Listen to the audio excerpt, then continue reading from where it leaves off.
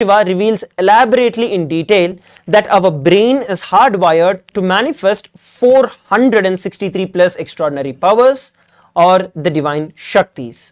So manifesting powers or the shaktis is described as a system, is described as a method, a technology and a science for human beings to be able to manifest these extraordinary possibilities and powers and also have access to the various states of consciousness.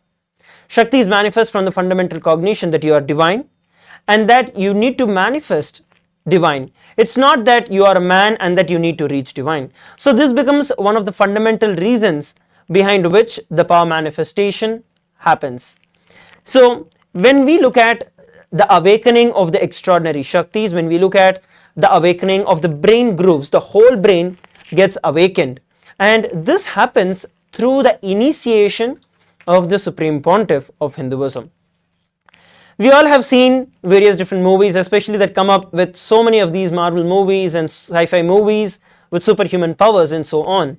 And in those we see, for example, let's take X-Men, and in that they acquire these extraordinary abilities, but it is through a lot of trauma and there is a lot of subject to physical torture and suffering that they are put through to awaken the DNA to manifest these powers.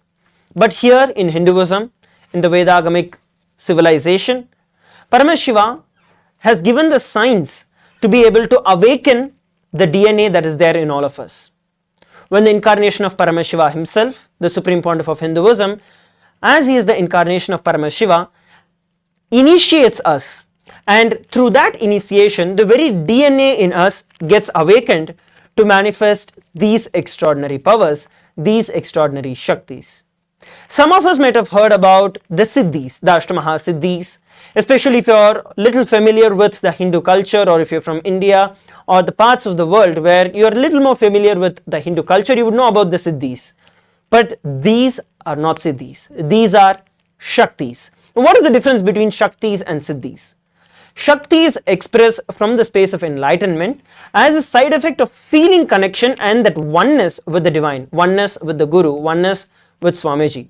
It is from that space of oneness these extraordinary shaktis manifest. Shaktis are the very source of enlightenment, whereas Siddhis are powers that manifest from the individual's effort, individual's tapas or penance towards enlightenment. Shaktis happen from the space of enlightenment, whereas Siddhis happen on the path of enlightenment. And that is the reason these extraordinary shaktis of Paramashiva manifest through each and every one of us just by the initiation. You don't have to do anything special. You just get initiated by the Supreme Pontiff of Hinduism, and there you go, you start manifesting these extraordinary shaktis. And once you're initiated, these shaktis are permanent. Unlike the Siddhis, which are not permanent, and they also have the probability to deviate you from the path of enlightenment.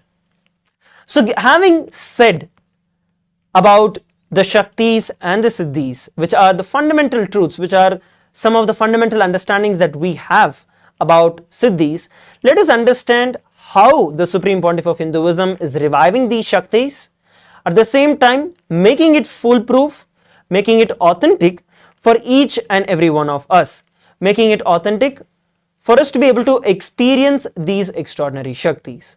The first is the Shastra Pramana, which is the scriptural reference of this extraordinary Shakti of the various powers that we are manifesting, where Paramashiva himself has revealed in the Vedas and Agamas the science behind these extraordinary Shaktis. The next is the Apta Pramana, which is the experience of the various great rishis and scientists who have happened in our extraordinary tradition. For example, in the Ramayana or the Mahabharata or the various other Hindu history, the Puranas, where these extraordinary Shaktis are manifested. That's the Apta Pramana. The next is the Atma Pramana, which is the personal experience of the Supreme Pontiff of Hinduism, where the Supreme Pontiff of Hinduism has manifested these Shaktis in his very own life. And fourth is the Pratyaksha Pramana, which is scientifically validating all of these extraordinary Shaktis. So the fourth is actually something that is a unique contribution by the Supreme Pontiff of Hinduism for the entire world. Because we are in an era, we are in an age where we don't believe anything that we see. Rather, we believe everything that's scientifically validated. Of course, the world is rapidly changing and we are moving towards the Eastern science of the enlightenment. But yes, the Supreme Pontiff of Hinduism has been tirelessly conducting various researches, various experiments, which show and prove the authenticity of these extraordinary shaktis. Going down into the session, we're going to be looking at some of these various researches that have been performed by the Supreme Pontiff of Hinduism and using the latest cutting edge technologies. Before we enter into that, let us look at who Paramashiva is. Paramashiva is the source of these shaktis. Paramashiva is the primordial divinity in Hinduism, the ultimate reality, the ultimate cause, which is self-effulgent, Swayam Prakasha. As the fundamental base of Avyakta and Vyakta, which is the manifest form of Paramashiva and the unmanifest form of Paramashiva, Paramashiva performs the 5 Panchakrityas, the 5 actions, the cosmic acts of Srishti, Sthiti, Samhara, Trobhava and Anugraha. Creation, sustenance, rejuvenation, pulling out of delusion and liberation. These are the 5 cosmic acts. And later towards the day and later in the days that we are coming by, we will be learning much more deeper truths about how Paramashiva manifests these extraordinary powers. Paramashiva reveals in the Guru Gita to Devi Parashakti herself. Ajnana timirandasya jnananjana shalakaya chakshurum militam yena tasmai shri gurave namaha.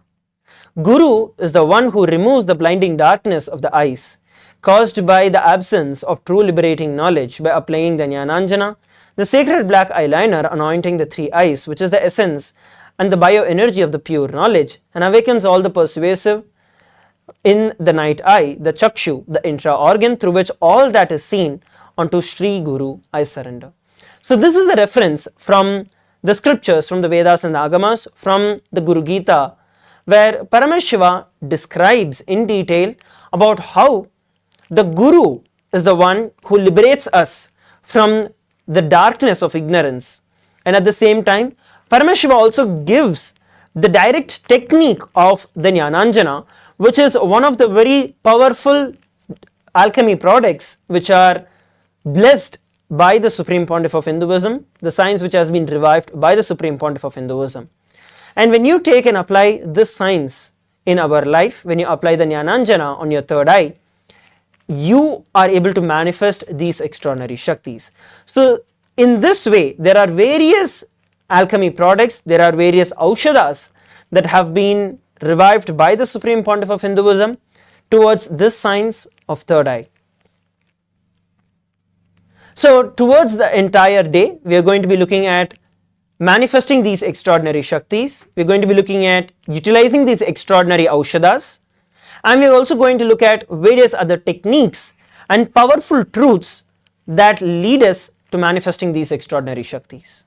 As a fundamental understanding, every ultimate truth, jnana, when it is mapped into our consciousness, which is our prajna, manifests as prajnana, which is the extraordinary powers and possibilities.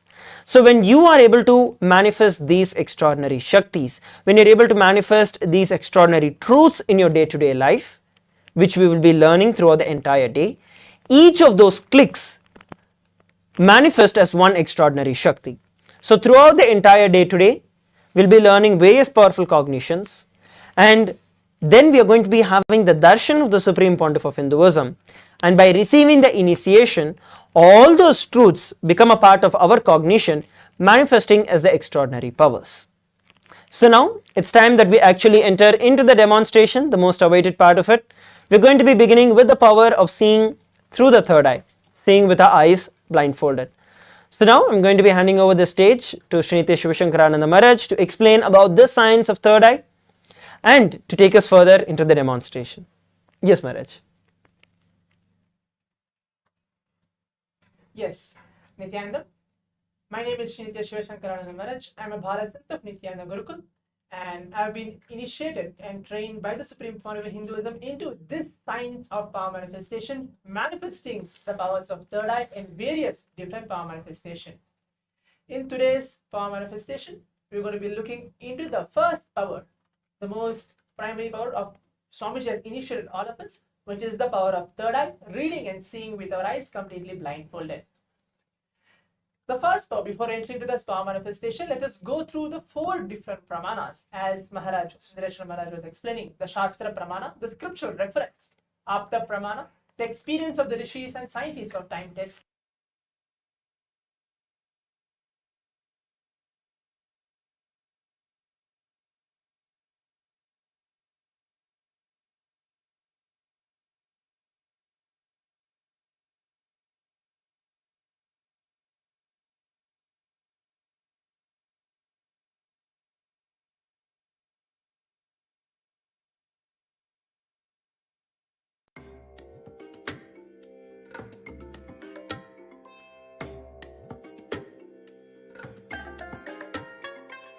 I bless you all.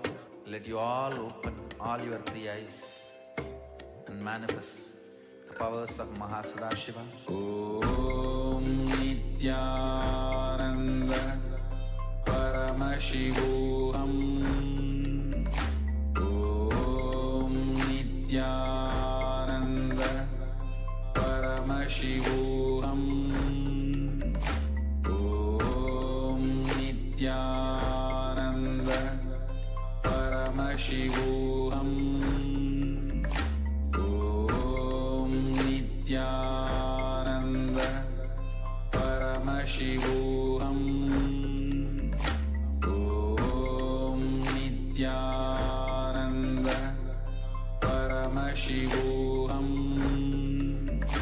Om Nithyananda Paramashivoham. Om Nithyananda Paramashivoham. Om Nithyananda. So now we are going to be witnessing the extraordinary power manifestation of seeing through the third eye. The Shastra Pramana, which is the scriptural reference of this power manifestation, is given by Paramashiva in the Vijnana Bhairava Tantra, Sutra 34. I'll now be reciting the verse where Paramashiva describes about this extraordinary power of seeing through the third eye. Kapalantarmanonyasya tishtanmilitalochanaha kramena manaso dadyat lakshaye laksha uttamam.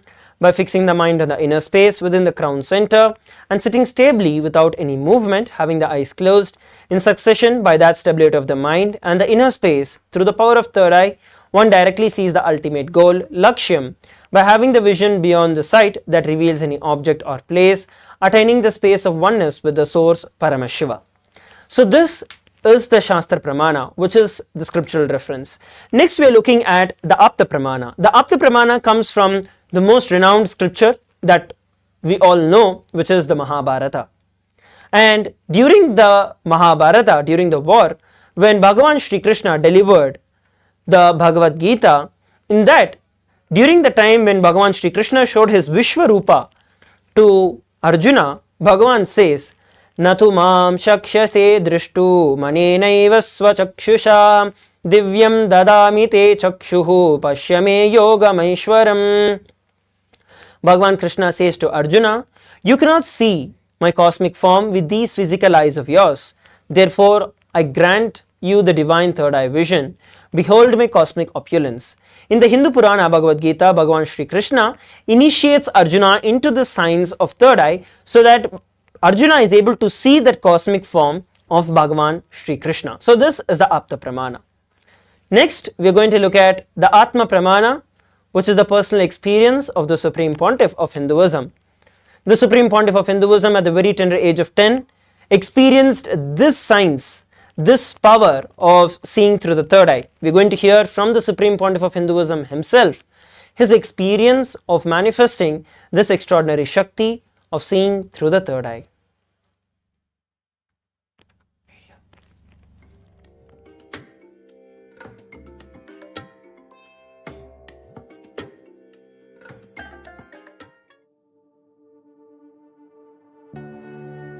On the Vaigasi Visagam, Vaigasi month, Purnima Tithi, Visaga Nakshatram, one fine evening of a full moon day, Vaigasi month, Visaga Nakshatra, Paurnami Tithi, Subramania's enlightenment day.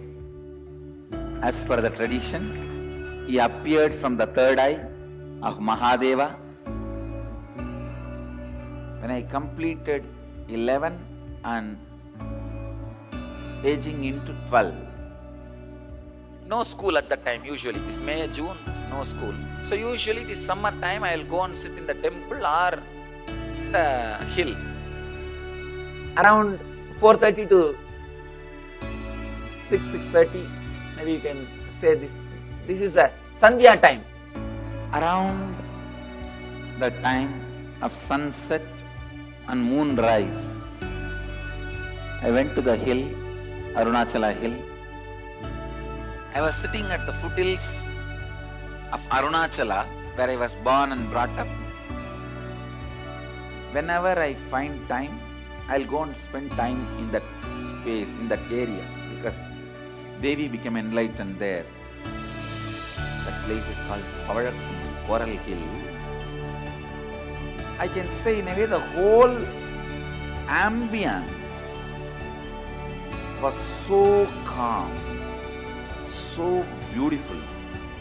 I decided to close my eyes. I was not even meditating. I was just sitting in a very relaxed way. Those days, I started practicing the self-enquiry. Who am I? Sometime I may feel from where the thoughts are rising. That is thought as taught by Annamalai Swamigal. An enlightened being, enlightened master, who is a disciple of great incarnation, Ramana Maharshi. Once I closed the eyes, the intensity of my yearning started taking over me. I just felt, what is it I am seeking? Who is that me who is seeking? Who is that me that is deeply discontented about anything I see here? Who is that who is deeply discontented even about my own existence? Suddenly, one moment, something happened. Like I'm being sucked inside, pulled inside. Suddenly something opened in me. Something broke inside this Anandaganda area.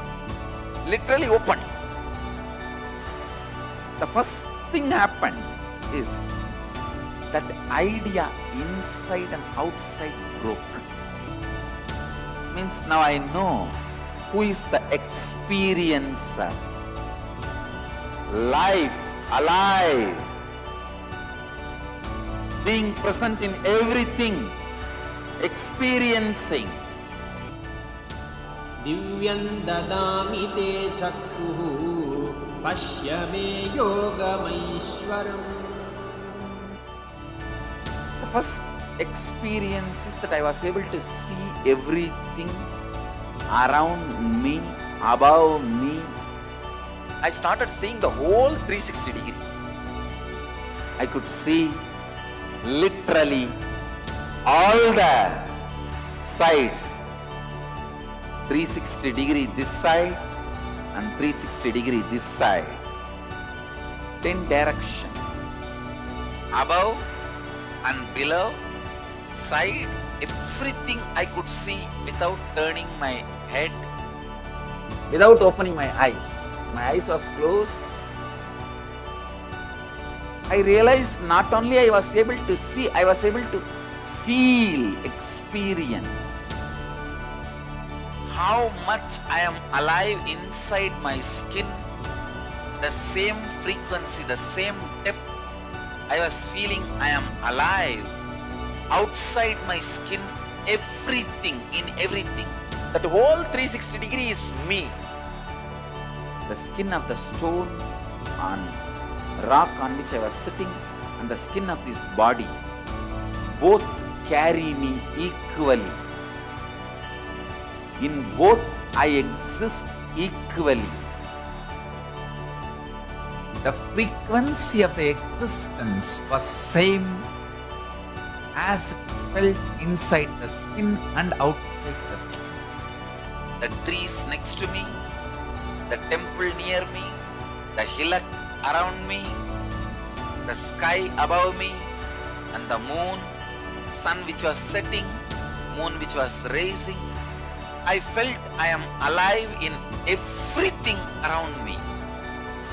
The whole Arunachala hill, all the plants, bush, shrubs,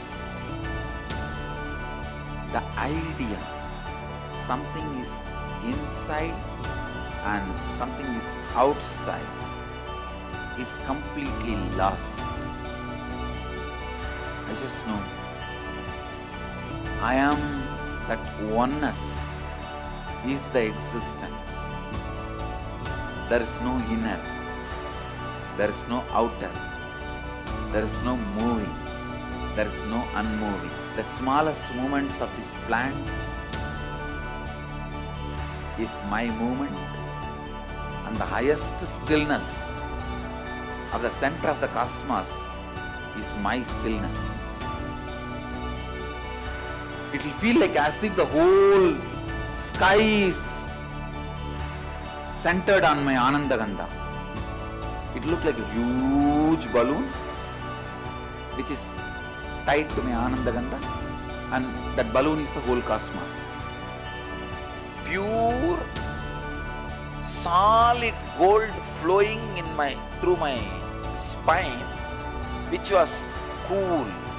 Full 2.5 days I was able to see all 360 degree continuously. Whether I went to the home or anywhere I was walking around, I was able to see the whole thing. I went and told my godmother, Vibhudanandapuri. I asked her whether am I possessed by ghost. She checked my energy and said, no, you are possessed by God. The vision of seeing 360 degree is settled, but that experience of I am one has never left. Now, that very experience getting reproduced in so many Gurukul kids, even adults. Love. Wow.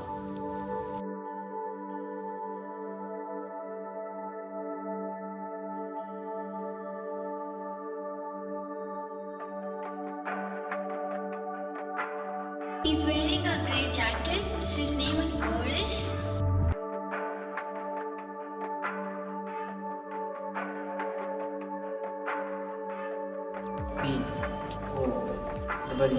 P-O-E-E-K. It's only with the lamps lit, the power of the original lamp is established. I can say so many kids having their third eye awakened, even the adults having their third eye awakened, able to see everything beyond the views of senses. 3 decades over, I can see how that experiences manifested and multiplied into so many beings in these 30 years. How Paramashivatva is manifested through this body and reached out to millions of people, inspiring and manifesting what has happened 30 years before on this very day. How it has opened up and reached out to human beings and how it is expanded. My message on this Nithyananda Purnima: work on your third eye. Have initiation. See to it your third eye is awakened. I am available continuously beyond any barriers of time, space, place. I am available to all of you just through this Mahavagya.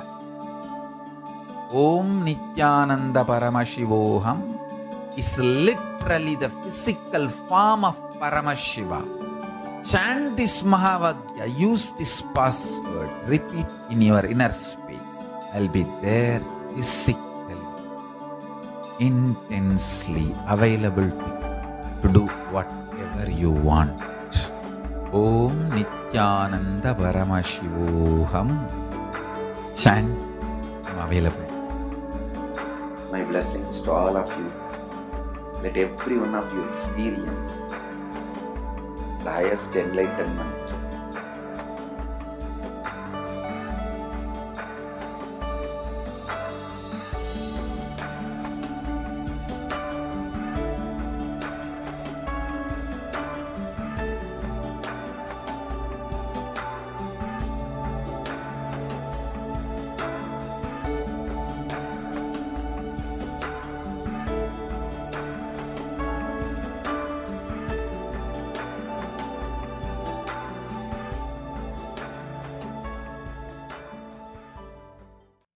Nithyananda, everybody, welcome back.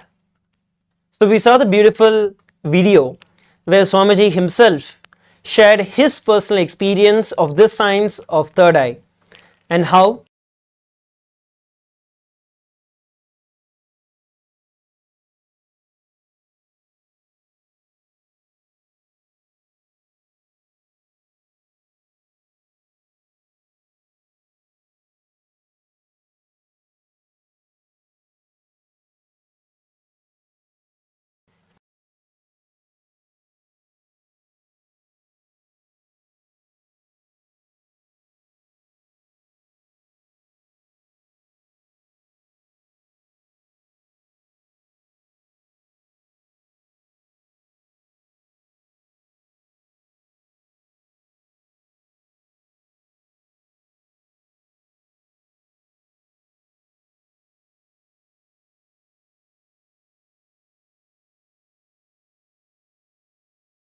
the science of third eye and how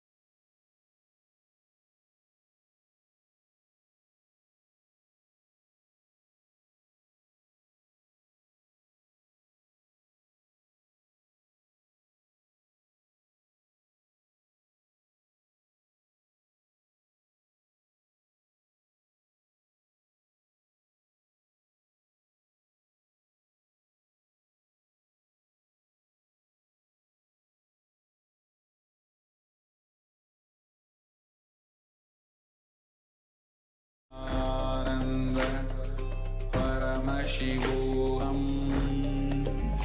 Om Nithyananda Paramashivoham. Om Nithyananda Paramashivoham. Om Nithyananda Paramashivoham.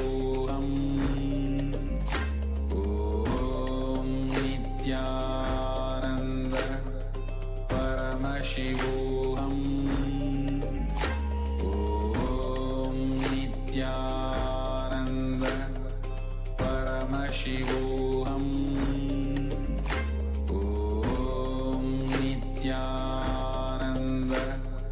Paramashivoham. Om Nithyananda Paramashivoham. Om Nithyananda Paramashivoham. Nithyananda, everybody. Sorry, technical glitch. We really apologize for the inconveniences caused. Continue with the power manifestation. We saw the Supreme Pontiff of Hinduism share his very personal experience of this science of third eye and how he was able to manifest it in his life. So now it's time that we enter into the power manifestation. The Supreme Pontiff of Hinduism has gifted this science of power manifestation into each and every one of our life through the Sakshi Pramana, which is the experiences of these extraordinary shaktis manifesting through the initiated disciples of Hinduism. Today we have with us Srinitya Shivashankarananda Maharaj, who is going to be manifesting this science of the third eye reading. So now we are going to look at him being blindfolded with the surgical eye patches. You can see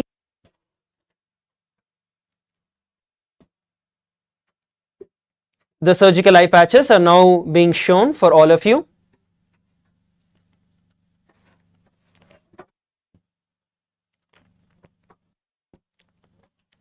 So these are tested clinically and are foolproof, and these are generally used when you have to give the eye a complete rest. So now we are going to be sticking this eye patches on the eyes of Shivashankara Maharaj, after which we are going to have him read various different things that are going to be shown for all of us. Yes, go ahead and you can stick it.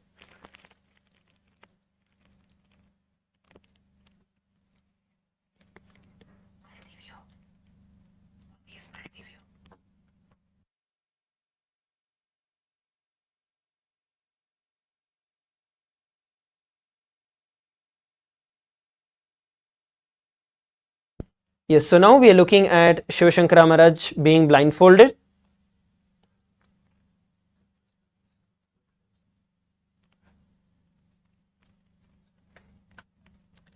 As you can see, the eyes are completely being blindfolded and closed.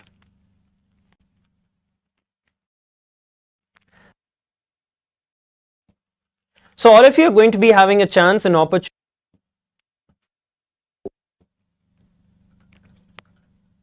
ask and post different of your chats, of your comments, of what you want Shivashankara Maharaj to read with his eyes blindfolded. So now, as you can see, the other eye patch is also being pasted on the eyes of Shivashankara Maharaj. So have the Zoom rooms ready to be commenting. Open the Zoom chat and be ready to comment, because very shortly Shivashankara Maharaj is going to start reading what each of you are going to post in the Zoom chat. So we'll be having different levels of this power manifestation. So as you can see, Shivashankara Maharaj's eyes are completely closed and blindfolded, and now he is chanting the Mahavakya Om Nithyananda Paramashivoham to establish himself in the space of oneness with Swamiji. It is through this space of oneness with Swamiji that these extraordinary shaktis manifest. As we saw when the Supreme Pontiff of Hinduism shared in the video, by chanting the Mahavakya Om Nithyananda Paramashivoham, you can establish yourself in that space of oneness with Swamiji and manifest these extraordinary powers. So go over, you can start posting your chats, your comments on the Zoom chat.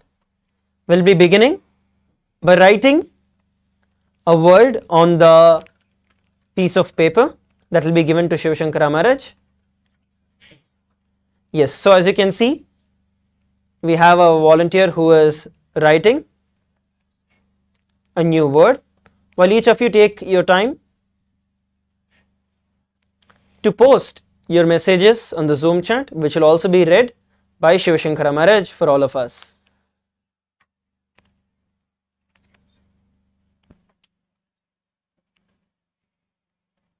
Yes, so as you all can see, the word is shown for all of us on the screen.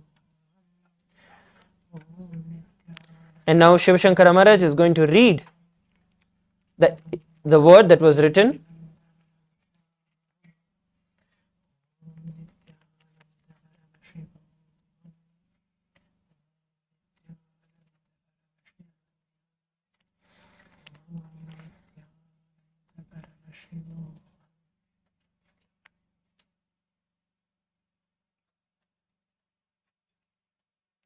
Yes, Shivashankara Maharaj, you can unmute yourself and you can share. Yes, the word which is written over here is a 4-letter word, which is the word skip. SKINP. Yes, exactly. As you can see, that's the exact word that was written for all of us. It's the very word skip. Yes, go ahead. Now we are going to be writing another word, while each of you also take this time to post your messages on the chat. So we have some of the chats that are coming up.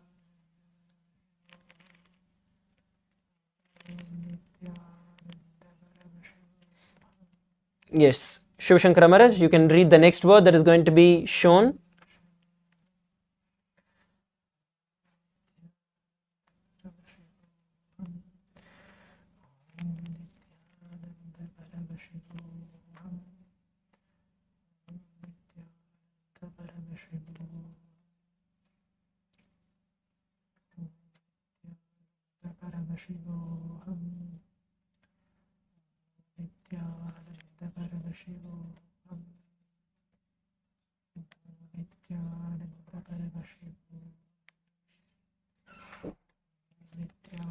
It is by chanting the Mahavakya, Om Nithyananda Paramashivoham, that we establish the space of oneness with Swamiji and manifest these extraordinary shaktis.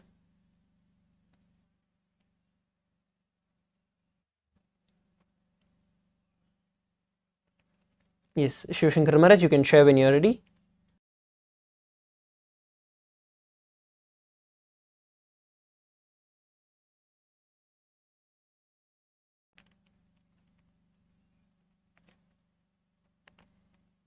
All the participants who are also on across various different Zoom rooms can post your questions. Can post any of the words that you want Shivashankara Maharaj to read.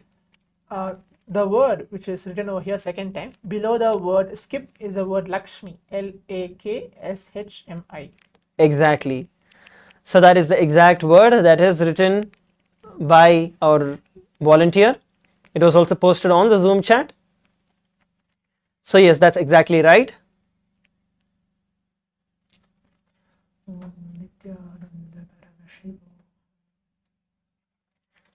So like this, we are going to be manifesting various different extraordinary shaktis, various different extraordinary powers.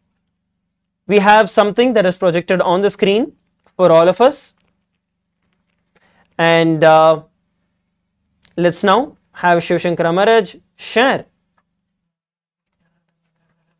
what is posted by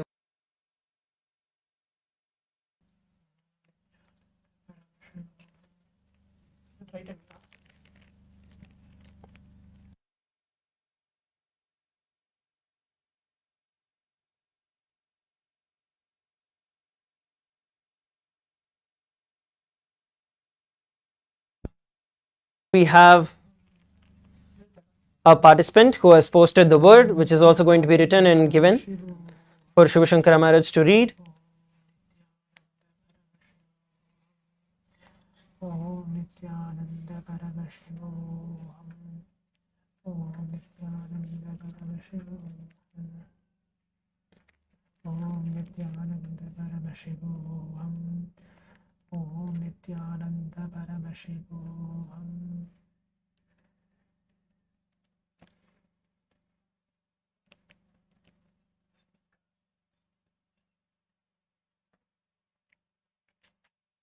Yes, go ahead, Shivashankar Maharaj, you can read when you are ready. The word which is here, it's written Raja Yoga, means Raja on top, and the yoga also like little bottom. It's not together written. Able to see Raja on top and yoga. The word is Raja Yoga. Yes, that's exactly right.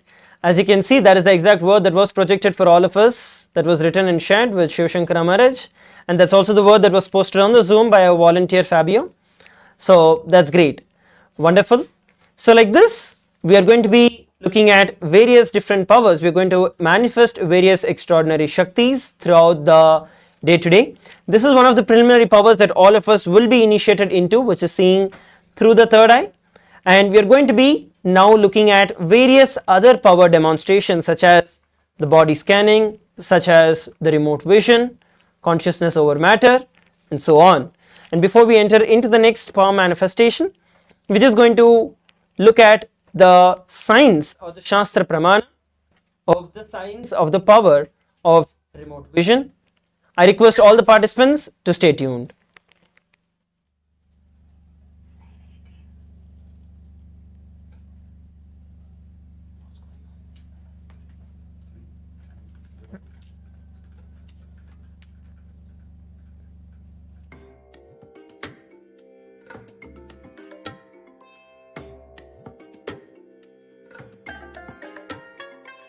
I bless you all.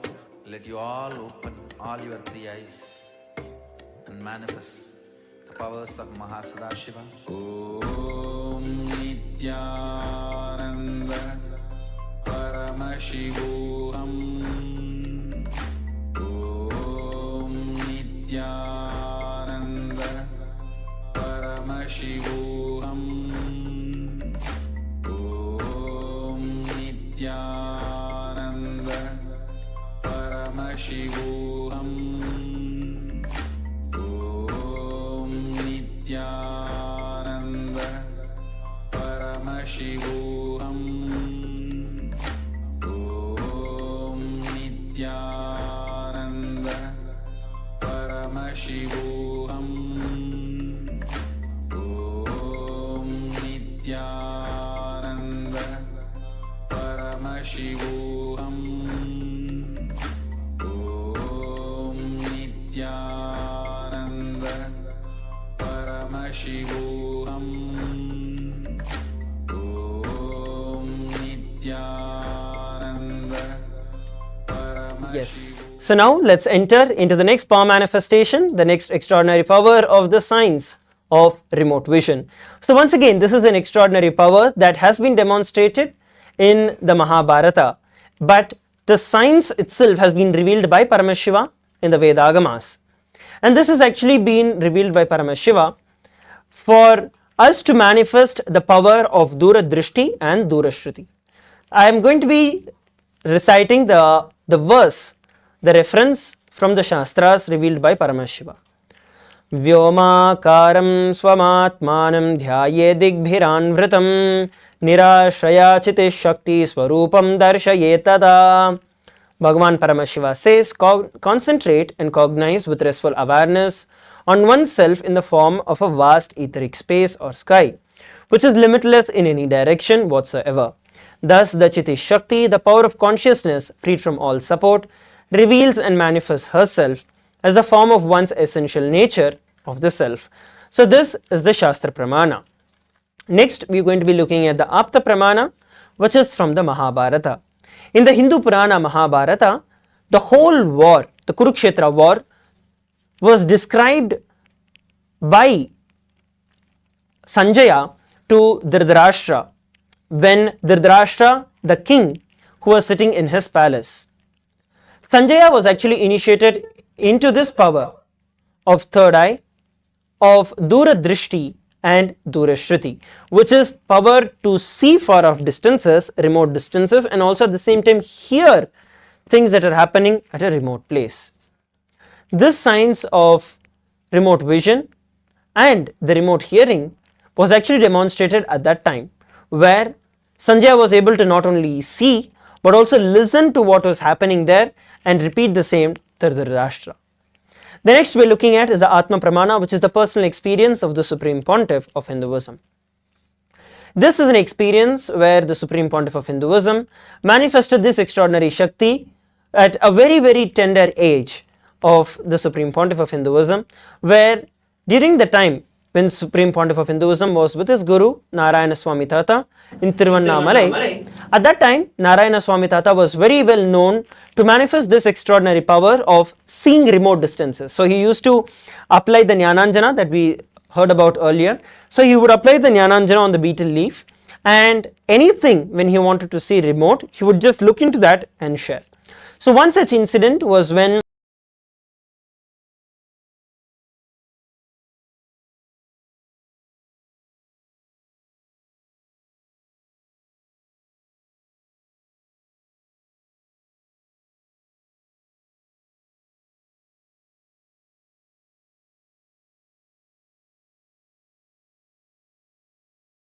Om Nithyananda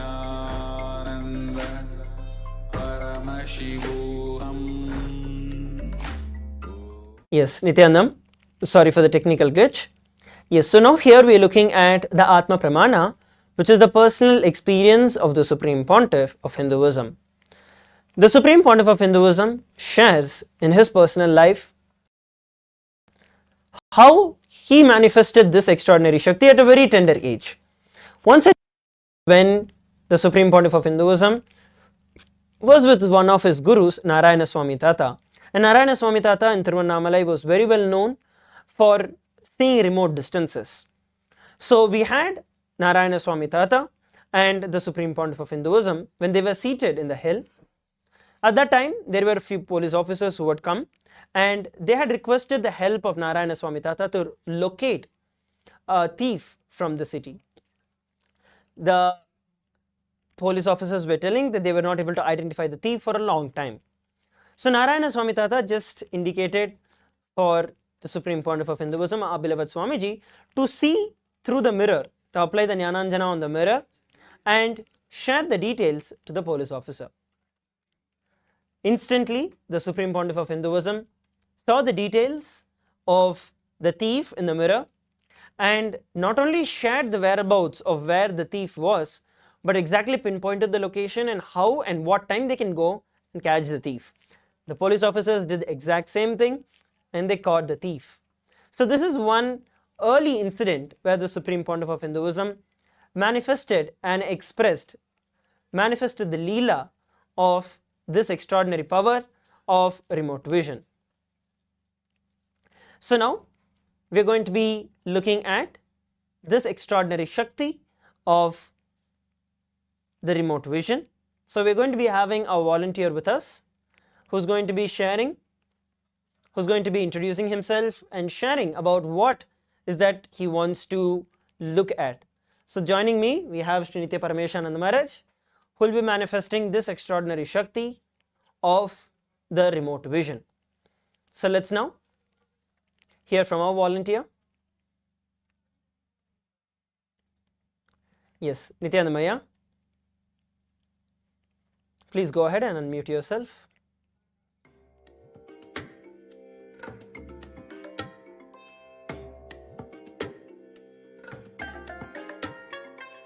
I bless you all. Let you all open all your three eyes and manifest the powers of Mahasudashiva. Om Nithyananda Paramashivoham. Om Nithyananda Paramashivoham. Om Nithyananda Paramashivoham. Om Nithyananda Paramashivoham. Yes, so with us we have our volunteer, Nithyananda. You can unmute yourself and you can introduce yourself.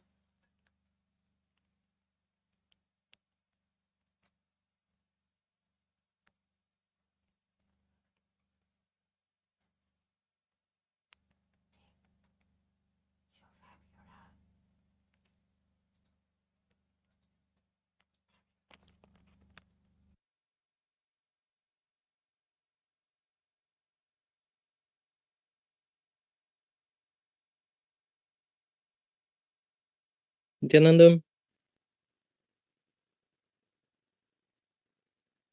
Yes, Nityanam, please go ahead, Aya. You can unmute yourself and you can introduce yourself. I think the first time we had some technical issues. Yes, please go ahead and unmute yourself and share. You can introduce yourself.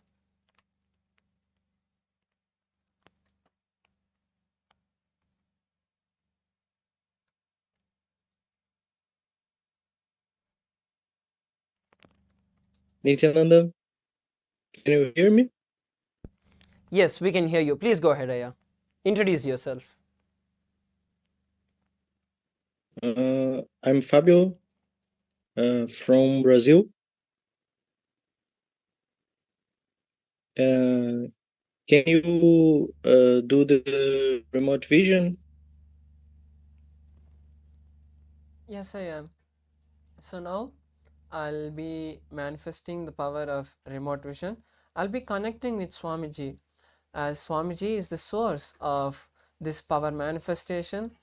I'll be connecting with Swamiji and I will be seeing your house and describing the details that I see.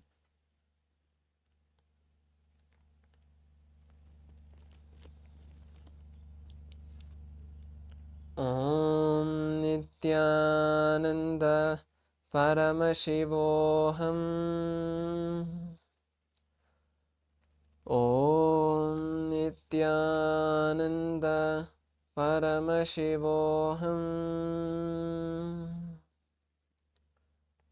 Om Nithyananda Paramashivoham. Om Nithyananda Paramashivoham. Om Nithyananda Paramashivoham. Om Nithyananda Paramashivoham.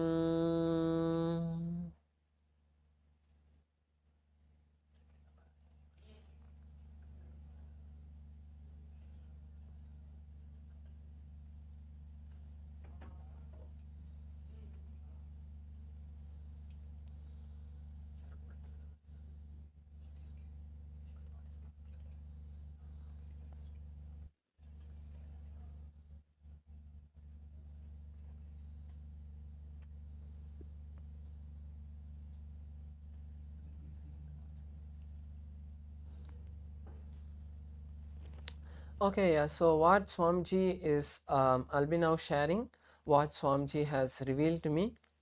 So I see that you live in an apartment and the interior of your house is white color. It's kind of a creamish white color. Now as you enter into the house, I see the entrance towards the right side. I see there is a place for keeping your shoes and slippers. So as you enter inside, I see the entrance is quite wide, and as you go as you go forward on the right side, I see the kind of living room. So I see the living room and the kitchen is kind of in the same room. There's no separate wall separation between both of these rooms. So I see the TV, and then I see there's a kind of a structure around the TV, like display kind of a structure. It's in, I see dark brown, chocolate dark brown, and I see there are pictures on that, and I see the TV. It's quite a good size TV.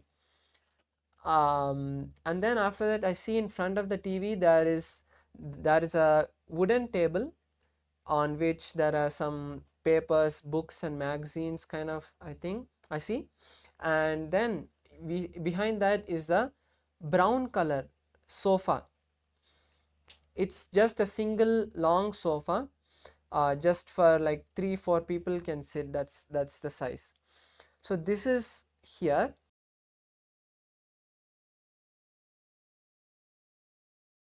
and if you cross this living room, on the opposite side I see the kitchen. So there's a counter, and then the kitchen is kind of in a L shape, and I see that towards on both the sides of the kitchen I see there are entrances to rooms behind the kitchen.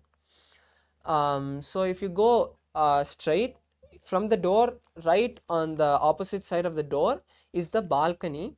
But if you, without going into the balcony, if you come little behind and take a left, I see that's the main bedroom where currently you are seated right now. So I see you are in that bedroom right now, and there is another bedroom also which is there in the house, but it's not currently being used. So now I'm going to scan that particular bedroom that you are sitting in right now, and I'm going to share the details of that room now. Om Nithyananda Paramashivoham. Om Nithyananda Paramashivoham. Om Nithyananda Paramashivoham.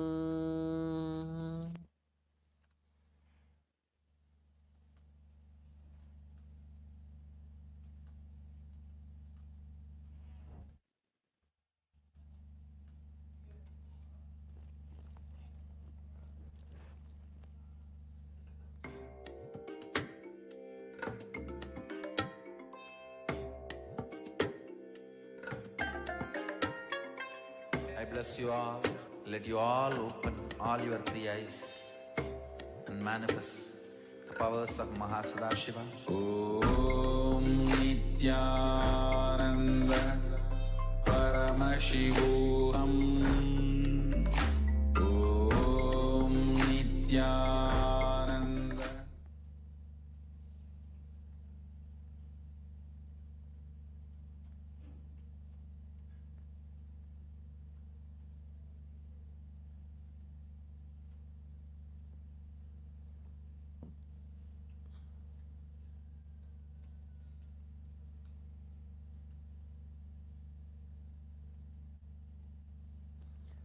Okay, yeah, so now I've scanned your room, so I'll now be sharing what Swamiji has showed me. So as soon as you enter the room, on the left side is the bed. It's not a very big bed, it's a bed for two people. And then if you go straight from the right on the opposite of the door is where correctly you are sitting facing a wall. Towards your right side I see there's a window, and on your left side there is another door to the washroom which is connected to this bedroom. And on your table right now I see that you are using a Dell laptop. I see there's a white coffee mug, and I also see there is a kind of a small rack kind of thing, like a plastic rack thing where you keep like some pencils and some stationery. Also see that you're using a light brown office desk. It's a small office desk, and I see that that desk has 3 drawers, and there's a like a metallic border for the whole desk. So, and also one point I saw is that like on the your bed is on the left side of the room, and as soon as you wake up from the bed, on the wall which is on your right you are placed a Swamiji picture, so that like when you wake up you see that Swamiji picture, and that is the area that you do puja in. So this is the detail I have seen that Swamiji has showed me. Now I would like you to also unmute and share with all of our participants how much of this you are able to connect with, and what you felt when this whole manifestation was happening. Yes, please go ahead, Aya. Parameshwar Maharaj beautifully in detail shared about the various details in your room, so we'd like to hear from you about it. Yes. When you during your power manifestation, I feel the like an energy in this space in me and in my inner space, feeling my inner space, and what you sharing is correct. Yeah, it's correct. In my right side, I have the Swamiji picture in the uh, on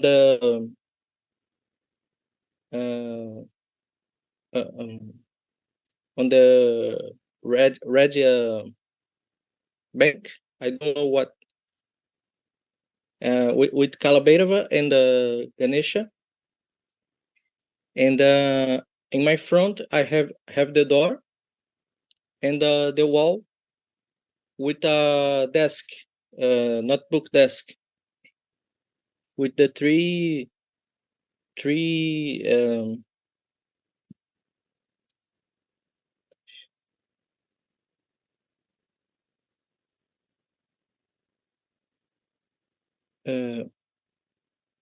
what with the three drawers in the looking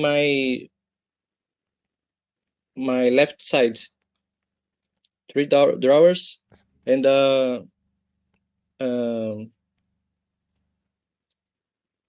I between me have the Yes, I think a volunteer has been sharing beautifully. cabinets. Yes, that's wonderful, Aya, how you're able to relate with whatever Parameshwar Maharaj had shared in this power of remote vision, describing the various different things and how you're able to relate with them too. So that's really beautiful to hear from you as to how you are able to relate with this power manifestation, and especially throughout the entire day today and throughout the entire Paramashivoham program, we are all going to be learning to manifest these extraordinary shaktis in our day-to-day life. So thank you, Parameshwar Maharaj, for joining us in this power manifestation. Thank you, Fabi Aya, for volunteering. So let's now move to the next demonstration of today, which is going to be the science of the body scanning. So once again, this is a very beautiful science. I would say one of the most practical sciences, most practical power manifestations that is useful in our day-to-day life. And this is the power of body scanning. In this power of body scanning, we are able to see and identify the issues that we are having in our body. It can be physical ailment, it can be a mental ailment, any kind of problems that you are going through in your body. Not only identify the problems and the solutions, but you can also identify the root cause of why a problem is happening. For example, many of us might have, let's just say, a headache for a long period of time, and we have taken various different medications, various different healings, this, that, but it has never healed. That is because might be the place is, but the root is somewhere else. The third eye, when you do the body scanning, you identify the root and you're able to bring solutions for that root and execute it so that you're completely healed from this. So this is the power manifestation we're going to look at right now. Let's look at the Shastra Pramana, which is the scriptural reference of this power manifestation.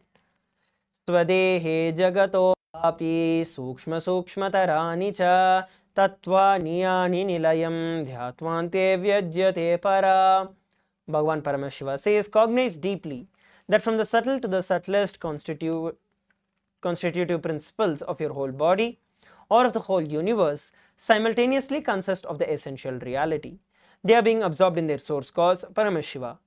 By the experience of such restful awareness, one becomes complete from all thoughts, and the ultimate universal divine power, Paradevi, Adi Shakti, is revealed, and the supreme power manifestation happens.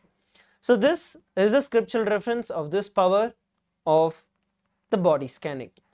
The Apta Pramana comes from the reference of this great power manifested in the life of a Siddha. Thereyer was a Siddha and one of the prominent disciples of Agathiyar, who is a well-known South Indian saint. One day a man who was suffering with severe headache comes to Agathiyar for healing.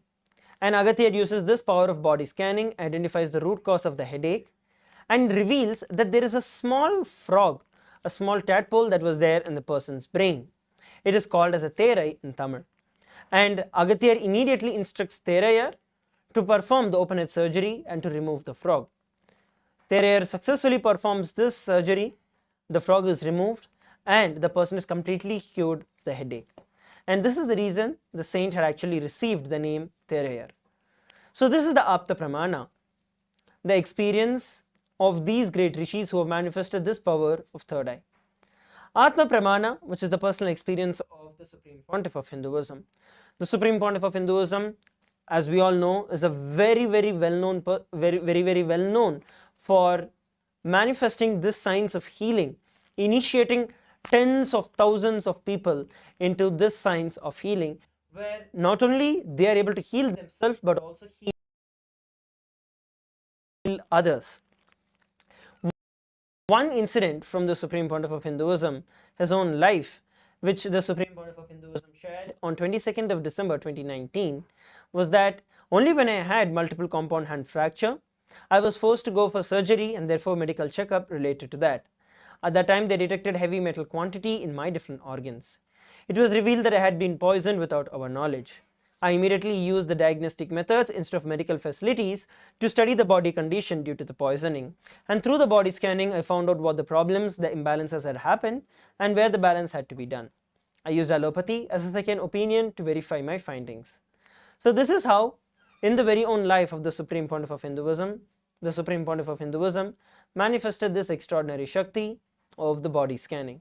This is well and way beyond these extraordinary initiations that the Supreme Pontiff of Hinduism has given to each and every one of us to heal ourselves and to heal others.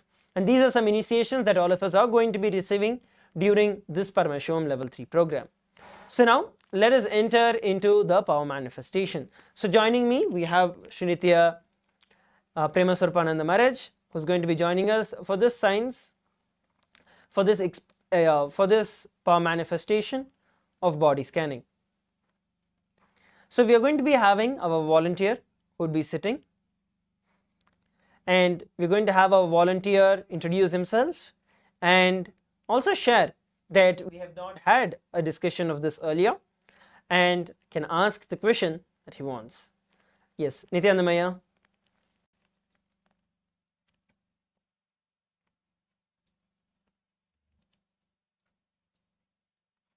Nithyananda Maharaj. Nithyananda Maya, Nithyananda. Yes, Aya. Yes, Nithyananda. Yes. So we are going to be doing the body scanning power to you, Aya. So you are going to be experiencing the power of the body scanning. So I'm going to be chanting the Mahavakya now and scanning your body and revealing whatever Swamiji is showing to me related to your body. Yes. Please, Maharaj.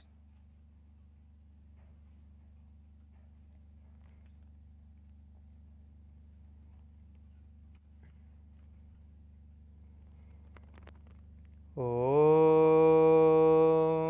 Nithyananda Paramashivoham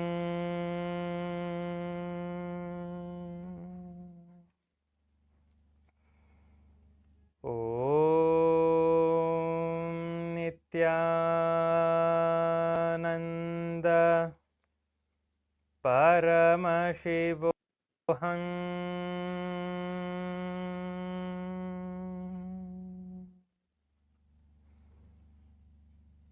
Om Nithyananda Paramashivoham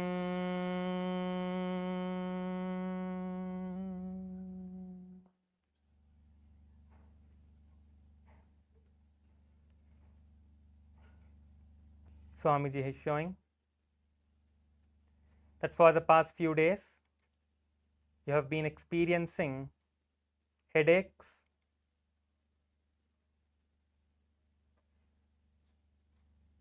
and also feeling very sleepy during the days.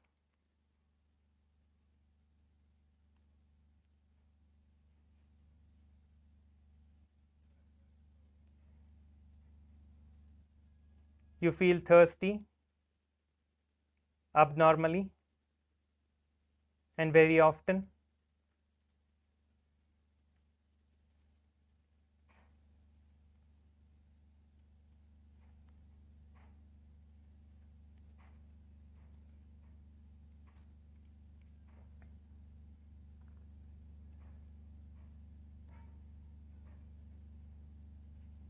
And also the pain in your back and your legs.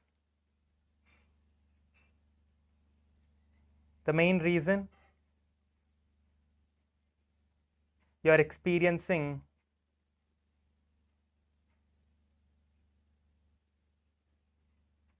the headache and the sleepiness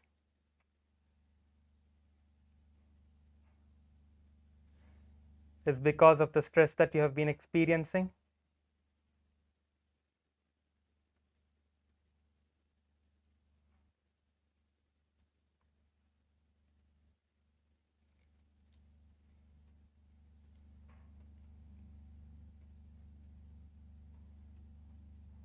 And as a result of that,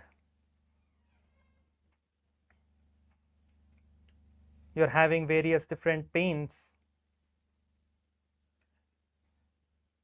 and also the thirst that you experience constantly.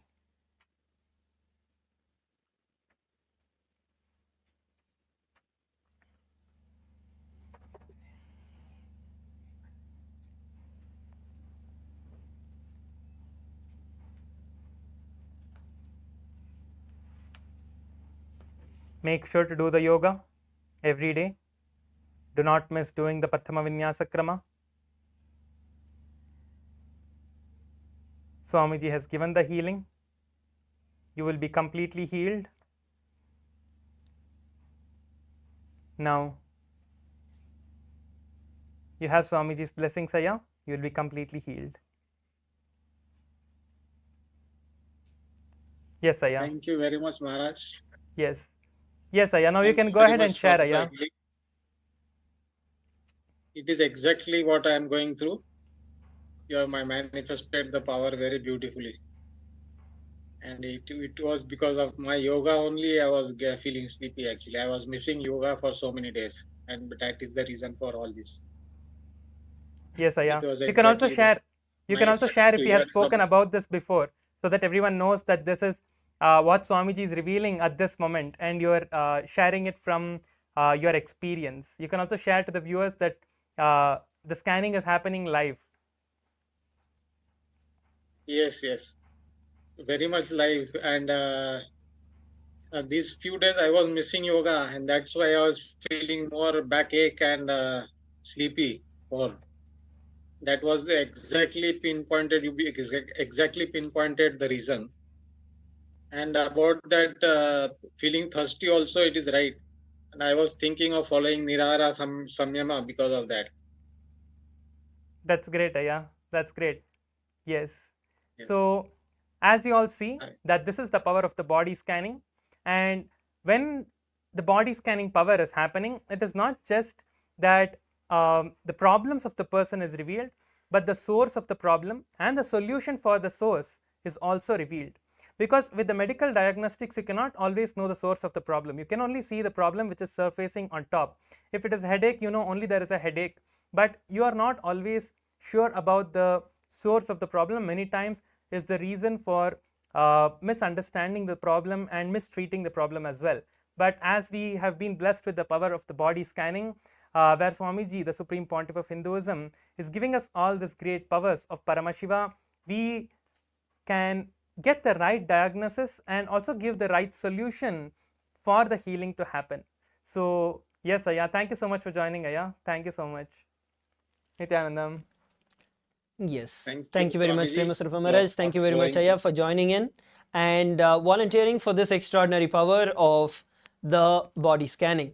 So next we are going to be entering into a very special power, which is going to be the power of consciousness over matter. But just before that, we are going to be listening from the Supreme Pontiff of Hinduism about the science of body scanning and the science of healing. Stay tuned as we listen to it.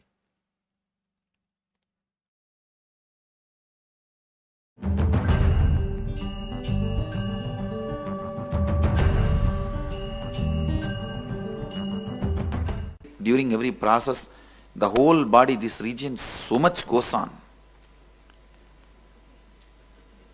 That is what. No, it can be given any title, but something is going on.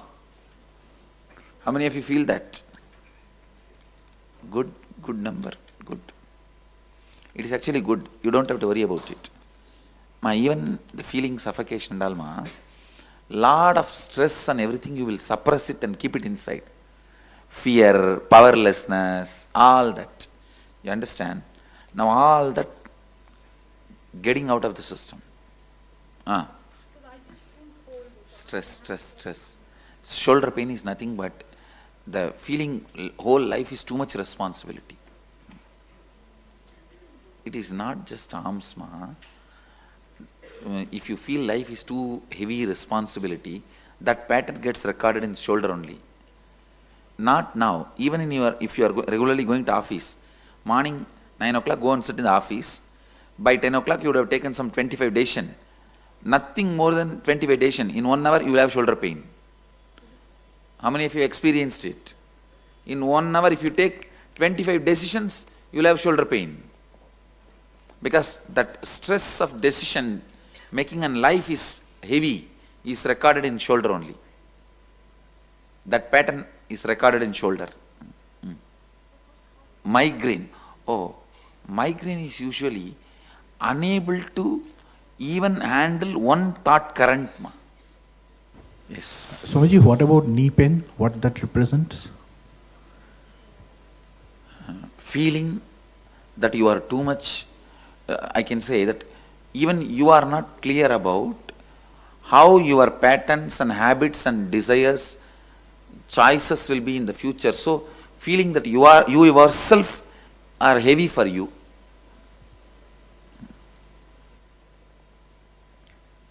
Actually, I am doing this work of translating that same book. It's going on. Very soon you guys will find I have given an elaborate equivalent of modern day diseases, and I have also given even some of the, each one of these thought currents reduces the certain prana, which directly reduces that vital organ's action. So you say that incompletions cause pain patterns. So how about if you get into like an auto accident? Is that Auto part accident? of pain patterns? Is that like an incompletion? No, actually, accident itself, I may not attribute it to any pain pattern and all that.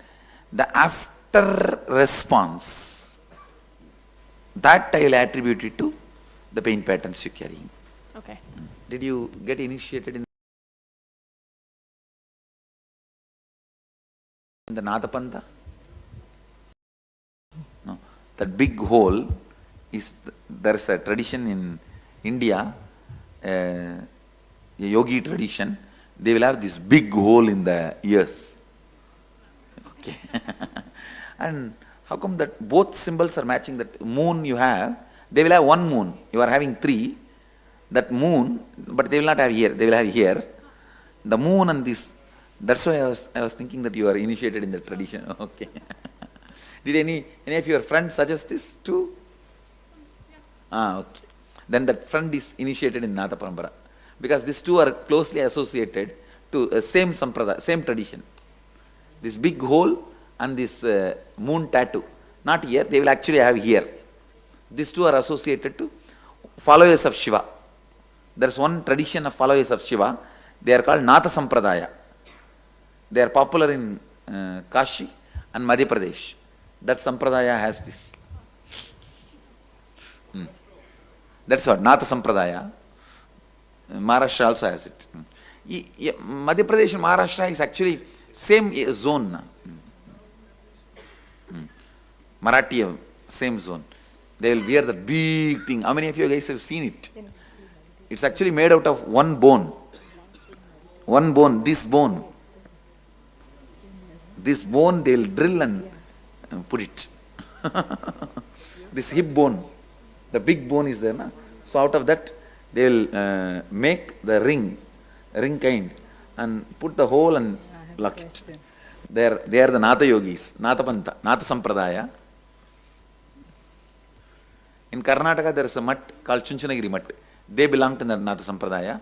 But those Swamis don't wear this. But they belong to the same Sampradaya. That's why I am surprised. Both symbol how come from same Sampradaya? Swamiji, how about tailbone pain? Coccyx. That is related to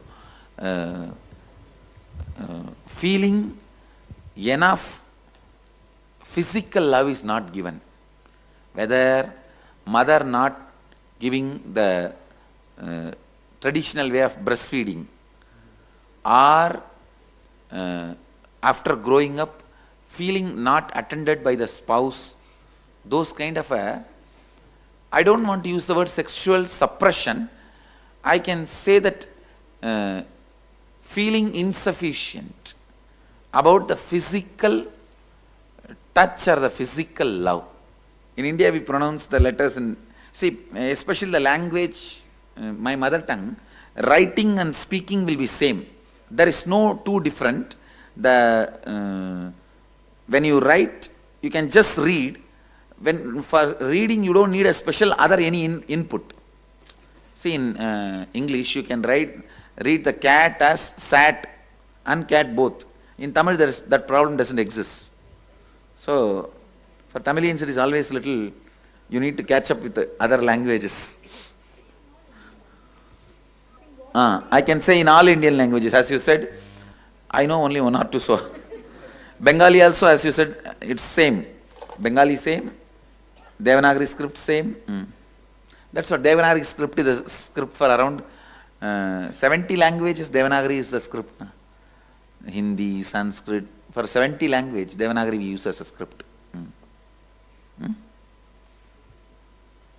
There are even Gujarati in some zone they didn't use Devanagari script. No. See, now the Gujarati letters are little developed from Devanagari, but some zones in Gujarat they were using Devanagari script for quite a long time for Gujarati, because some of the palm leaves I got. Language is Gujarati, script is Devanagari. Swamiji, kitchen side. Yes. Swamiji, you were just telling him that the tailbone pain is because of lack of physical, insufficient physical love. So will constipation and piles be the same cause? No. Constipation is unable to digest the ovaries. Confusion. Okay. See, in our website that 100 kriyas are there, 108 kriyas. In that I have just given 2-line, 3-line introduction. Read. Now I am giving an elaborate original verse from Garanda Samhita and Hatha Yoga Pratipika and connecting with the modern day diseases. But if you pick up and read this, you will have a rough idea, the initial level idea. There is a book called Garanda Samhita and Kumbhagabatati and Hatha Yoga Pratipika. All these books talk elaborately about the disease and mental pattern and connection between them. Now we are translating the whole thing into English. It's going on.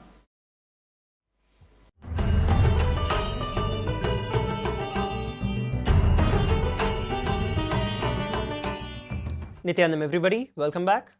So we listened from the Supreme Pontiff of Hinduism, our beloved Swamiji, about this science of healing and the very signs of how these extraordinary powers manifest. Now it's time that we enter into the next power manifestation, which is the consciousness over matter. So this is one of the exciting powers where we can actually move matter without touching them, without any external force. So that is this extraordinary power that we are going to be manifesting. The Shastra Pramana, which is the scriptural reference for this power manifestation, is given by Paramashiva in the Vijnana Bhairava Tantra, Dharana 95, Sutra 120. क्वचिद् वस्तूनि विन्यस्य शनैर्दृष्टिं निवर्तयेत् तज्ज्ञानं चित्तसहितं देवि शून्यालयो भवेत्. Bhagavan Paramashiva says, having fixed one's eyes on a particular object, vastu, one should slowly eliminate, slowly withdraw the sight from the object, as well as slowly eliminate the knowledge of the object along with the thoughts and the impressions of it. Then, O Devi, one abides in Shunya, the state where there is nothing other than this exists, which is the state of all inclusiveness or infinity. So this is the Shastra Pramana. The next we are going to look at this extraordinary power manifestation, where the Supreme Pontiff of Hinduism has initiated various devotees and disciples into this power manifestation. Let's look at a short video clip of these extraordinary shaktis, after which we are going to be experiencing this demonstration live. Om Nithyananda Paramashivoham. Om Nithyananda Paramashivoham. Om Nithyananda Paramashivoham. Om Nithyananda Paramashivoham. Om Nithyananda Paramashivoham.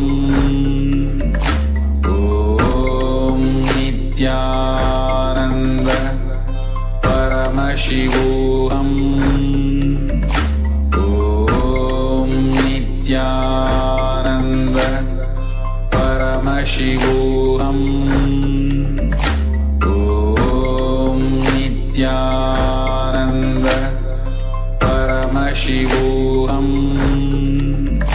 Om Nithyananda Paramashivoham.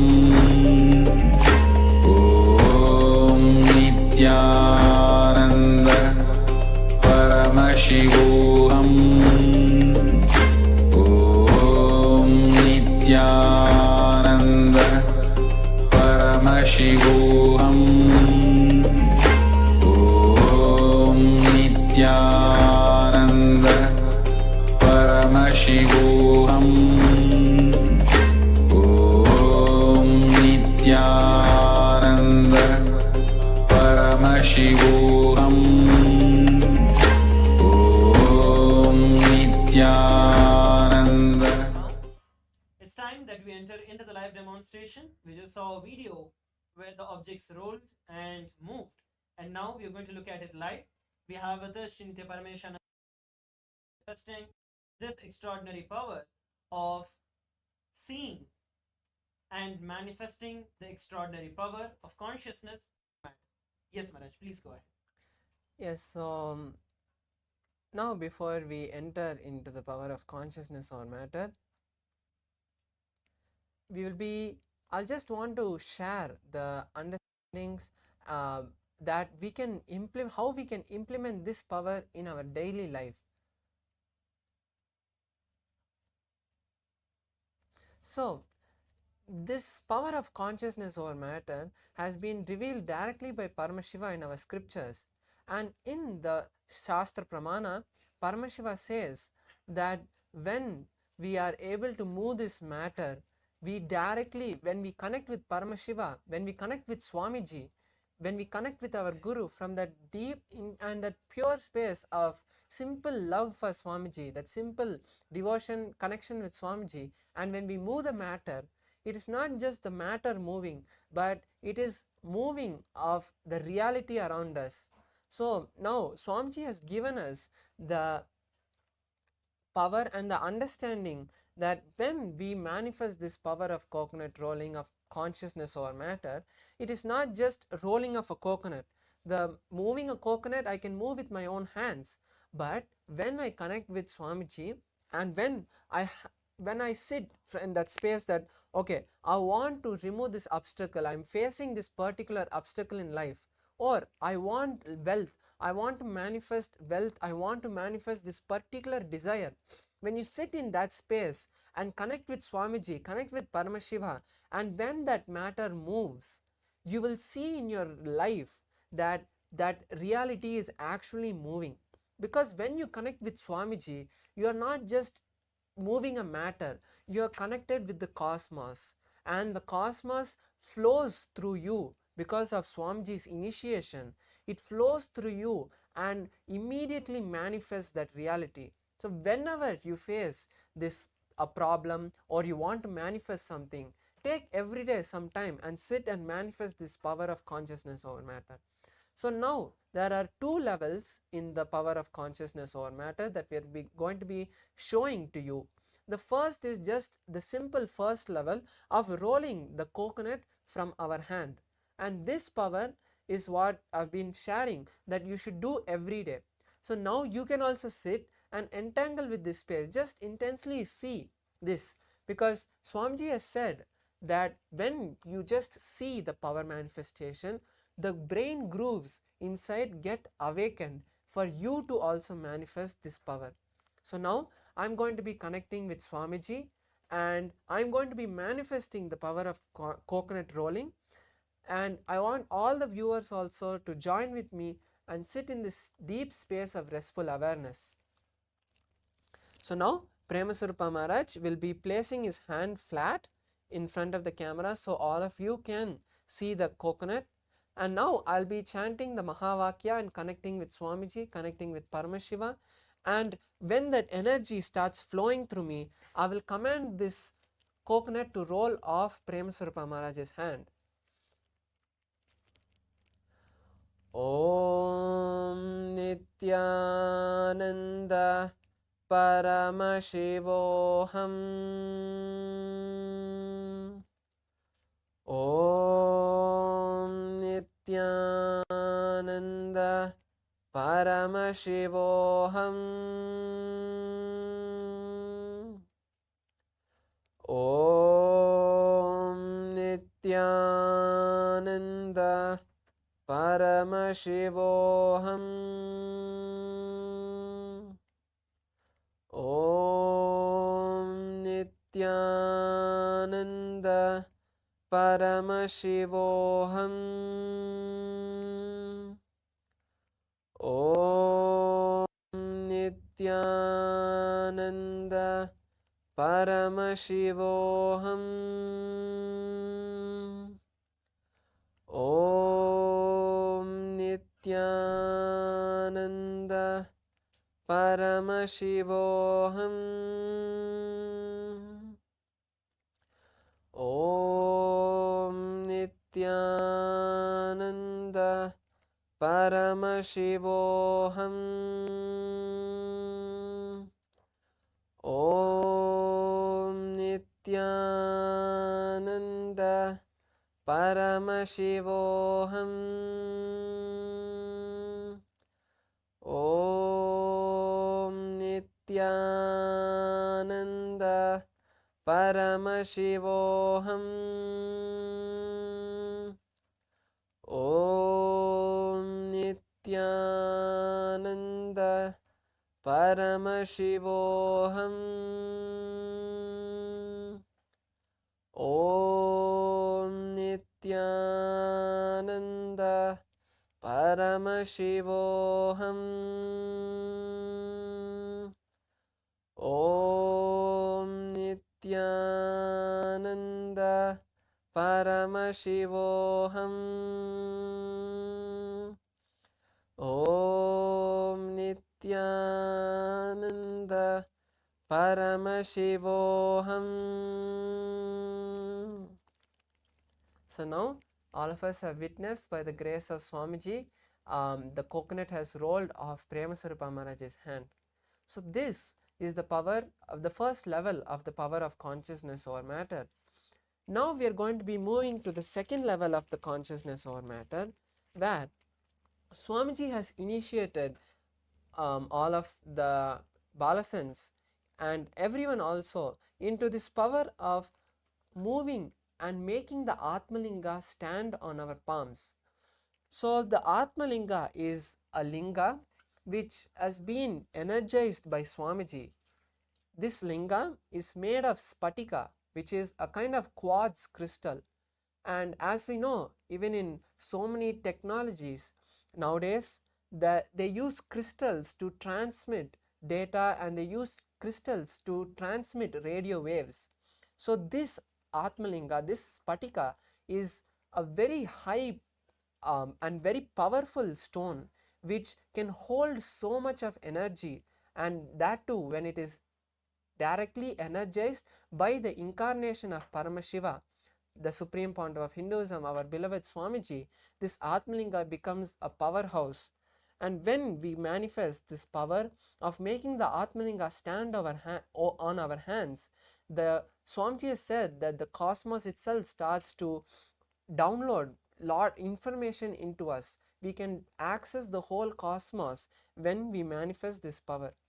So now I'm going to be placing my hand on this pillow so that the pillow takes away the all the curves which is there in my hand. So as we know that the back of the hand is not flat. So when I place it on this pillow, I make sure that my hand is flat. And now I'm going to be placing the Atmalinga on my palms. So as we see that the Atmalinga is made of crystal, no kind of magnet that can be used to make this Atmalinga stand. So now I'll be connecting with Swamiji, connecting with Paramashiva, and making the Atmalinga stand. And as the Atmalinga stands, I will also circle the Atmalinga to show that there is no kind of strings which is tied, or no kind of external force that is being used to make this Atmalinga stand. So now I'll be chanting the Mahavakya and connecting with Swamiji. Om Nithyananda Paramashivoham. Om Nithyananda Paramashivoham. Om Nithyananda Paramashivoham. Om Nithyananda Paramashivoham. Om Nithyananda Paramashivoham. So we can see the Atmalinga has already started standing, and I'm circling the Atmalinga, so you can see that there's no kind of strings that is tied. And when I circle also, there's a little bit vibration from my hands, but there is no movement in the Atmalinga itself. Om Nithyananda Paramashivoham. Om Nithyananda Paramashivoham. Om Nithyananda Paramashivoham. Om Nithyananda Paramashivoham. Om Nithyananda Paramashivoham. Om Nithyananda Paramashivoham. So now the Atmalinga is standing in the middle of my hands, and I'm going to be circling the Atmalinga and showing you. There's no movement at all happening in the Atmalinga. So now I'll be slowly making the Atmalinga come back to the lying position. Om Nithyananda Paramashivoham. Om Nithyananda Paramashivoham. Om Nithyananda Paramashivoham. Om Nithyananda Paramashivoham. So with the grace of Swamiji and Paramashiva, beautifully we have seen how the Atmalinga has stood in the middle of the palm, completely straight, and then slowly we were able to make it lie down again. So this power of making the Atmalinga stand is not something that only few of us, only some of us are able to do, but so many devotees on the social media have past almost 2 years have been posting their various experiences of how this Atmalinga is moving in their hand. And I also request all the participants and viewers on our social media platforms to, whenever you have these small breaks in the program, take this time to manifest powers. Don't just kind of go and kind of waste time or lie down, but take some time and start playing with these powers. And only when we play, the powers actually manifest, because this is connecting with Paramashiva. This is not a Siddhi. This is not some kind of technique that we have to practice. It is a playful and a deep, blissful, simple connection with Paramashiva, with Swamiji, that we need to establish for these powers to manifest. And not just the power of consciousness or matter, but all the 400 plus powers that Swamiji is giving us in this whole 21 days is just the play of Paramashiva happening in our life. And if it happens, it is because of Swamiji, and if it doesn't happen, Swamiji wants us to make our will persistence stronger. So from this understanding, just start playing with the powers throughout this whole 21 days, and Swamiji is going to be initiating us into so many powers through this whole 21 days. Yes, so just like how Paramesha Maharaj manifested this extraordinary Shakti for all of us, each and every one of us are also going to be able to manifest all of these extraordinary powers. So literally all that you have to do is just attend the entire 21 days program sincerely, participate in every session. You will receive the initiations, you'll receive the guidance, you'll receive the tips, the techniques and the signs to manifest these extraordinary powers. So we hope that every one of you who are watching us live from around the world on the two-way video conferencing and on social media platforms enjoyed this first session of the demonstration of these extraordinary Shaktis, which once again I would like to reiterate is a glimpse into what each and every one of you can manifest by attending this entire program. I hope that each and every one of you enjoyed, and let us now move on to the next session where we are going to learn these extraordinary sciences, truths to prepare to receive the darshan of the Supreme Pontiff of Hinduism and manifest the life that we want. So now let's offer our gratitude to our beloved Swamiji, the Supreme Pontiff of Hinduism, and end with the Purna Mantra. Om Purnamadah Purnamidam Purnat Purnamudachyate Purnasya Purnamadaya Purnameva Vashishyate. Om Shanti Shanti Shanti. Hari Om Tat Sat Sarvam Bhagavad Shri Nithyananda Paramashiva Padukarpanamastu.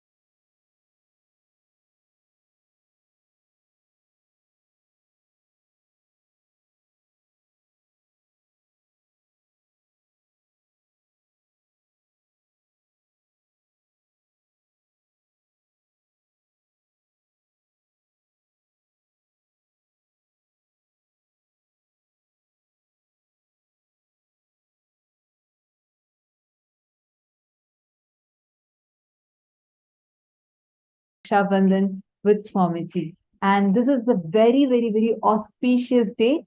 I'm so delighted. Actually, this season, I'm so excited because this is like never before season where we're going to have three festivals, three celebrations. Three major festivals. Yes, three major celebrations with Swamiji, where we're going to be celebrating Raksha Bandhan, that is today, and we're going to be celebrating Krishna Janmashtami, and we're going to be celebrating Ganesh Chaturthi.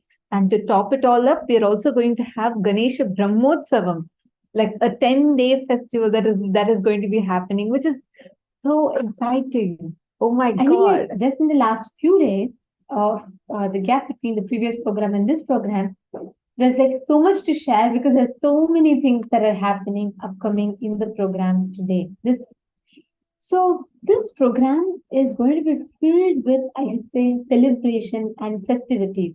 We have so new components that you're all going to be experiencing, starting with today, like right today, we're all going to be starting with celebrating the Raksha Bandhan festival, where we are going to be a part of, or we're going to be experiencing this very special celebration that is happening.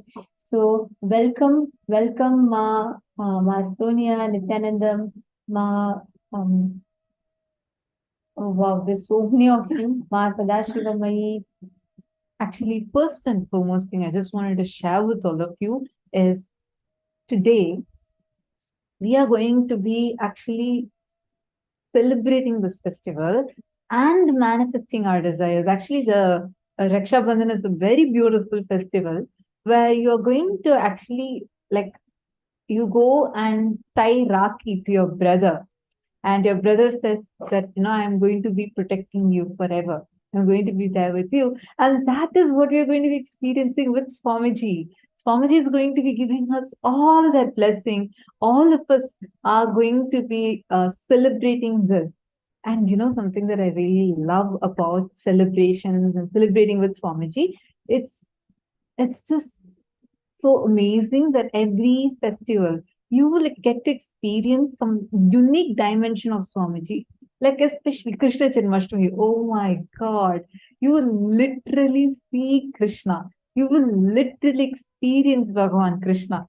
I'm just so excited. That's what is making me so excited today. And actually, this whole program, right, you're all really lucky because this whole program, there are so many celebrations that are a very important and very integral part of Hinduism.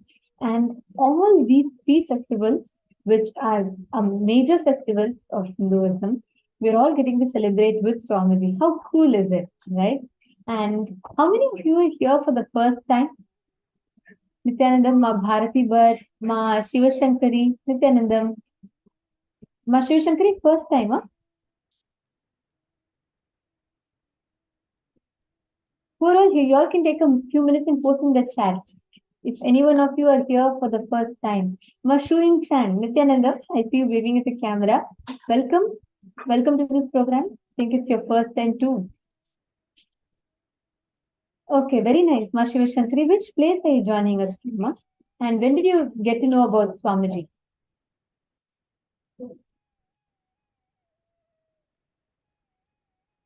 Very nice. Ma Ting Huang, Nithyanandam, and Ma Bharati Bhatt, Ma Grace, and who else? All of you are here for the first time? Ma Juan, Ma Juan Ho, Nithyanandam, welcome. Every one of you are here for the first time. We welcome you all to this program. This is going to be surely a life-changing journey for each and every one of you. Because this journey that you're all having is a profound journey of, I should say, self-discovery, discovering yourself, experiencing a new dimension of you, a new aspect of you. Vriti Sharma, Nithyananda, oh, first time, wonderful. There are so many of you here for the first time. Actually, I just want to tell one thing. Something that's so important is make sure you are attending the program fully as much as possible. Like everything is so specially designed such that you are getting to have the best experience. Just to make sure that you are getting the best, Swamiji has designed the program in such a way, like 21 days program is literally squeezed into 4 days. Like we have what we are experiencing is all the programs that if you have attended all the programs of Swamiji, all of that is literally just compressed. The best is taken, the essence is given, and much more is added and gifted to all of you in the form of Paramashivoham. That's why it's so important that even if you are a senior devotee, meaning you have been connected to Swamiji, let's say even last 10 years, 13 years, 14 years, even for you, this would be life-changing, and you're going to be experiencing something completely new. And it's very, very important that you are attending the full day sessions. That will give you the maximum benefit of this program. And also, this time, every component that is designed is very, very specific. Like you all we'll share with you all the upcoming, the calendar of the upcoming days. So you're aware of what you're going to be learning. But majority of like the days we're all going to be spending on one, addressing some of the most fundamental aspects of our life. And second, the rest of the days we are going to be spending on upgrading our existence, our experience at the higher levels. Not just being stuck with the menial things that we all deal with every day, but taking it to the higher levels. So that's what we are going to be experiencing. And Ma Kovardhini Ilangovan, are you here for the first time, Ma? Ma Kovardhini Ilangovan. Very nice to see. I see so many Malaysians and lot of Chinese people from Chinese world. Actually, all of you, it's wonderful to see more and more people from Asia zones and Southeast Asian zones joining, because I know it's like night into the night for all of you, and you're all going to be staying up through your night, and you're all going to be attending the session through your night. And I really appreciate your sincerity and each of your commitment towards the program. It's beautiful to see in itself. So, did you all watch the power demo? Did you all watch the power manifestation? How was it for you all? What was the feeling like when you saw the power manifestation demo happening? Magre? Oh, very nice. First time. Welcome. I also see one more Chinese participant who's posted first time. I'm sorry, I'm not able to read out your name because it's in Chinese text. Very nice. Okay, nice to know, Mama. Covered level 2. Okay, but this is going to be something completely different. This is level 3, so you are here for the first time. So lovely to have you here. Wonderful. Actually, it's so exciting to see so many of you. I understand that some of you from the Asian time zones, especially, it might become late for you in the night. It might be, getting late and difficult to stay up midnight. But I just want to tell all of you, even if it's through your night, I request all of you to stay up as much as possible. Try shifting your time to take rest off the program time, because Swamiji has designed it in such a way that every moment is so precious, and it prepares you to receive the initiation. It prepares you to receive the darshan. See, understand.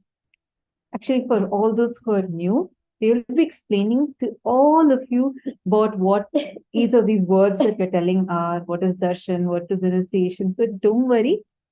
And today we are going to be having more of an introduction, orientation. So you all can also feel free to always ask us any of your questions. We are actually having 10 different Zoom rooms right here. And we have people from various different countries who have joined us. So even if we are a little bit delayed in seeing your message, we ask for apology right now with us, because we will do our best to make sure that every of your message questions are being attended to. So feel free to post, and we will make sure as much as possible we are attending to every single of your messages. And feel comfortable next 21 days. Like usually in the Adinam, right? Swamiji, when he was conducting the program, physical programs, there used to be a board outside. Leave your shoes and minds right here. See, understand, you're going to just drop whatever you already know, whatever ideas you're already carrying, your knowledge, everything, drop it aside for some time. Just be fresh. I'm reminded of a story, this is a Zen story. So, a very learned man, he is the commander in the army, and he has won so many medals. He feels that he's now qualified for enlightenment. So he goes to the Zen master. And when he's going to the monastery, he's stopped by the security. And the security says, no, you cannot go inside without the permission of the master. And immediately this commander takes a sword out and says, do you know who I am? You have to let me in. And the disciple goes, and the security goes and informs the master. The master says, all right, let him in. So the commander comes in. He sees the master sitting. The master is brewing some tea. He goes and sits in front of the master. So the master is sitting. He's taking 2 cups and keeping in front. And he's starting to brew the tea. The commander becomes a little impatient. He looks here, there, and then he starts talking about himself. He starts telling about his achievements, what he has done, and why he feels, he's ready for receiving enlightenment. The master simply picks up the tea and starts pouring it on 1 cup. He pours. The cup is getting filled. Now the cup is literally brimming with tea. And now it starts overflowing. It's flowing over the table. It's flowing everywhere. But the master does not stop. This man now gets so angry. He removes his sword and keeps it at the neck of the master and says, stop pouring the tea. What do you mean by pouring the tea? Don't you see? It's so hot. It's spreading everywhere. It's coming and falling on me. Why are you pouring the tea on an already filled cup? How can anyone pour tea in an already filled cup?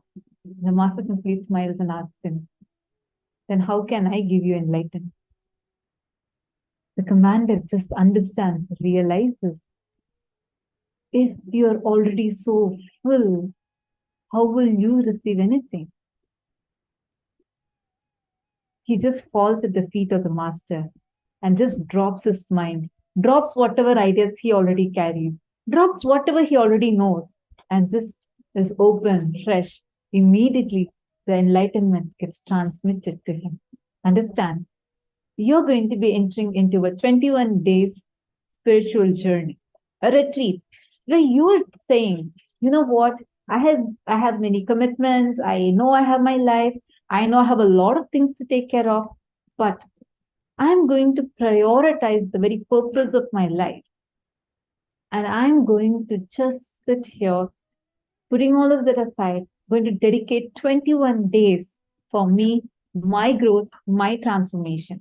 And I'm going to put aside whatever I already know, and I'm going to open myself up. So the only thing that is required of you the next 21 days is listening. That's all. Nothing else. As long as you're listening, you are ready to receive the truths in life. You don't need any qualification. You don't need to know something about Hinduism. You don't need any of that. Just listening is enough. Listening is the key for you to receive all the truths of the cosmos, which Swamiji is going to give it to you as experience. Actually, Swamiji very beautifully says that the program does not start when I start talking. The program starts when you start listening. How many of you are ready to start the program? Can I have a yes in the chat? How many of you are ready? Because it needs an S from you. So how many of you are ready? Wonderful. Thank you so much. And now let's enter into our very first session that Swamiji is going to be explaining to us what is listening and why is listening so important.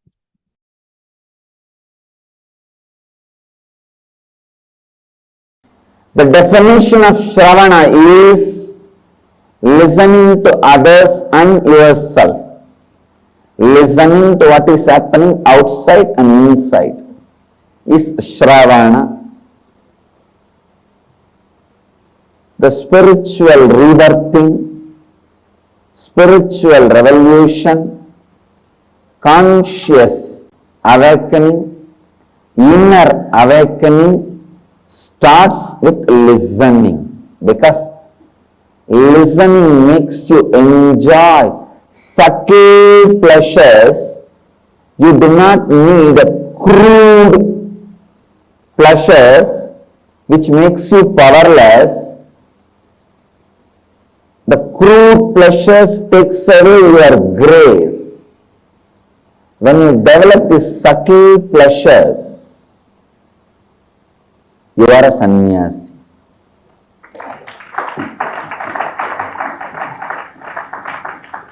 I have seen thousands of my disciples and sannyasis. Just my one word. Hey, what are you doing? Not even I am with you, my blessings, I'll always be with you. Not even those words, be blissful. I don't even need to go to that second, third statements. The first statement is usually, how are you? That is enough. They say, now I am okay, Swamiji. Understand? Listening raises you to the space and increases your ability to enjoy the subtlest pleasures. With the listening, you become a real sadhu. With the listening, I know there are many people, the only excitement in their life is morning satsang. They wait for that moment.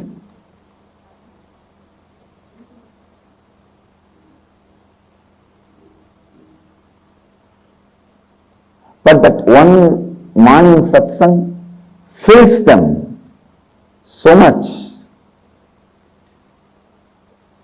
I've seen so many people writing to me. This one morning satsang makes me feel my whole life is worthy of living, Swamiji. Whatever I go through is worthy just for this morning satsang.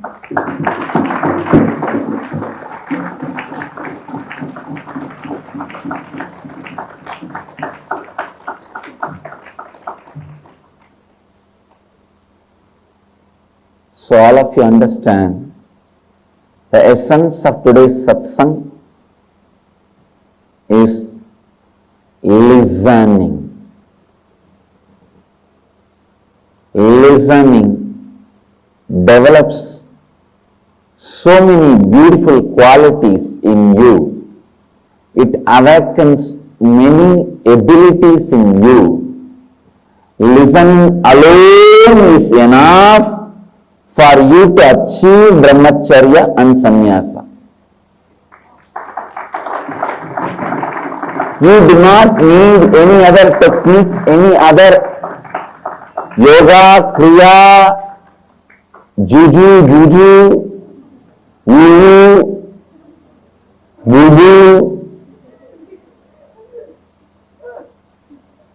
jatu. You do not need anything else. Jatu means some magic. Voodoo, jatu. You don't need anything else. Just listening can make you a great sadhu. Because listening develops the ability of listening inside also. You will develop the ability of listening to you.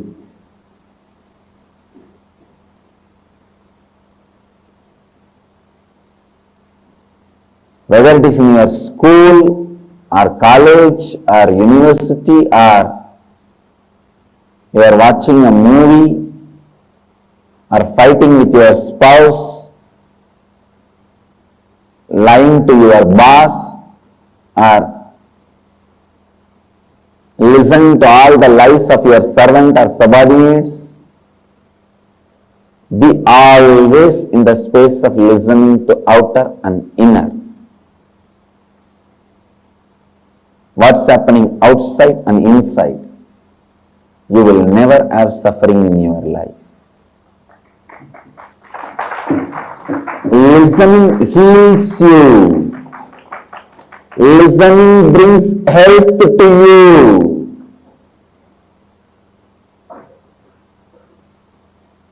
It brings health to you because you will start listening to your body before even you develop any disease or complication. By listening it, you will complete it. By listening it, you will complete it. Your body is like a child. Sometimes I have seen these kids will complain. The grown-up kids also. I have both kids and grown-up kids. I don't want to do this. I'll say, okay, then. After 2-3 minutes, I'll say, no. I just told, but I'm going to do. I just wanted to show that I can say no to you, that's all. There is a kind of a silly pleasure. After a few minutes, they understand, no. This is not right.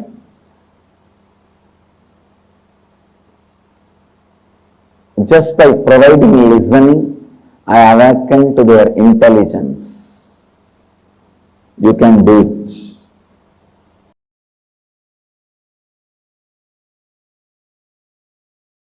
Please understand, whatever may be the reason, whatever may be the purpose, whatever you may want from this program, through this program, can happen in you by listening.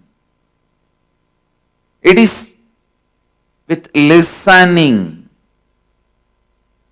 When you start listening, it starts.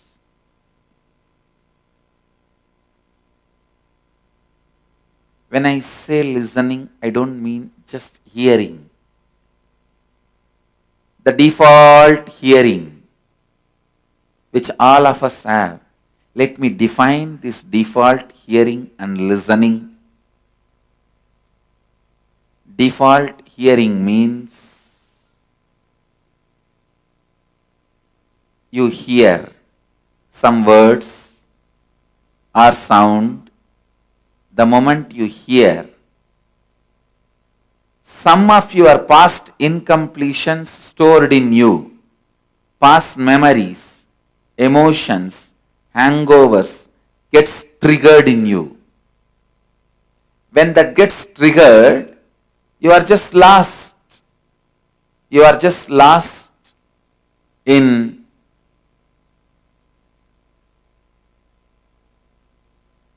the triggered hangover. I'll give you an example.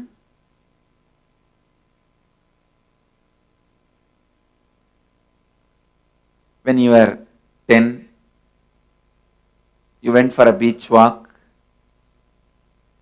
There you saw few people attacking one person and finally that fellow is dead.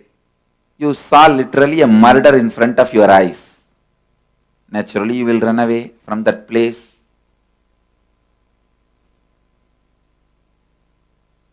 After that you may never go to beach for a walk. Or even if you get a chance to see the beach, You may remember only this painful memory.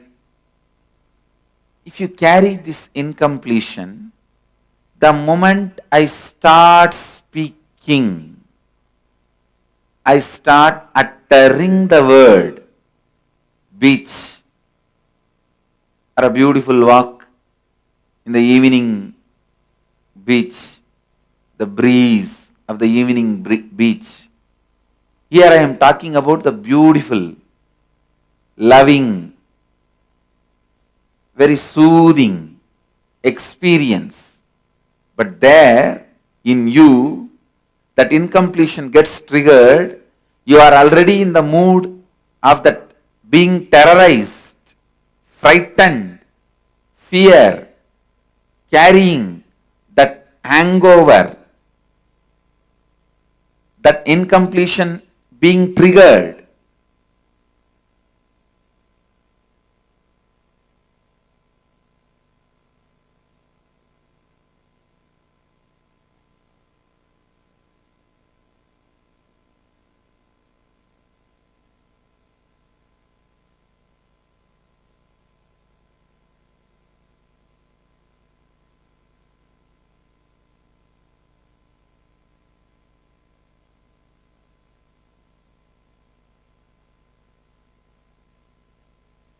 Understand, hearing and incompletions getting triggered and getting lost in those incompletions. Hearing, incompletions getting triggered and getting lost in those incompletions.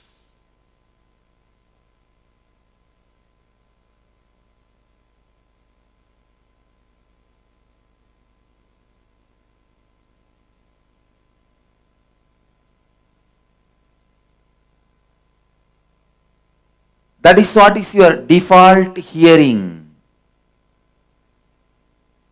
Now, when I ask you to listen, I mean listen and internalize everything I am uttering without allowing the interference of that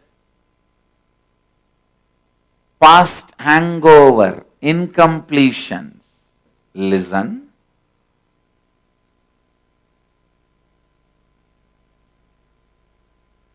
You listen and internalize, means understand, cognize. Then again listen, cognize, listen, cognize. This is like a binary action.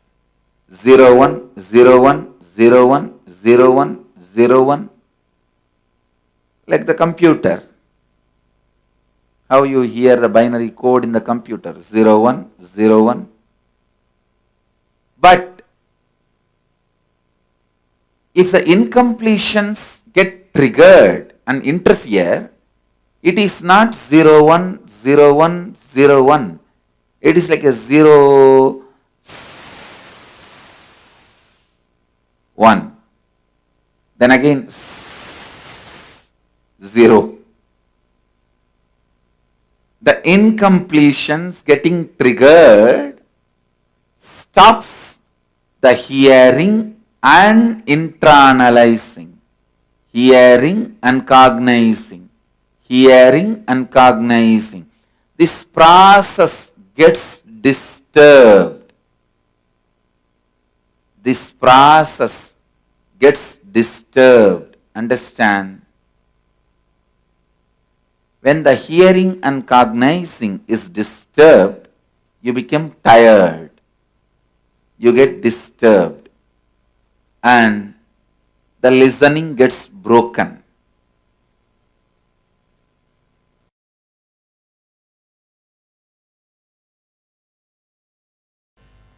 The modern day psychologists, researchers in the field of mind and psychology, they are saying you observe, internalize only 2% of what is happening around you. If there are 100 informations, means visual, sound, If the 100 informations are happening around you, you internalize only 2. So please listen. The source of you is not what you hear, but what you listen.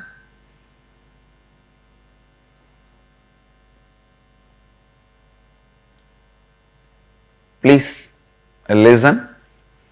Step by step, I am leading you to the next principles. The first principle I want you to listen and internalize. Whatever you are, good or bad, health or disease, richness or poverty, whatever you are, the word you utter,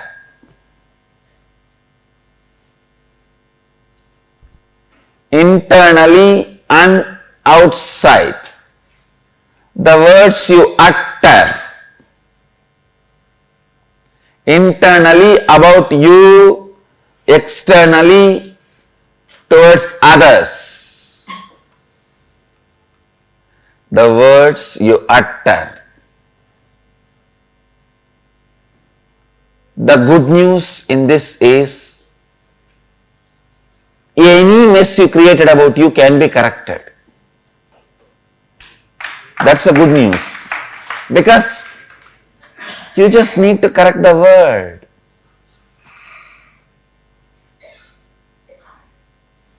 Second principle, I want you to know, what is the source of the words you utter inside about you and others? The words you listen. In these principles, the good news is,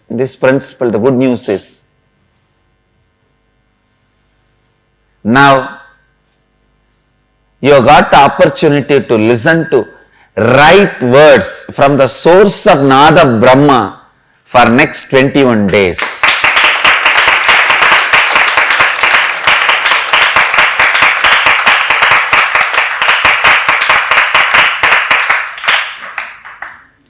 Understand? 21 days. Amazing opportunity to listen to the words.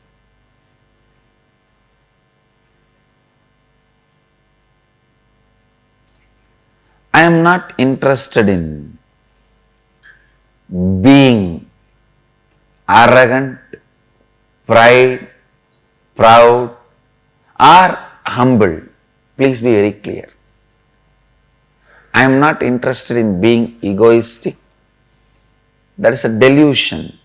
And I am not interested in being humble. That's an illusion. This being humble is the amazing methodology through which you are cheated. All these humble people are the most cunning. Really. Because this humbleness is the best way they can impress you. Then shave your head. See in your life, all these so-called humble people are the most manipulative people. I am neither interested in being egoistic. Actually, egoistic people are more ignorant. They are stupid. They are not manipulators. But humble people are very manipulative. They know how to present themselves to get what they want to get.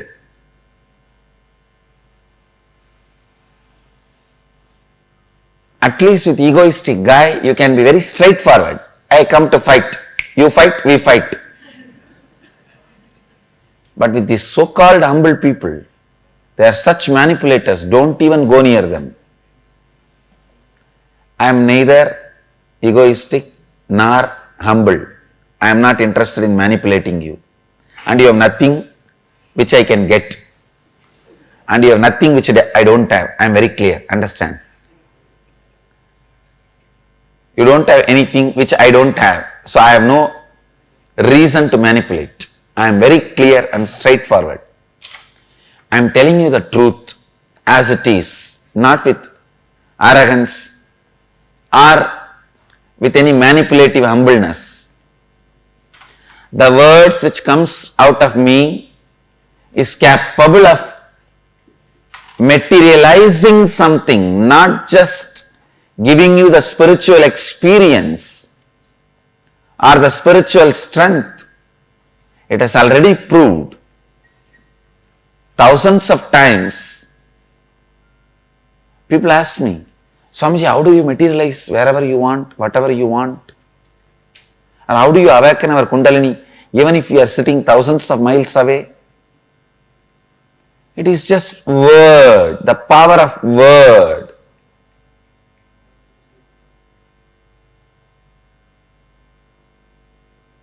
Just the power of word.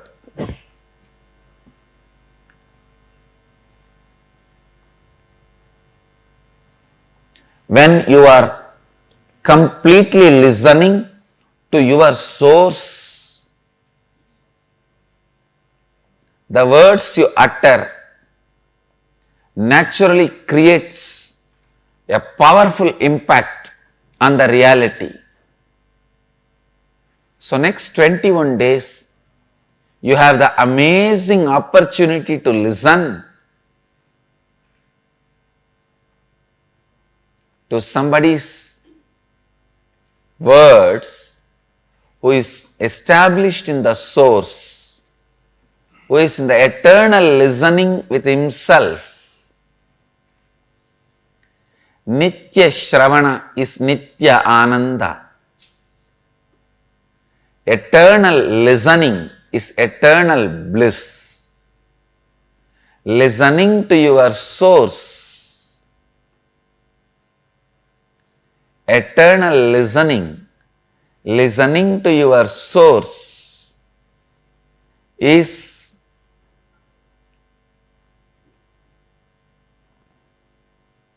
being in the bliss. Nitya Shravana is Nitya Ananda. Please understand, any one day, whether 2014 or 2015 or 2016 or 2020 or 2050 or in the next Janma 2200 or 2500, you have to align yourself to this eternal listening, because that is your original space. Why do you want to do in 2200? Why don't you do it in 2014? March 6th. That's all I am asking. Understand? You have to come back to your original space. You have to come back to your original space, I tell you. Listening is such a beautiful way of involving yourself with life. Participating with life without tiredness or boredom. The best way to participate with the life without tiredness or boredom is listening. I tell you, other than listening, any other participation will tire you and make you feel bored. Whether it is seeing or smelling or tasting or the touch pleasure, other than listening, everything can tire you and lead you to boredom. All the other senses can be closed. Eyes can never be closed, because God does not want you to stop listening even for a moment. That is why the system is created such a way. It is always open and available. Listen. Listen.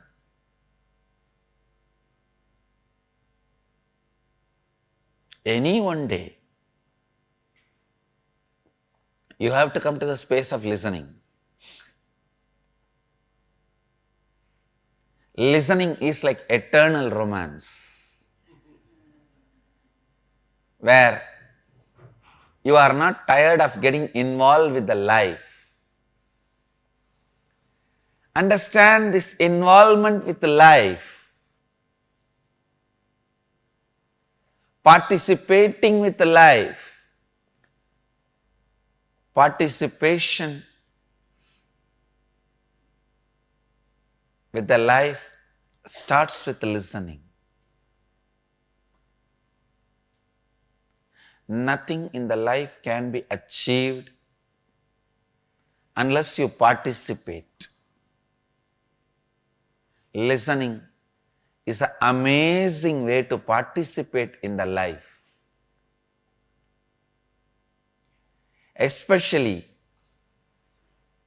when you get the opportunity to sit with the source for next 21 days, don't miss the great possibility of listening. Don't miss the great possibility of listening, because the words you listened becomes the part of the words you utter towards you and others. The words you listen from an enlightened being, a living master, becomes the words you are going to use about you and others in your life. The words you listen becomes the source of the words you utter towards you and others. And especially the words you listen from the source of the source becomes the source of the words you utter towards you and others. You have the opportunity for next 21 days to listen from the source. As I said, these words are so powerful. It has caused so many auspicious things to so many people. It has caused Kundalini awakening to so many people, materialized so many things for so many people. You have an amazing opportunity to listen to that source. Nothing, just the word. When they listen, see the power of those words. Let the Kundalini Shakti in you all be intensely awakened. Let your body and mind experience the Kundalini Shakti and respond to this listening.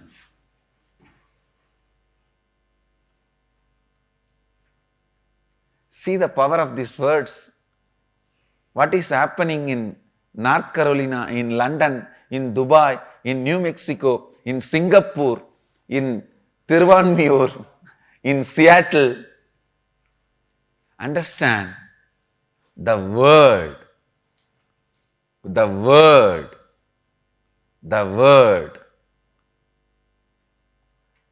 is not just the word as you think. It is the power which can change your reality. And when you listen, can become the source material of your reality. Let all of you respond to this listening, and let the Kundalini energy in you all be intensely awakened, and let your body and mind respond to this power of listening and Kundalini Shakti.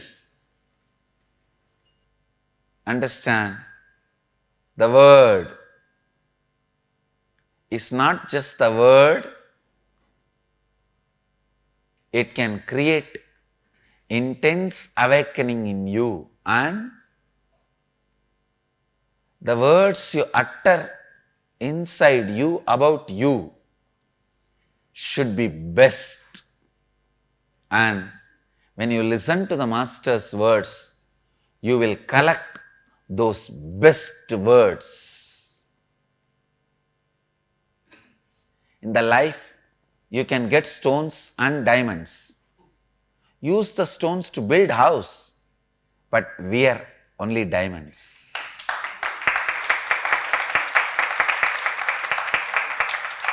You get words from your teacher, from your parents, from your family, from your boss.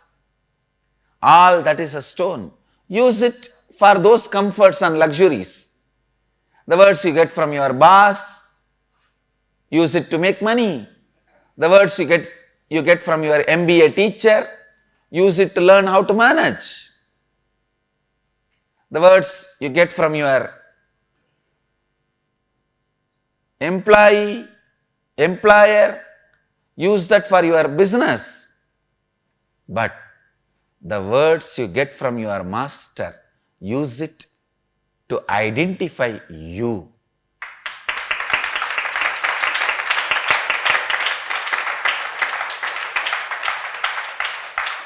Use them to realize you.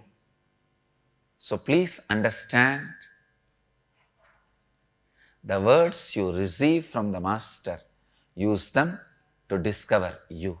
As I said, stones, I am not saying throw away the stones, use them to build your house.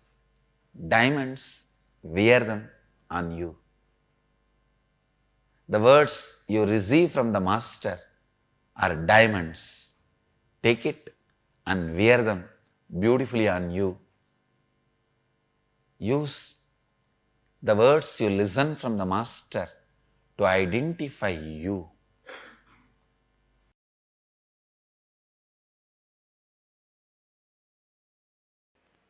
See, the inability to handle the reality is suffering.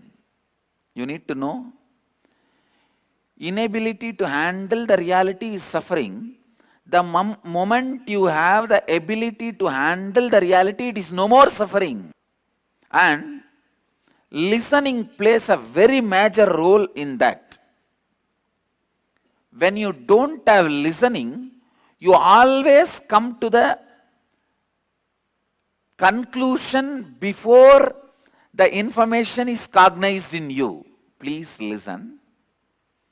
The moment you start talking to somebody, when you don't have listening, you start coming to your own conclusions either by rejecting that person or by taking that person as a big threat. Both will lead you to suffering. If you take some joker as a villain, you will be suffering unnecessarily. If you take the villain as a joker, you are neglecting the great problems and big sufferings going to come. To gauge a villain as a villain, a comedian as a comedian, you need listening. Please understand. It is listening which is important to see the guy who is in front of your life is going to be a comedian or a villain or your friend. Just because it's a close person's opinion, I don't take that as 100% truth. Just because it is opponent's opinion, I don't take that very lightly. In every moment, I put my listening and separate the comedians, villains, and heroes. Heroes, let them be encouraged to support. Comedians, laugh at them. Villains, attend to them and give them the right reply.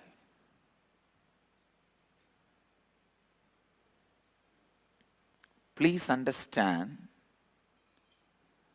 Listening is survival need.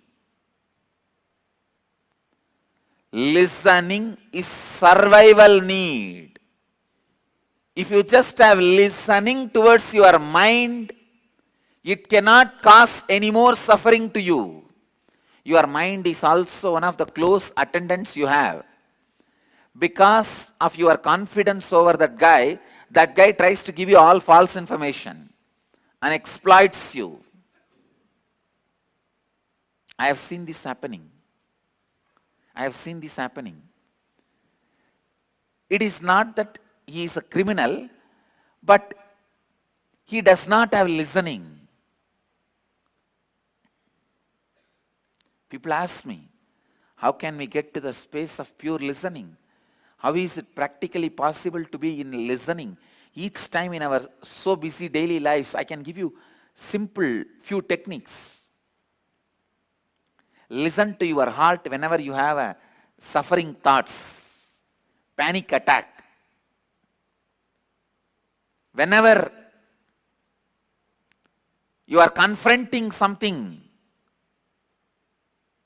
listen to your heart. Listen to your blood flow. Listen to your liver. It will really help you. You will learn listening. Once in a while, sit with a tree. Sit with a river. Sit with a water body. When I say water body, I mean 100 times more quantity water than your blood level is a water body. It can be anything. It can be a tank, pond, river. I think your body carries almost 5 to 7 liters of blood based on your size. So around 700 liter water, if it is there, it can be considered as a water body. Even a water tank, 700 liter water. If you sit with water body and listen, it may look very funny in the initial level, but I tell you, it will develop listening.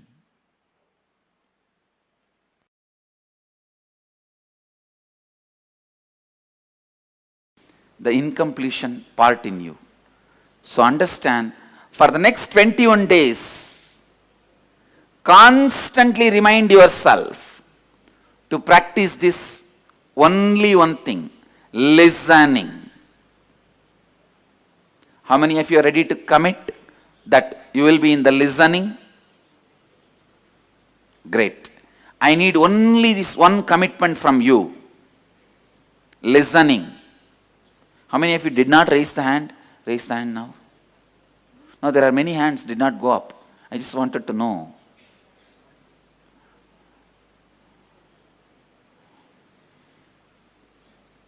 Okay. Now, let's take an oath. Let's take this as a commitment. Next 21 days, you will be in the space of listening.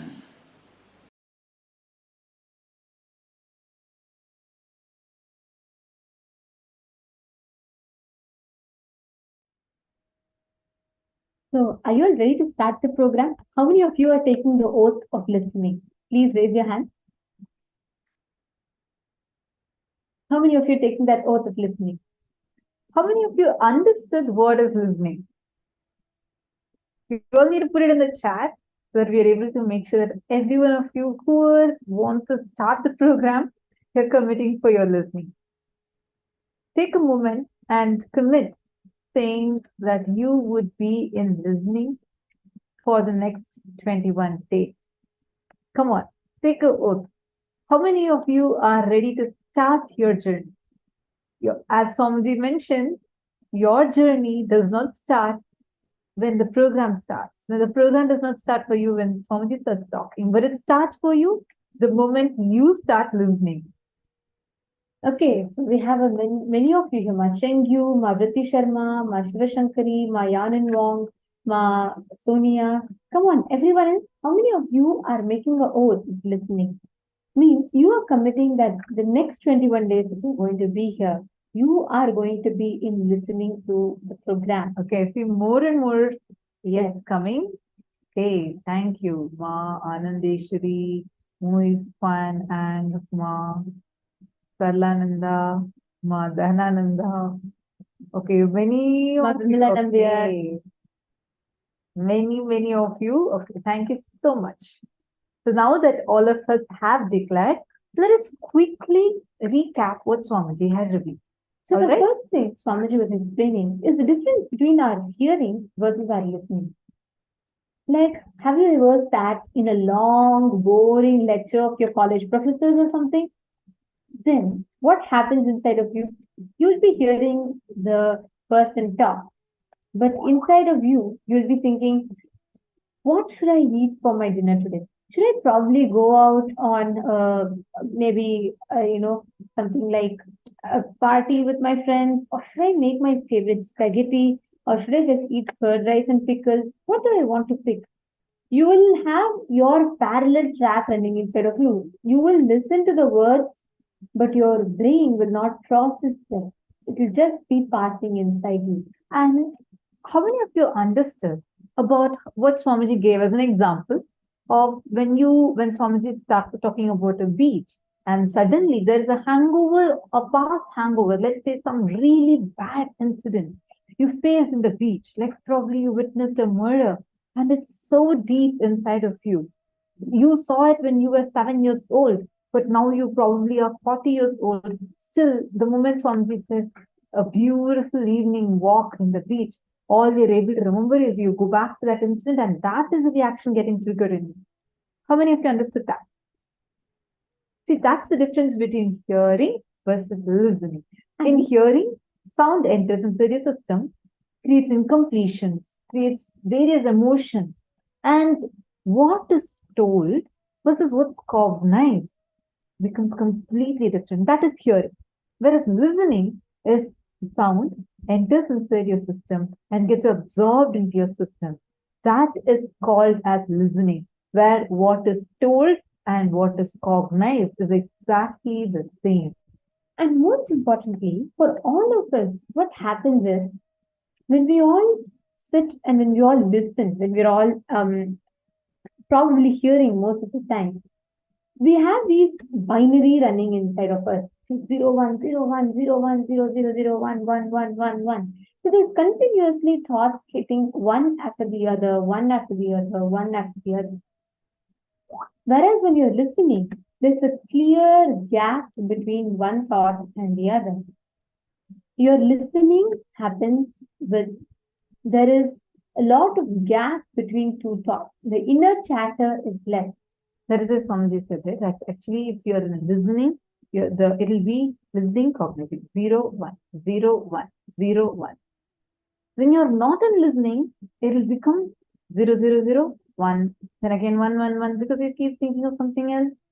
So that is what will start happening. All right. So now, I just want to ask all of you, okay, come on. I see that there is in this JP Manifestor's room, I don't see any declaration of your listening. I know many of you have been attending continuously. Where is the declaration for listening? Come on. See, as long as you are just in hearing, right, you will be so busy with something running inside of you. So you will have a parallel track running in your inner spirit, but you will not be able to capture or cognize what Swamiji is revealing to you. That's the problem. That is our default listening, which is just hearing.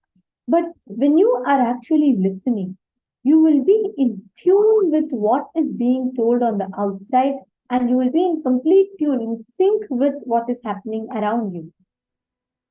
All right, how many of us have complaints that, oh God, my child doesn't listen, that person doesn't listen to me, this person doesn't listen to me? Understand. Very beautifully, Swamiji. Because we don't listen to ourselves. We don't listen to others. Because we don't listen to ourselves, others don't listen to us. And because we don't listen to others, we don't listen to us also. Take a few seconds to cognize this. It's very important. Take a few moments to read this slide. We're just recapping what Swamiji had just revealed to us.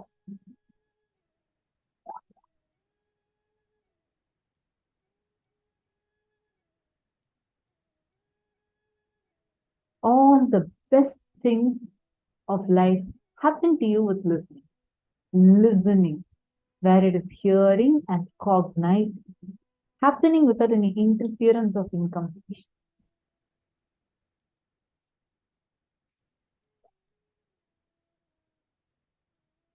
This is a reference from Brihadaranyaka Upanishad, where Yajnavalkya, Rishi Yajnavalkya, reveals how authentic listening is only listening and default listening is only hearing.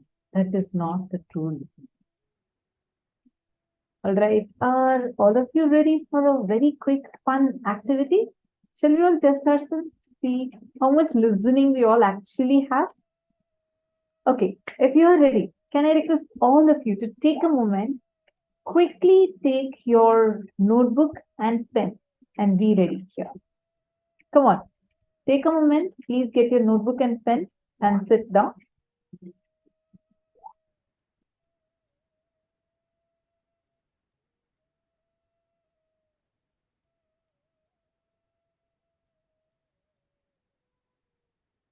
Quick, you all can show me if you're ready with your pen and paper like this.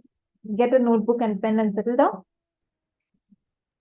All right, ready? Satya is posting, let me listen. As of now, my binary system is 0, 1, 2, 3, 4, 5, 6. Don't worry. See, actually, first let's understand, we're going to see how good our listening is, okay? And then we are going to see how you can actually start listening. So we are going to slowly enter into it and understand that we get the best out of these 21 days. Okay, ready, great. So what you're going to do is, first, you're going to intensely listen to the video that we are going to be playing. You're going to intensely listen, just be in full listening to the video. We're going to be playing a small clip for all of you. And I request all of you to be in full listening phase. If you are ready to be in full listening, please show me a thumbs up. Ready? So all you're going to do is don't focus on, don't try to see, then what will happen? If you keep thinking, I should listen, I should listen, I should listen. Oh, actually end up not question. So maybe they'll ask me this question, that question, and I should listen, I should listen. You will end up not listening to what Swamiji is speaking. So all you need to do is just come to the space of listening, which means just relax and listen to what Swamiji is speaking.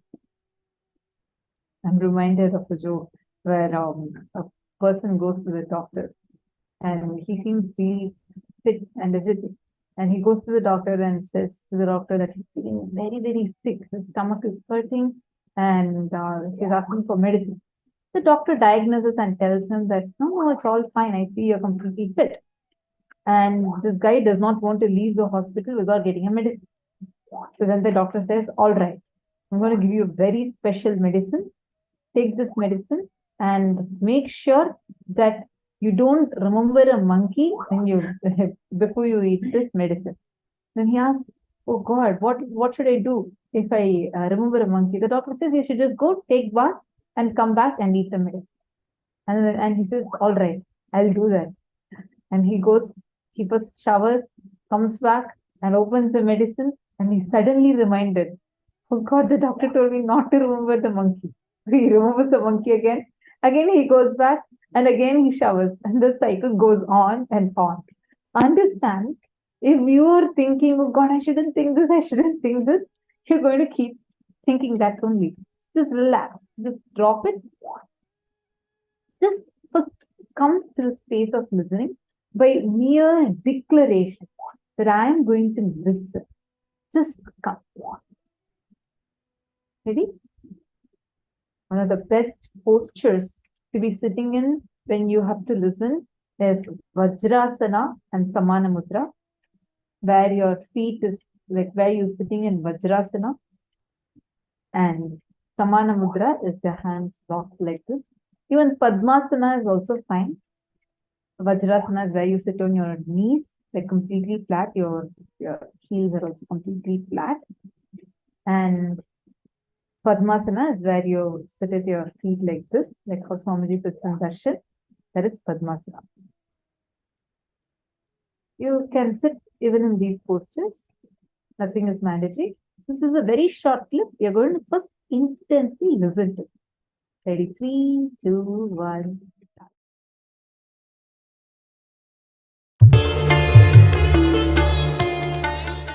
Why should I care about third eye reading and other powers if my only goal is to attain enlightenment? Third eye reading and other powers manifest from the space of enlightenment. It strengthens and makes you live enlightenment. Understand? There are many stupid pseudo enlightenment gurus who sell you the feel-good feeling as enlightenment. Understand? That is the worst cheating. Feel-good feeling alone is not enlightenment. Enlightenment brings feel-good feeling, but feel-good feeling alone is not enlightenment. So, if you don't manifest powers, something is seriously wrong in the brand of enlightenment you are buying. Understand all these three. State of Sadashiva, the pure, unclutched, complete state, space, where he operates as Ishvara, responsible for the whole universe, and manifesting powers of Sadashiva. Only if all these three are happening, it is a complete enlightenment. Otherwise, you are wasting your life. So I tell you, if your only goal is enlightenment, then you should be manifesting powers, state, space, and manifesting powers. All the three you should be doing. All the three you should be doing. Understand? Physically being away. Maybe now I made one or two powers as possibility. But ultimately, for a complete all the powers manifestation, the physical nearness is required. See, manifesting the space and state is psychological. So that can be done even if you are far away. But manifesting powers is something physical. You need to be here. In Bengaluru Adinam. If your only goal is enlightenment, be here in Bengaluru Adinam as Adinavasi. I welcome you and invite you personally.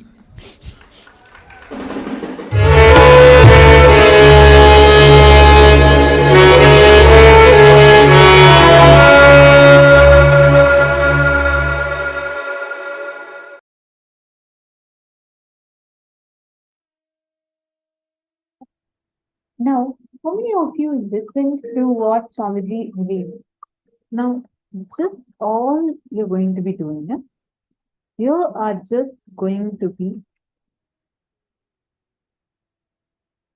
writing down everything that you listen to from this small group.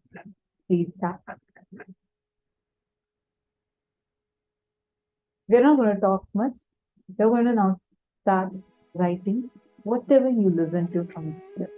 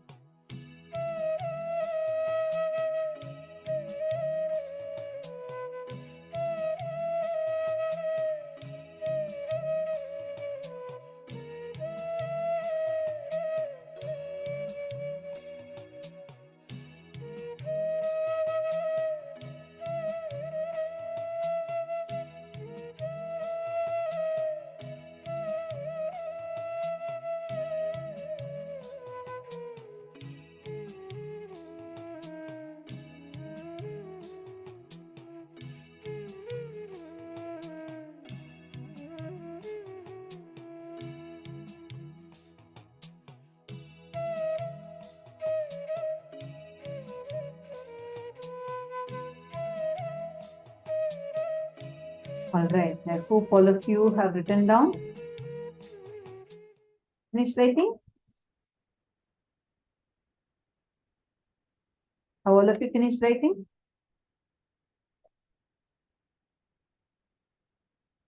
Will we all listen to the clip again? So now what we're going to do is, we're going to be playing the clip once more for all of you. So with what you have written, verify the clip, okay? And see what all are the points from this told and how much of it have you gotten it right? And do not copy your answer from someone else's message. You should only write your own answer. Otherwise, it's like you're trying to copy someone thinking that they're going to be getting the right answers, and both of you end up in wrong answers. So do not do that. Just be listening. Okay, now we're going to verify your answers. Ready? 3, 2, 1.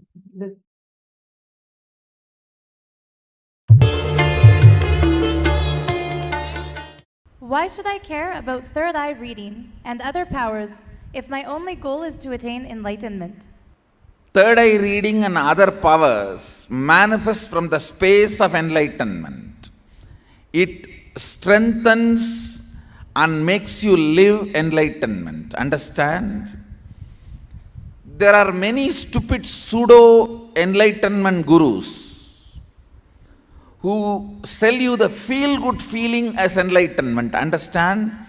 That is the worst cheating. Feel-good feeling alone is not enlightenment. Enlightenment brings feel-good feeling, but feel-good feeling alone is not enlightenment. So, if you don't manifest powers, something is seriously wrong in the brand of enlightenment you are buying. Understand? All these three. State of Sadashiva, the pure, unclutched, complete state, space, where he operates as Ishvara, responsible for the whole universe, and manifesting powers of Sadashiva. Only if all these three are happening, it is a complete enlightenment. Otherwise, you are wasting your life. So I tell you, if your only goal is enlightenment, then you should be manifesting powers, state, space, and manifesting powers. All the three you should be doing. All the three you should be doing. Understand? Physically being away. Maybe now I made one or two powers as possibility. But ultimately, for a complete all the powers manifestation, the physical nearness is required. See, manifesting the space and state is psychological. So that can be done even if you are far away. But manifesting powers is something physical. You need to be here. In Bengaluru Adinam. If your only goal is enlightenment, be here in Bengaluru Adinam as Adinavasi. I welcome you and invite you personally.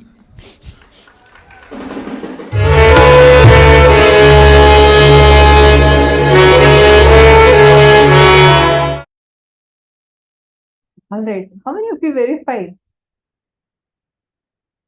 Okay, now tell me, how many of you noticed when you do that continuous, your mind continuously switches between one and the other, one and the other. How many of you noticed, or how many of you got it completely correct, or how many of you got it just 1 or 2 sentences you got it right? Can each of you put your own marks? How much out of 10? Out of 10, how many marks do you think you want to give for this listening test of yours? Take a moment. One sentence only. Mavriti Sharma, I really appreciate you for your honesty. Actually, when you at least know that there's a problem, we will be more sincere to attend to it. So good. See, please understand there are two things. One is you need to manually, like when you need to consciously put effort to work on your completion, bring you to completion. All of that is fine. Second, when you are just making yourself available, even settling your inner space, even completely bringing that completion inside it, which Swamiji will take care. Swamiji always says, completion and listening go hand in hand. The more you complete, the more you get in listening. The more you get in listening, the more completion happens. So all of you have taken that step to listen. Now completion Swamiji will give. So we're going to be understanding about completion also today. See, let's understand what it is. So when you are trying to listen, already what you know starts coming and playing inside of you. And sometimes, for example, when Swamiji says, like in the listening video, right? Swamiji is explaining about why egoistic people are actually ignorant people and very humble people will be the most cunning people. The moment Swamiji would have has made that statement, suddenly what will happen? You'll remember the person who did something cunning towards you, how they manipulated you, and suddenly that will trigger another memory, and then another memory. You lost what Swamiji is telling next. You go off into your parallel track. What is heard and what is cognized completely different. Understand? So many times, even the problems we face in our life is because we do not give our listening. One really powerful experience for me was once I was in a call and a person was telling me something. This happened quite some time ago. And the person was telling me something and I understood it as she's telling me that, oh, I did not do anything. I was like trying to tell her, no, how can you make such a statement? I did this, I did that. And she was like, no, I'm not saying that. And she was trying to tell something else. This was a conversation happening. And at one point, she just told me, just pause for a moment, untouch and see. Did I ever utter that statement that you were saying? Then I just unclutched and I saw, God, she had never told that statement at all throughout the call. But I inferred something from something else. What is told versus what was cognized was completely different. It is because of the incompletions that are sitting inside of us. Now, what are these incompletions? The hangovers of past that is sitting in your present and impacting and affecting your future. These are called as incompletion. And today we are going to learn the science of completion, where you will understand how to come out of this. And this is the first step towards manifesting your reality. There are two things. Paramashivoham is focused on giving you the experience of your reality. Means your reality, your existence as Paramashiva. And the listening is the first step towards that. Now, let us understand what exactly is Paramashivoham. What is the experience that you get in Paramashivoham? What does Paramashivoham stand for? So Swamiji himself is going to be explaining to us as to what can you expect from the Paramashivoham program. So let's now listen how the superconscious mutation just needs 21 days of your life.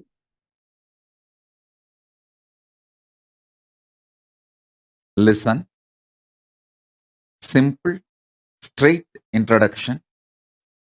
I am Paramashiva. Paramashiva himself is manifesting as Paramavatara in this body. He will do it. He will do the Paramadvaita, ultimate superconscious mutation for all of you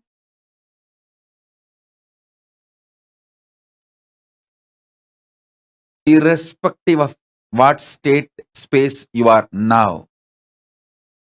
Forget about what state, space you are now. All that does not matter. You may be overflowing with gratitude, love, devotion, or you may be just sitting, fighting with yourself, ready to fight with me,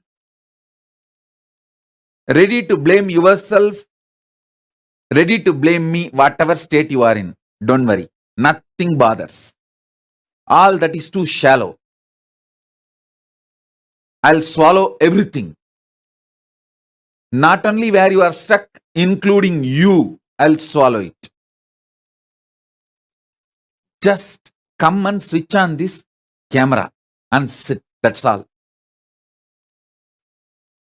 Only one thing, don't miss sessions. Be here for all sessions. That's all. This 21 days, put everything away. Be here for all sessions. Don't miss one word, one session. Be here for everything. I'll take care of everything. See, I know the human mind more than you know you.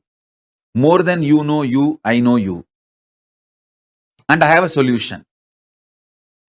I only have to do, I'll do it. I will do it. Listen. Actually, I just want this 21 days time from you. That's all I need. And I am interested in manifesting in you. Listen carefully. I am interested in manifesting in you. More than you. When I manifest in you, you will be extension of me. And that's all I want. That's all I want. I'm here for that. I'll do everything needed. I'll do everything needed. Don't worry. I'm connected with all of you. Continuously, every session, I'll go on giving you deeper and deeper, powerful, miraculous manifestation. Now, this first session, I'm going to bring completion with everything, your whole past. Listen. Your whole past is sitting in your stomach. Your whole past is sitting in your stomach. In completion, everything is sitting in your stomach. That is why whenever there is something which you can't get rid, go past, you say, I can't stomach it, I can't digest it. Because everything is in your stomach. Listen now. Listen very carefully. I'll swallow everything, all of you, and your incompletions and finish it up. This one session. Listen. Last almost 4 years. In 2018, I withdrew from human society and stopped meeting public. Only very few handful of people I met after the 2018. 2018 is the last people saw me in public. Now it's almost 4 years. 2019, 2020, 2021, 2022. Almost 4 years. Only few months, less than 4 years. Listen. My whole being is fully charged for this superconscious mutation process. I just need 21 days of your time so I can really make it happen inside you.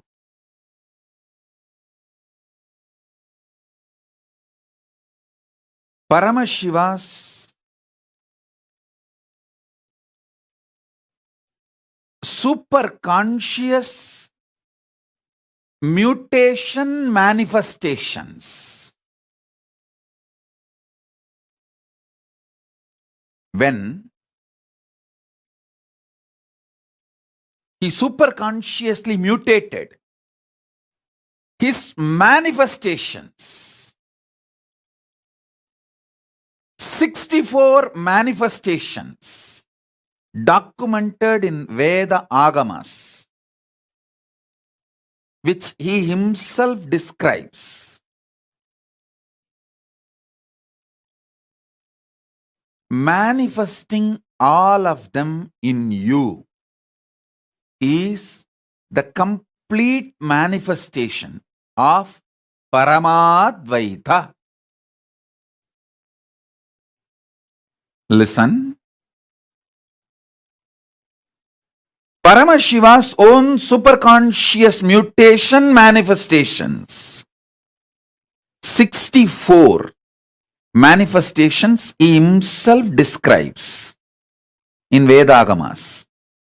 Lingamurti, Lingodbhavamurti, Sadashivamurti, Mahasadashivamurti, Umamaheshwaramurti, Sukhasanamurti, Umeshamurti, Somasgandhamurti, Vrishabhantikamurti, Natarajamurti, Dakshinamurti, Mahakalabhairavamurti,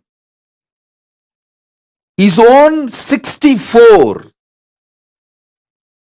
superconscious mutation manifestations,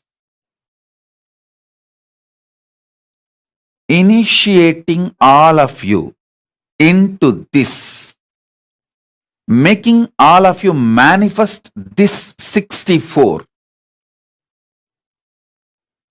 is the message from Paramashiva directly from Kailasa. Listen, all these are 64 forms of Paramashiva.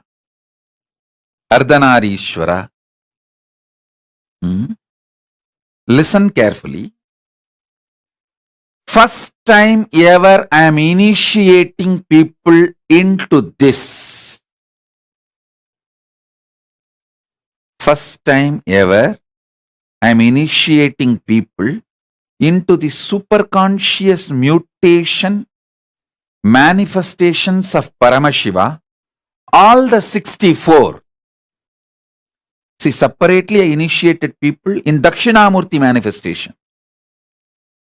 Separately I initiated people in Kalabhairava manifestation. Separately I initiated people in Nataraja manifestation. Separately I have also initiated people in Lingamurti manifestation. Like different individual manifestations of Paramashiva I have initiated, like Lingodbhava Bhavadarshan. Through that Lingodbhava Murti initiation I have done. But first time, all the 64, this Paramashivoham, you are going to experience all the 64 and this whole Paramashivoham. Initiation into superconscious mutation manifestations of Paramashiva. All the 64 manifestations. Like Gajasamhara Murti is one manifestation. Tripurantaka Murti, Sandhya Nritta Murti, Gangadhara Murti, Jwarabhagna Murti. Each of these manifestations, Kshetrabala Murti, Kalantaka Murti, Bhikshadana Murti, Pasubhada Murti, Varaha Samhara Murti, Brahma Sirascheta Murti, Gauri Leela Samanvita Murti, Ekapada Murti, Jvalantara Vadamurti, Agorastra Murti, Vatuga Murti, Lagulishwara Murti, Guru Murti, Tripada Trimurti, Gajantiga Murti, Kirata Murti, Veerabhadra Murti, Abattuttarana Murti, Kamadahana Murti, Matsya Samhara Murti, Rakta Bhiksha Pradana Murti. All these are various superconscious mutation manifestations of Paramashiva.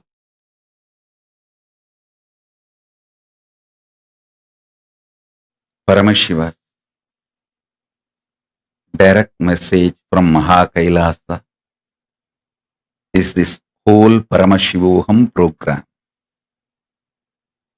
This Paramashivoham program is the direct message from Paramashiva, from Kailasa. Listen. Listen to the simple truths I am sharing with you as the introduction. First and foremost, you all have consciousness. Everyone who is able to hear what I am saying, who is able to see me in the screen, carefully listen intensely. If you are able to hear me and see me now, be very clear, you have consciousness. Consciousness is required fundamentally for you to feel your existence. Now,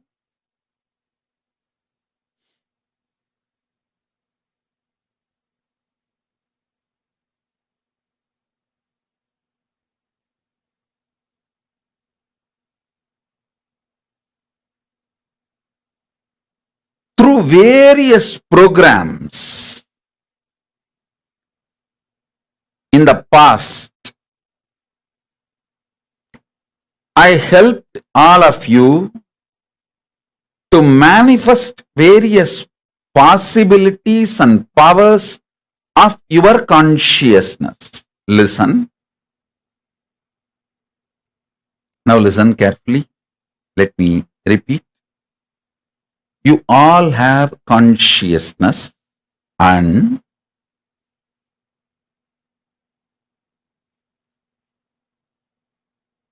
the consciousness has various possibilities and powers. Through multiple programs,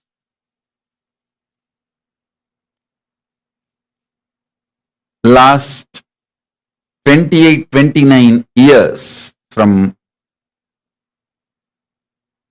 the age I started, from the time I started my public life till now, I have given various programs to help you, support you, initiating you to manifest various possibilities and powers of your consciousness. Now, in this program, I am bringing a new upgraded beginning, something extraordinary, grand. Listen. Something extraordinary, grand, absolutely new. I'll tell you what it is. Your consciousness can act like an airport. Your consciousness can act like airport for Paramashiva and various beings of Kailasa, gods of Kailasa, divine beings of Kailasa, to land on your consciousness. Your consciousness can be like an airport for those powers to land on your consciousness. Understand that. So, not only you can manifest all your possibilities, you can manifest Paramashiva's possibility, Paramashiva's power. Understand this whole program,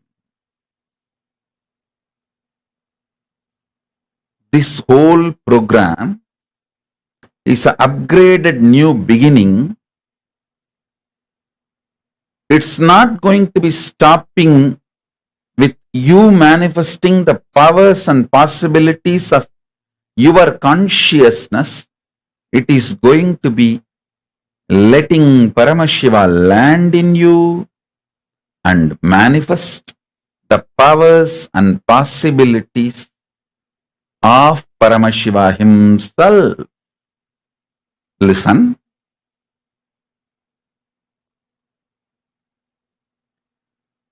Those multiple patterns dying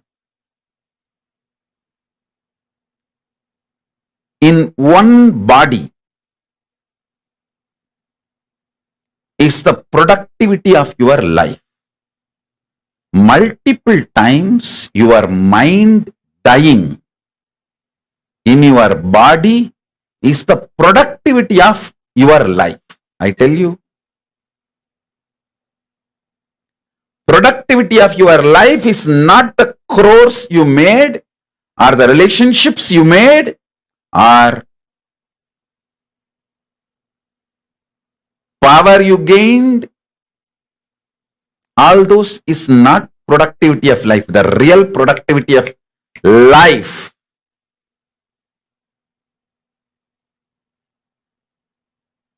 is multiple time your mind dying in one body, in your body. Wasting of life means same mind you carry and multiple times your body dies, means multiple times you take birth again and again, but with the same mental setup, same mental structure. That is what I call it wasting of life. Listen, if you think the money you made is the productivity of your life, when your bank goes bankrupt, you will understand your whole life is gone. It just melts down with the zeros for which you spent day and night holding the hopes in your consciousness. Listen. If you think the buildings you built, the organization you developed is the productivity of your life, no, that is productivity of your country, who inserted greed in you, his productivity, not yours. Listen carefully. If you think the buildings you built or the organization you created is your productivity, be informed, it is the guy who inserted the greed in you. It's productivity of him. When you die, the country is going to have that building.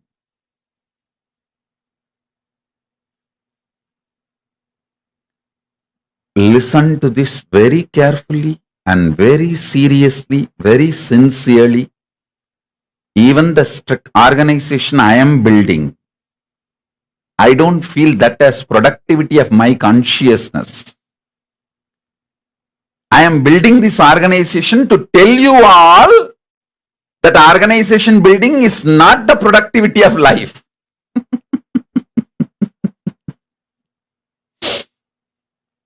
To give you the truth, I am building this.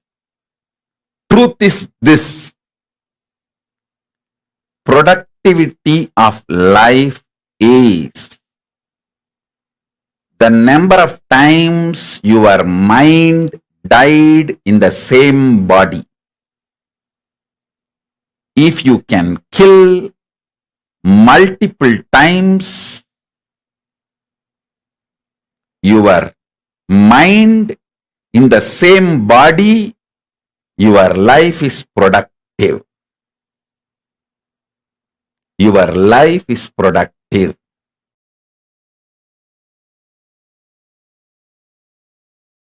Unfortunately, you do not want to respect your problems as simple dust, because 90% of what you consider as your being on huge wars of life, too big, whatever you have been taught as too big,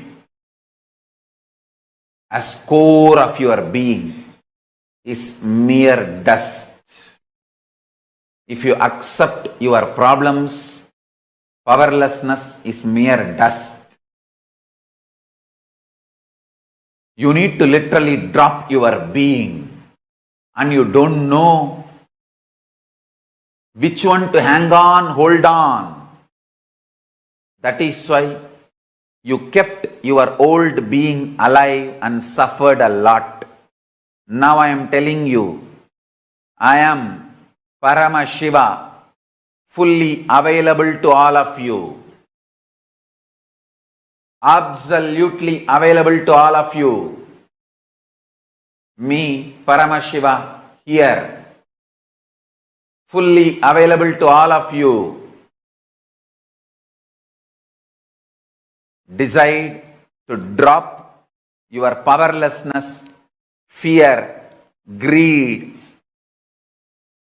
non-integrity, a low way of existing. Drop all of it. I am available now here. Understand? When you hold me, allow me to manifest through you all your lower level, all your powerlessness, fear, greed, non-integrity, everything will become irrelevant.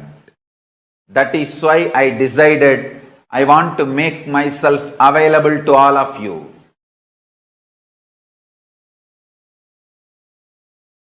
That is why I broke all the social structures, ideas, concepts, including money. I made everything irrelevant and making myself available to all of you wherever you are in your very bedroom. I am sitting with each one of you now personally in your room.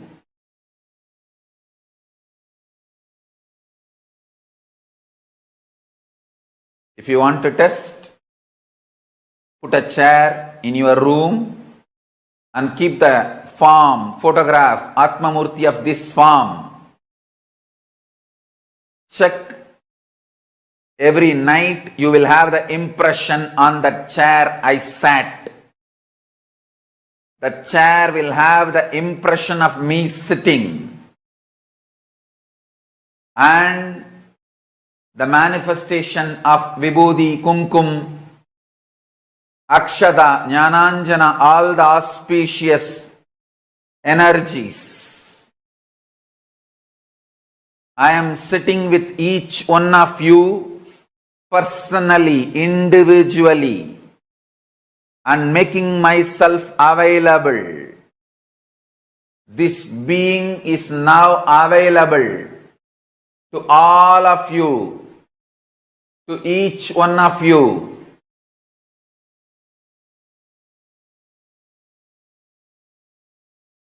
I am making myself available to each one of you.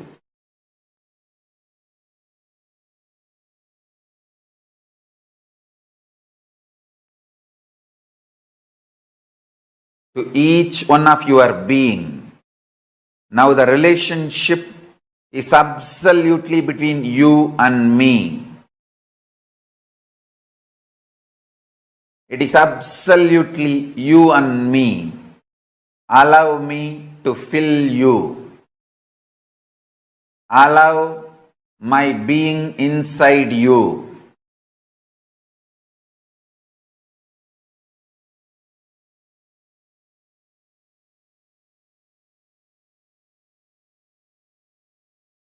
When you start tasting my being, all your past fears, greeds, powerlessness, everything will just become irrelevant. You will be showered with the boons you aspired for and you can never even imagine. And this is the greatest blessing that all of us are having today. Welcome to this program. This is what you're going to be experiencing this season, especially with all the grand celebrations that we are going to be having. All of us are going to be experiencing this. The very words that Swamiji has uttered, this is going to be all of our experience. Paramashivoham. So, like Swamiji said, the initiation, superconscious mutation of Paramashiva, 21 days Swamiji is going to be working. Swamiji said only Swamiji can work on it. Only thing we need to do is be conscious, which means if you are just awake and listening to Swamiji, that is enough. Swamiji will do the work on you. And every one of you here are going to experience miracles manifesting the next 21 days. Like Swamiji said, be it experiencing Swamiji manifesting in your place, or be it experiencing the whole space around you, just changing. Every single thing happens here completely with Swamiji's place. Paramashiva, this entire program is the direct message from Paramashiva to us. Understand? Like how beautifully Swamiji mentioned, you have consciousness, and your consciousness can act like an airport for Paramashiva and various divine beings of Kailasa to land on. You can manifest not only your possibilities and powers, you can also manifest Paramashiva's possibilities and powers, irrespective of what state you are in right now. Like Swamiji said, our mind is like a bunch of broomsticks, like a bunch of sticks to tie together. Your productivity in life is not for you to achieve wealth outside or any big buildings outside. If you build big buildings, then it is only the country's productivity, not your productivity. If you earn wealth, again, it's your company's productivity. They are making more money, not your productivity. Only if you, the number of times your ability to, for the mind to die and being reborn is your productivity. How many of your old cognitions are dying? How many times are you rediscovering yourself? How many times are you reinventing yourself? That is your productivity. So that is what is Paramashivoham. Actually, Paramashivoham is the best conscious investment that you can do for yourself, because this is not a productivity of just the society, the country. It is your productivity, of being's productivity. Now take a few minutes and you're going to dig deep, contemplate, meditate, and write this exercise elaborately. First step, you're going to listen to yourself and look in. What is the purpose of your life? What is it that you're aspiring to be? And what is it that is motivating you in your life? What do you value the most in your life? Step 2, your journey to Paramashivoham. When do you think seeking for superconscious breakthrough awakened in you? How did you come to know about Swamiji? And what made you come for the program? Take a few minutes and you're going to be writing this and posting it here in the chat. Please start.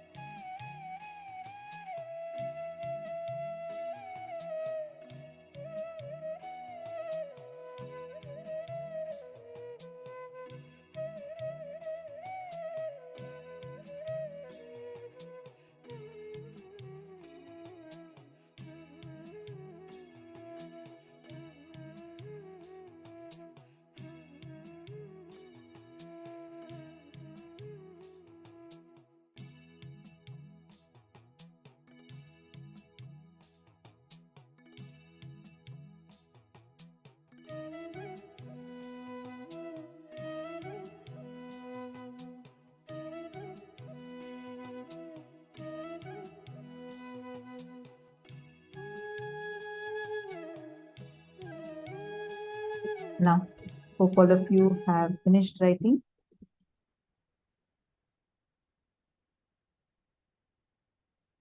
Now, I see many of you who have even posted on the chat. Anyone else who has not yet posted? And if any of you feel uncomfortable to post it as a public message, feel free to post as a direct message. The ID through which you're seeing us, I think it will be called as PS in Tech. You can send it as a direct message to that ID. And in case of any support that you would be needing, you can always contact the support desk ID, which will be there in all of the Zoom groups. Now, with understanding what your purpose in life is, listening to yourself, finding out what is it that you are seeking for, let us understand what is the best way you can receive every single part in the program. What is it that, what are the different things that you can do to experience the best from the program? We are going to take you through some quick 8 tips for you to have the best experience of Paramashivoham. Ready? First one, be present all day, 21 days. I know each of you have to work, each of you have your different things that you are attending to, and you will be caught up with that. But make it a point. See, you have already committed yourself here.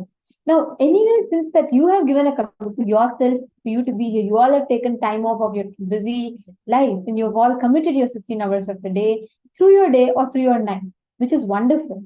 But now that you have committed, take it with absolute sincerity.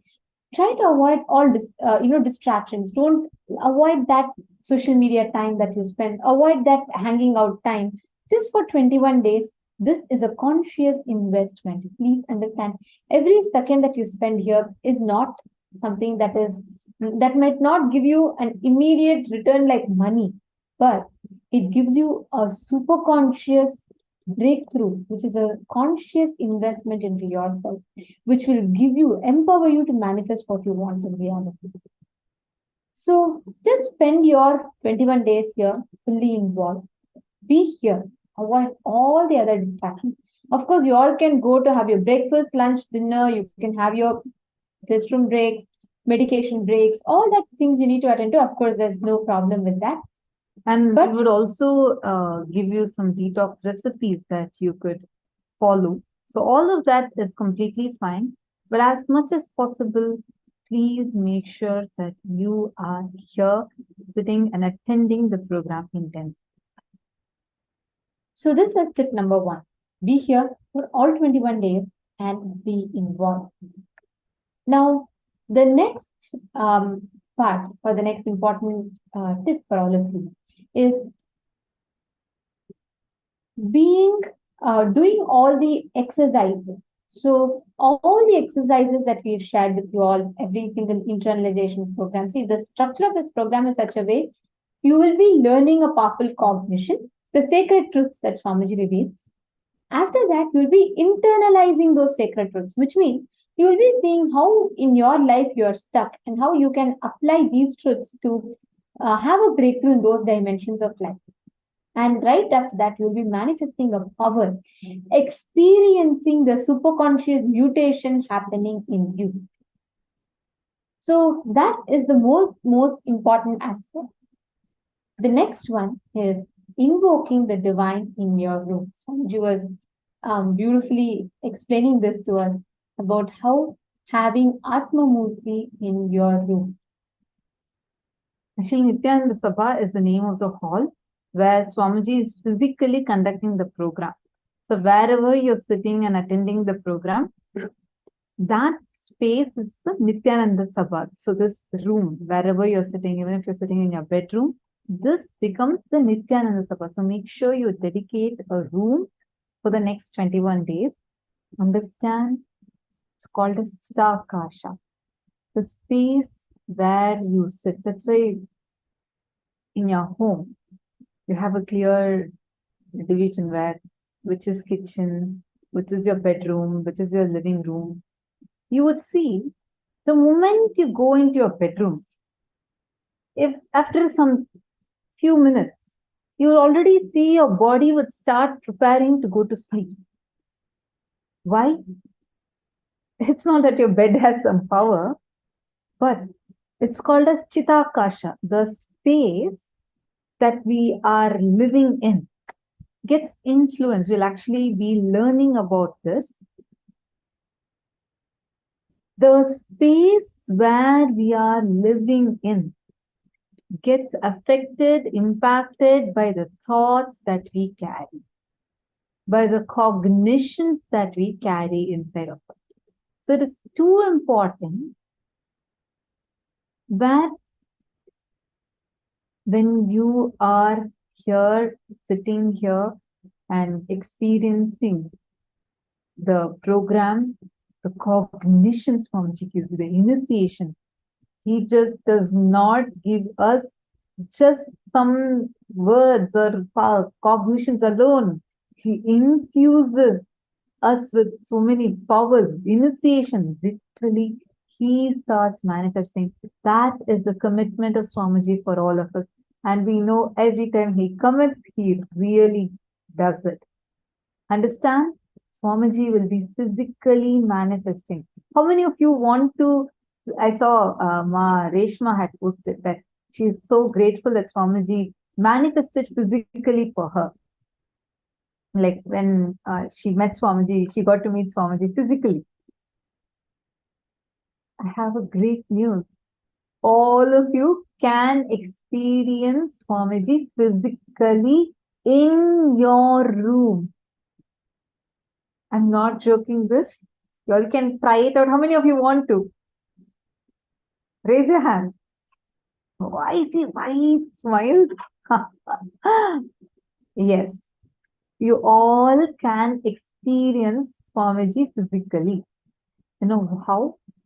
All you need to do is just keep a separate chair for Swamiji, like a separate asanam. Set up a simhasan for Swamiji and put a cloth on it, nicely decorated and keep it. It should be visible in the camera and it should be in the room where you're sitting and attending the whole program. See, that makes it like really? Yes, really. Okay, so the whole space of the Nithyananda Sabha, the moment you put Swamiji there, understand he is literally going to be walking through in your place. He is going to be there. He is going to be manifesting in your place. And especially to all of you, like Ma Reshma Shetty or anyone else who's been there physically in Swamiji's program, understand whatever said and done, nothing matters to being in Swamiji's presence physically. When you just walk up to the stage for darshan, when you go and sit in front of Swamiji, or the moments that we have. But here, Swamiji literally rekindles those memories in us, awakens that space back in us. Nothing is equivalent to literally enjoying Swamiji's presence. But here, when you set up the Nithyananda Sabha, he literally recreates that space inside of you. And you can test it. It's verifiable. So that it's beyond your logic and you will know clearly it's beyond your logic and he's really manifesting. Now you see a lot more excitement. See, you're going to actually keep the chair, or like I'm using the word chair, but set up a nice simhasan for Swamiji to sit. Swamiji will physically, you will see Swamiji will come and sit there and keep the Atma Murti of Swamiji. You all would have received in your email, there will be a gifts section where you would have received the Atma Murti link. You can go ahead and download it. If you already have an Atma Murti, great. Atma Murti is like a physical form of Swamiji. You should print it to 3 feet height, like a life-size Murti of Swamiji. The picture which Swamiji himself has chosen and blessed it, energized it, saying that he will be continuously available to us through that form. Print that Atma Murti, keep it in front of you, like behind you, in front of the camera, and put it on the simhasan such a way that it is clearly visible in the camera. Like I see Ma Anandeshwari. I can very clearly see Swamiji's Atmamurti kept behind her. Same way Ma Ananda Shankari. I can see Atmamurti of Swamiji kept behind her. Now all of you set up your room such a way that Swamiji is clearly visible behind you, and the Simhasan for Swamiji to sit on also should be there. Ma Virupaksha, we can also see your beautiful pictures of Swamiji in that movie. One thing, make sure you keep it on a Simhasan. Meaning you can set up the place, like put a nice cloth. I'll tell you. Set it up and see. You will actually see Swamiji's imprint on your Simhasan. Literally, like if you sit and get up, how it will be. Put a cloth, iron the cloth and put it if you want. You will see Swamiji's imprint on the Simhasan. That's a great blessing we all have. It's a very powerful blessing. Today, Swamiji will be blessing all your Atmamurtis. So take a moment, and we also have the support desk team who has posted Atmamurti link. In case you don't have it, you can download it here and get it printed. Please take a moment and set it up. Actually, like setting up your space for miracles to happen. See, when Swamiji is manifesting that is the most conducive ambience for you to experience the initiations and processes, everything. So that space, just set up the whole atmosphere around you to prepare it like that. All right. So, Ma Parameshwari, Nithyanandam, which place are you from, Ma? I see a beautiful setup of a small Atmamurti behind you, but you should have 3-foot Atmamurti. That is life size. Swamiji is exactly 6 foot when he stands. Swamiji is 3 foot when he sits. Like it's 3 feet when he sits and 6 feet when he stands. So Swamiji is like the most perfect height. So yeah, the size of the Atmamurti should be 3 feet in height. Oh, from France. Very nice, Ma Parameshwari. Okay, no issues, Ma. Okay, you can even get it printed. But today, all of us are going to be having our Atmamurtis blessed and energy. So please set it up and sit. Prepare yourself for the session with me. Okay. Now, the next tip and the most important tip for the program is how do you receive these truths? Right? It's going to be like 16 hours. You're going to be learning so many things. Firstly, don't get overwhelmed. You're going to be learning so many Sanskrit words, the Hindu terminologies, which many of you might be very, very new for it. It's totally fine. Don't get overwhelmed. Each day, we will be sending the homework sessions to all of you, which means what is taught in the program. In addition to that, we will be sending you the content, similar or the satsangs of the topics that Swamiji has spoken about will be sent to you all as an email. The content itself, I know this is one thing that many of you ask, like, can I get link to this video? So please understand, each piece, every moment of the satsang that you listen to is handpicked from the best of the satsangs, from the last 26 years of Swamiji's public speaking. So all of these satsangs are taken from different points of time, and every single thing is weaved together in such a way you hear unique revelations minute after minute. So this links in itself is not available for public access, but this is exclusive gift for Paramashivoham participants. You all listen to it in the program. You can keep coming back to the program to enjoy it. We will be definitely sending you the satsangs though as the homework session. So please do see it, and you can use from the satsangs. And next thing is this Paramashivam is a beautiful opportunity for you to just sit with Paramashiva, sit with Swamiji, the embodied form of Paramashiva, and for you to experience that beautiful Vedic tradition from the very root. So this science is over 60,000 years old, and you get to learn the science directly in the most traditional manner. Actually, if you see, even a concept like the cognition Swamiji revealed about listening, even for that, he gives us the Shastra Pramana, means scriptural reference. Today you want to buy, let's say, a skincare product, and you research so much. You see, okay, what the people are talking about this, what are the ingredients in this, etc., etc. Any decision that you are making in your life, you try to research, and that's good. But something that you're directly feeding your consciousness with, the cognition, it's like so available. Like people are trying to market it, give it in different manners, but you don't know what is right, what is wrong. I was really shocked when I saw this thing about pure yoga. I was like, God, what it has gone into. Because like if you actually drink alcohol and do something like Shirasasana, it will damage your brain. So you don't know what is authentic. Swamiji has gone to the extent of making sure even the simplest thing, whether even in the concept of listening, he gives us the Shastra Pramana, the scriptural reference. He gives us the direct reference from scriptures that we all learned about listening from Brihadaranyaka Upanishad. So be rest assured what you're learning is the best science. Best science.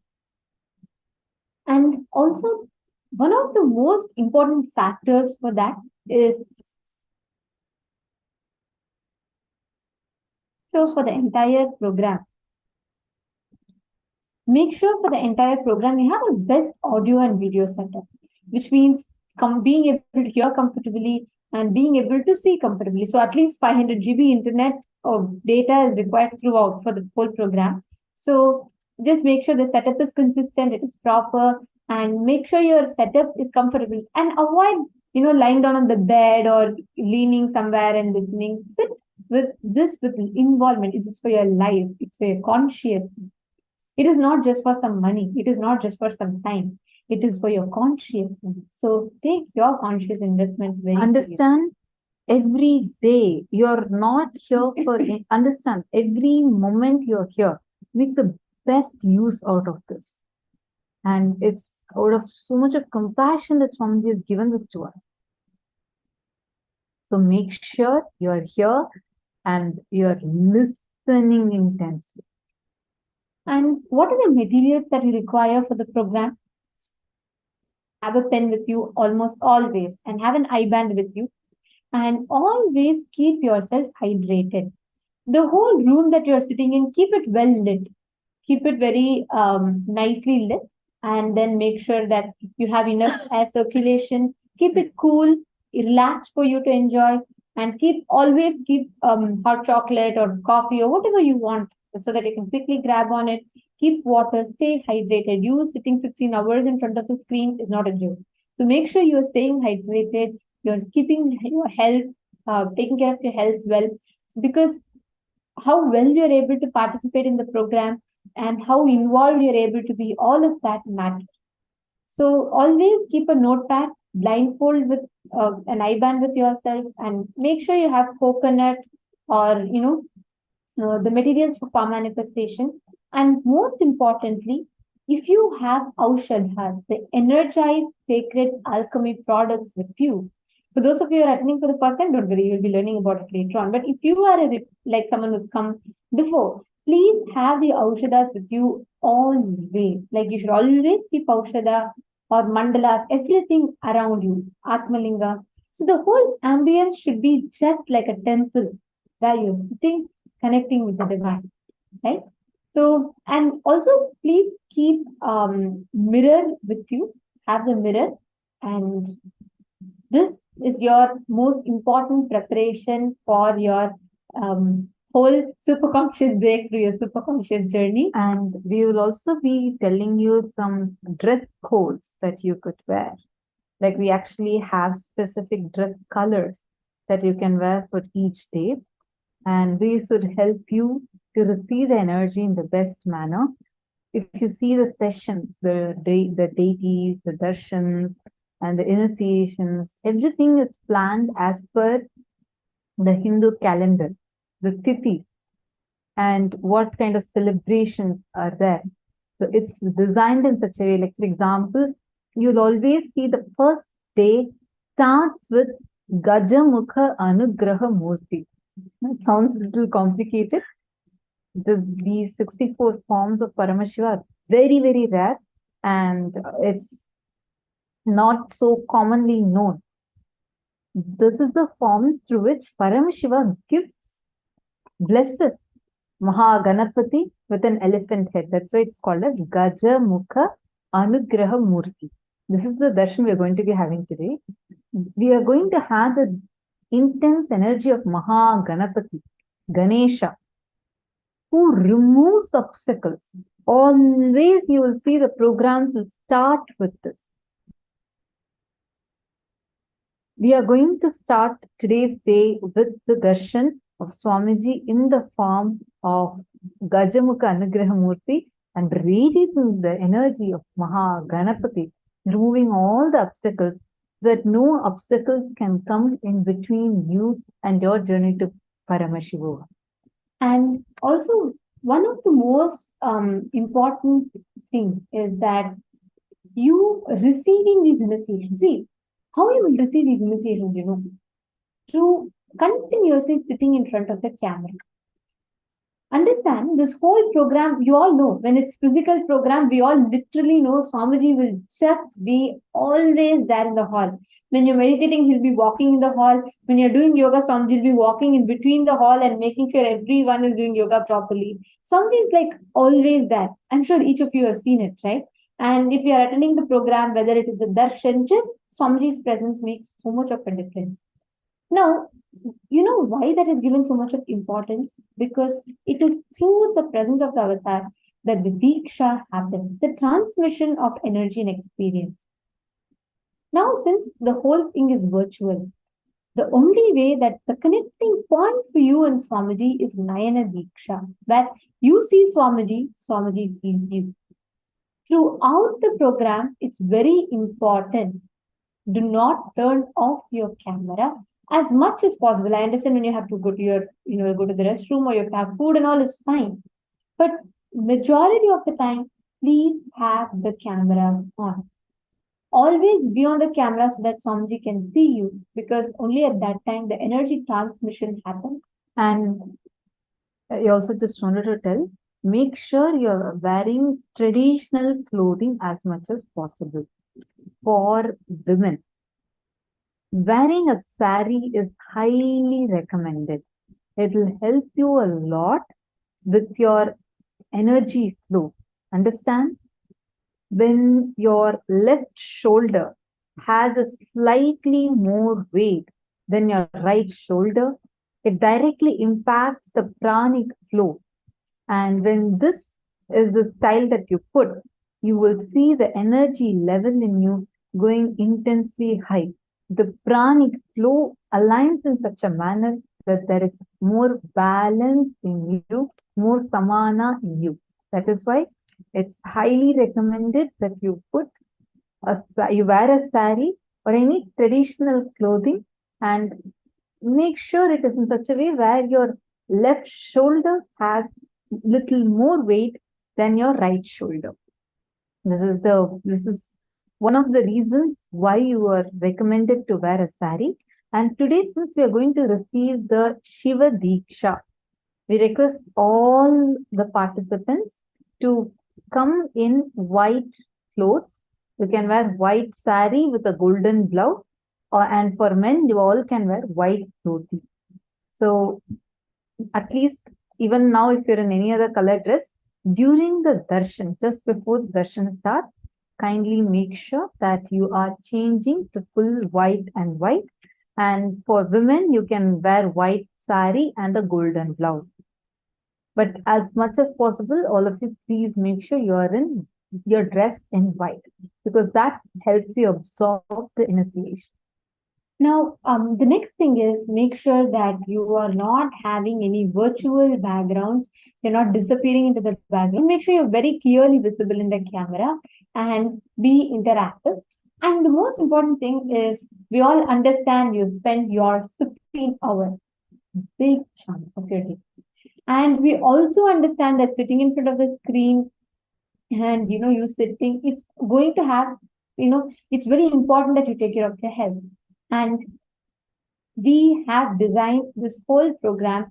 Swamiji has given so many extraordinary detox recipes.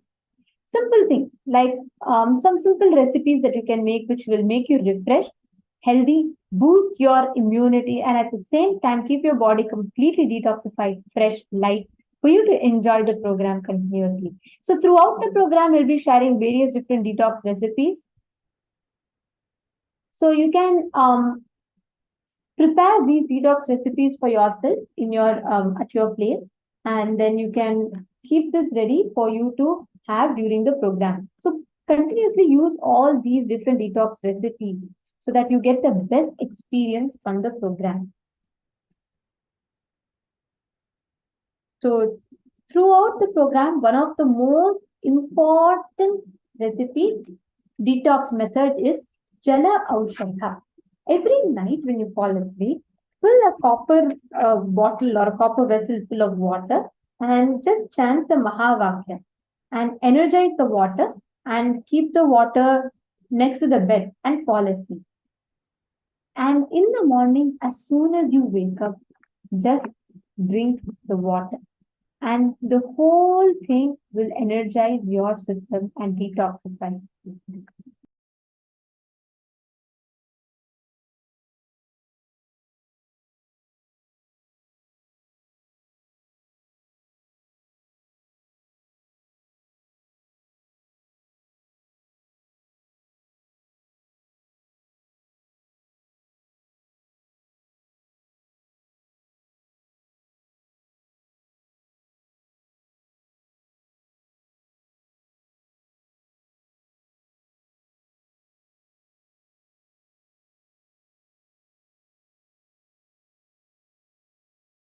So this is a very powerful method. You're going to be filling 1.5 liters of water in copper bottle and keep it overnight. Morning when you get up, chant the Mahavakya, energize the water and drink it. This is a very, very powerful detoxification method. And throughout the program, you're going to be having the Dvitiya Vinyasa Krama. Every day is going to be starting with yoga. So do not miss, be there for yoga. Starting from yoga, each thing builds through the program and everything adds to the other. So please be there, do the yoga, and make sure you're having the detox, all the detox recipes you're doing, so that you are ready and prepared for the program. And one more final tip: every night consume haritaki or kadakar podi. Both of these are the same thing, just in different languages. Have a teaspoon of haritaki each night. You can take it with warm water or make it a paste and have along with water. Anything is okay. Ayurveda very clearly describes haritaki will do more good to you than your mother. There is no herb praised so much like haritaki. Haritaki will always keep you very clean. Swamiji, I'm just reading off from Swamiji's system.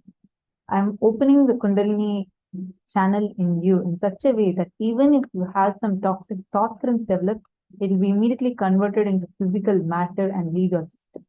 Your brain will be so alive and active. It will get converted into physical matter. So it leaves your system through your motion. For that, Haritaki will help a lot. This way, your brain will be permanently holding the Kundalini up and not allowing toxic mental setup. Swamiji has spoken many elaborate satsangs on Haritaki. So it's very, very important that you consume it every night. This is after your food, after you finish for the day, consume Haritaki, and then only you can go to sleep. I mean, it's not just necessary that you should do it right before you sleep, but after you finish the day's meals. So before sunset, when you finish your meal, then consume the Haritaki, so that it'll help you completely to detox the system and even remove parasites from the system. So are you all ready for this journey? Are you all up for this? Shall we all enter into this 21 days? And it's like a beautiful thing. There are so many different things you're going to learn. Just keep yourself ready and prepared. All right. Now, we're going to be entering into the next session. We are extremely blessed to have an avatar in our life. All of us are experiencing this extraordinary gift directly from the avatar. Now, what does this word avatar even mean?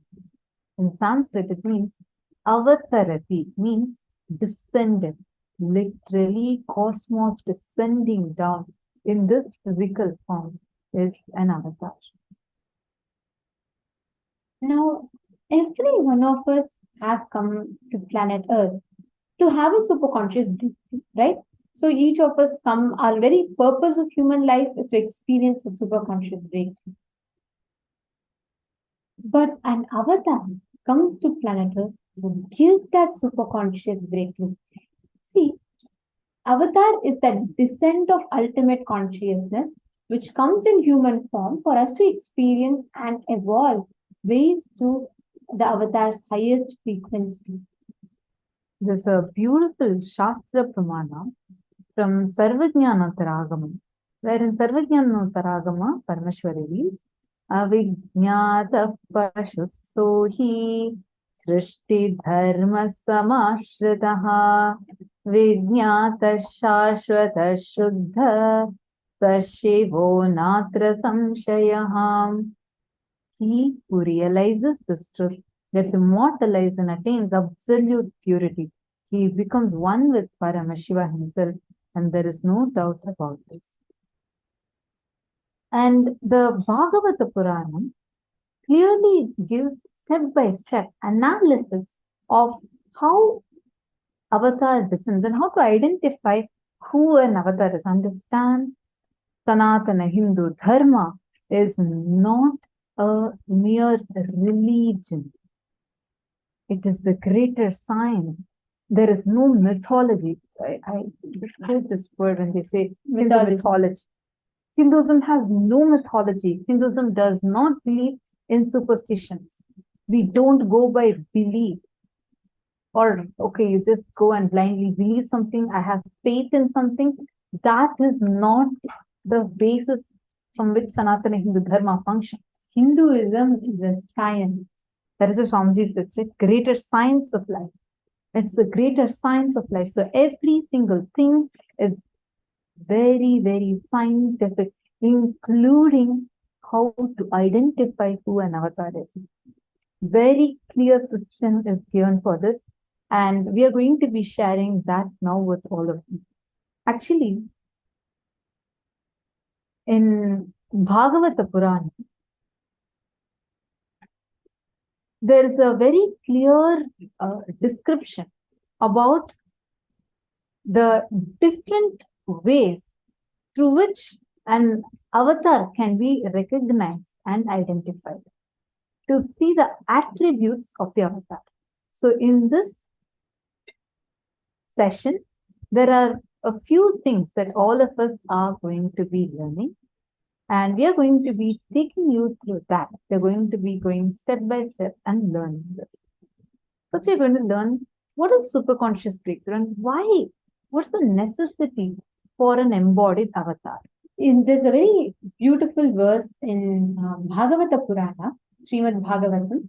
In the 5th canto, Bhagavan Shri Krishna declares, Idam shariram mama durvibhavyam sattvam hi me hridayam yadda dharmaha rishte krato me yada dharma arad ato hi mam rishabham prahuraryaha. It's a very beautiful verse. He says, my transcendental body, the Satchidananda Vigraha, looks exactly like a human form, but it is not material human body. It is inconceivable. Krishna goes on to declare, I am not forced by nature to accept a particular type of body. I take on body by my own sweet will. My heart is also spiritual, and I always think of the welfare of my devotee. Therefore, within my heart can be found the process of devotional service, bhakti, dharma, which is meant for the devotee. Far from my heart have I abandoned the adharma, the unrighteousness, and non-devotional activities. They do not appeal to me. Due to all these transcendental qualities, people generally pray to me as Rishabhadeva, the Supreme Godhead, Supreme Personality of Godhead, the best of all living entities. Let's understand first why an avatar is needed. Because we all are experiencing this Divya Sharira of Swamiji. Now, the consciousness which embodies the body and mind needs to start operating in next level of frequency.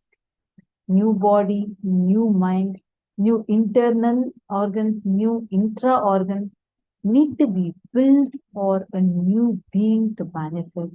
This is super conscious breakthrough. When understand, we all have transcended from amoeba to fish, it's a physical breakthrough. Fish to monkey, it's a physical and physiological breakthrough. From monkey to human, it's physical, physiological, and psychological breakthrough. Actually, Swamiji says, why Swamiji is saying it's a physiological breakthrough is because it is not just the internal organs are developed. The monkey also develops intra organs, like the 7 chakras. It starts developing even those qualities. So from amoeba to fish, it's a physical breakthrough. From fish to monkey, it's a physiological and psychological breakthrough also. From monkey to humans, it is physical, physiological, psychological, and conscious breakthrough. That's why we all are conscious. We know how to choose things. You know what's right, what's wrong. From humans, they're not stuck in this consciousness last few million years. It is time now that we have a super conscious breakthrough, which is why an avatar lands. Whenever there is a serious danger for the Srishti, the cosmic creation, or whenever there is a serious danger for the life itself, whenever life needs to be pushed to the next level, whether the DNA needs to have a quantum jump in its natural selection process, or a conscious breakthrough needs to happen, the avatar descends down. See, Swamiji gives a very beautiful example, a very beautiful analogy. Swamiji is saying, there's a software. There's a software of universe where all the sacred secrets of reaching your spiritual goal, all the methodology, technology, knowledge, process, everything is available. Within this software, there is an automatic system which gets triggered and sends an automatic customer call whenever there's a problem in the form of virus, or when almost all the systems are losing the software or it gets deleted. That customer care call and updated software is an avatar. Wow, isn't it so beautiful? It's like, we all have these Windows installed in our system, and let's say whenever there's an error, automatically there's a call, there's a message that pops up. That message for our conscious software is an avatar. Every time when there is a need for the breakthrough, there are different forms of divinity ascent. Now, the ultimate manifestation of that divinity is Swamiji. Paramashiva himself has come down in his 1008 incarnation as our beloved Swamiji, the Supreme Pontiff of Hinduism.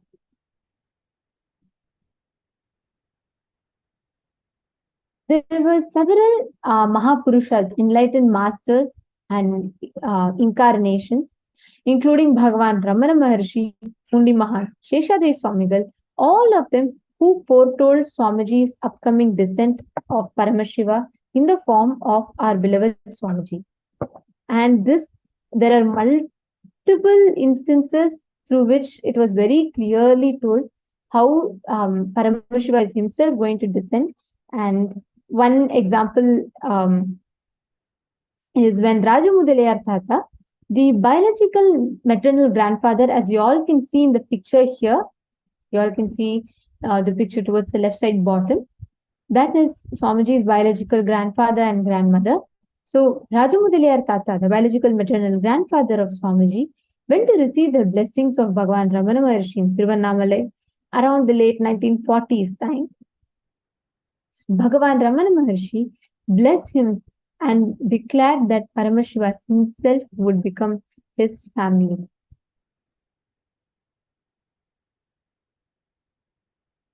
Next instance is Pundi Mahan, as you all can see in the photo above. Is a very great, revered, enlightened master, and he's from Pundi, a place called Pundi. He blessed Swamiji's mother, Ma Lokanayaki Swami, that you all can see in the right side. He blessed Swamiji's mother that Paramashiva himself will be born to her. And he said, as the divine mother and father of the whole cosmos, as Ammayappan, Paramashiva himself would be born to her. It was a blessing that Pundi Mahan himself had directly given to Swamiji's mother, Ma Lokanayaki Swami.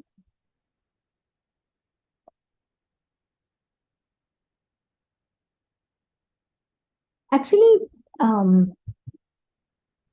this whole thing, in addition to all of these, there's something called Nadi Shastra, which is a prediction from the, it's one of the most powerful methods where they use and palm leaf reading as a way where all the history, all the Akashic records are stored.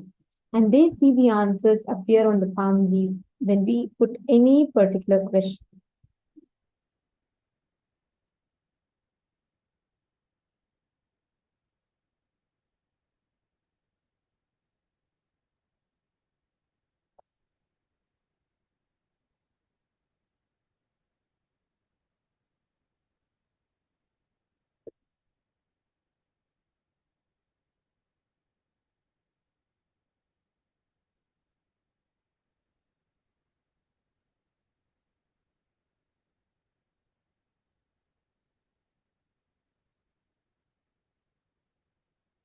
So Swamiji, as soon as Swamiji was born, there were these Nadi readings, which were the precise readings of the avatar, and these were written thousands of years ago by Agastya Maharishi. And actually, you all should know, at three different occasions, at three different instances, the devotees or different people went to receive a Nadi reading for Swamiji. And each of the times, such powerful, profound revelations were revealed. Like, for example, one such Nadi reading, as you all can see. Actually, Nadi reading is traditionally done in Tamil language. So, what I'm going to read out to you all is a translation of that. So, the original Tamil lines are as is, you all can see. But I'm going to read out the translation for all of you. The very first Nadi reading said, Nithyananda Sangha, please carefully listen completely to the words of Shiva. He has come in the form of Nithyananda to protect this world as a result of the penance of many crores of Siddhas. Paramashiva has incarnated as Paramahamsa.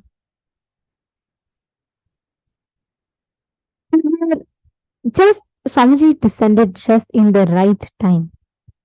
2000 years of ongoing Hindu genocide, and we will be learning about all of this, but this entire Hindu Holocaust triggered the happening of an avatar. Actually, in Hinduism, there's a very beautiful line from Bhagavad Gita. Many of you would have heard it, many of you would have been aware of it. There's a very beautiful line where Krishna says, Yadha yada hi dharmasya glanir bhavati bharata abhyuktanam adharmasya tadatmanam srijamyaham परित्राणाय साधूनां विनाशाय च दुष्कृतां धर्म संस्थापनार्थाय संभवामि युगे युगे. He says, whenever there is a decline of righteousness, whenever adharma rises, I myself happen to restore dharma and annihilate adharma again and again and again. On the 3rd of January in 1978, as the answer to the prayers of millions in the modern day, Paramashiva himself descended to a human form, leaving an undeniable record of his happening in the night sky.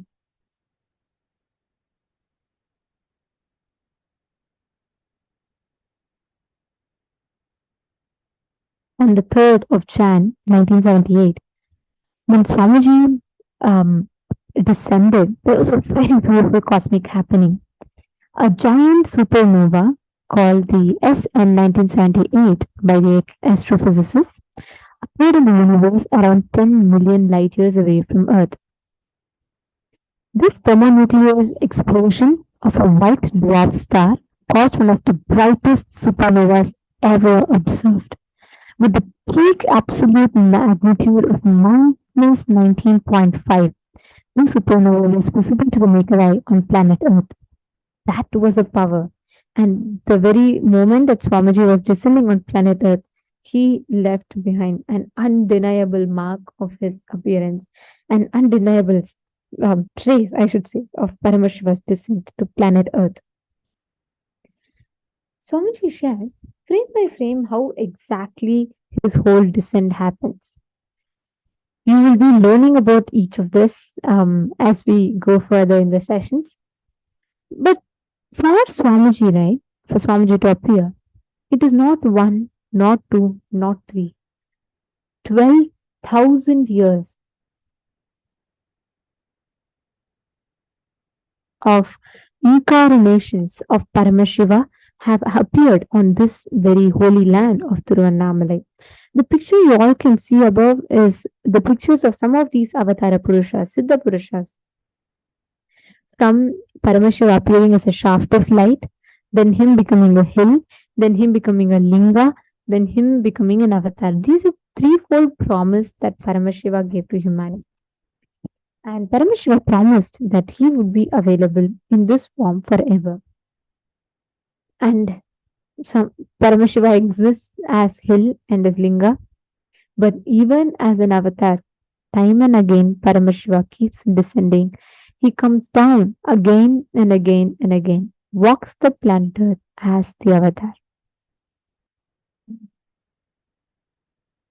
In 1994, the Gurus of Swamiji coronated Swamiji as the successor of Arunachala Sarvajna Peetham through the traditional Yoga Pattabhishekam ceremony, and thus they officially recognized Swamiji as avatar in the sacred unbroken lineage. So it was in the year 1994, Swamiji was officially coronated as part of the avatar, the incarnation lineage of Tiruvannamalai. And the science of reincarnation is a tradition that's very, very prominent in Hinduism. Hinduism, I will not say believes, Hinduism knows reincarnation exists. Hinduism knows that people who leave the body come back again and again.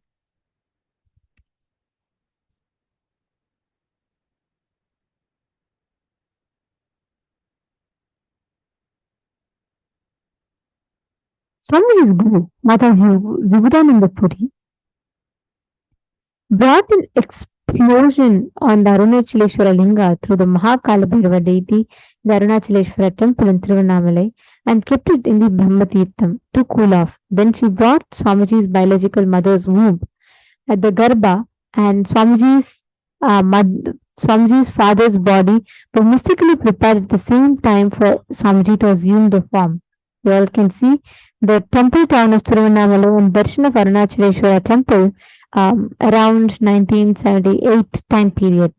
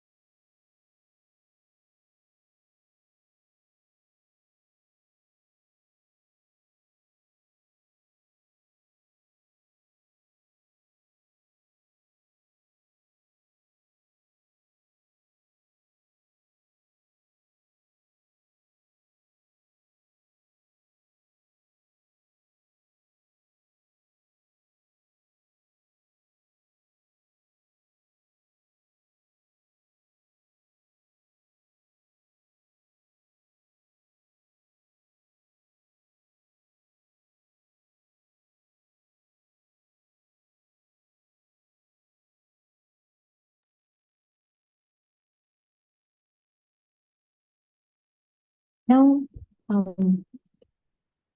Swamiji, very beautifully, the descent of Swamiji. There's a very beautiful science in Buddhism. Have you all seen how the next lamas are chosen? They have a beautiful science in Tibetan Buddhism where when one Dalai Lama is birthed to the new Dalai Lama as a baby, they will show all the old items used by the earlier Dalai Lama mixed with other items. And this new Dalai Lama baby should pick up all the right items used by the earlier Lama and his previous incarnation. Only then they will recognize him as an incarnation. The gurus of Swamiji carried out this process on the divine avatar. They put in front of Swamiji a box full of dazzling jewelry, and without hesitation, however, Swamiji immediately selected the Rudraksha Mala, the sacred string beads that are the symbol of Paramashiva himself.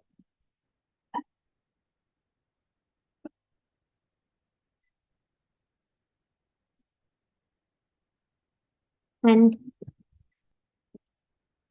from that moment only, Swamiji has been revered as an avatar from so many enlightened beings and enlightened masters from around the world.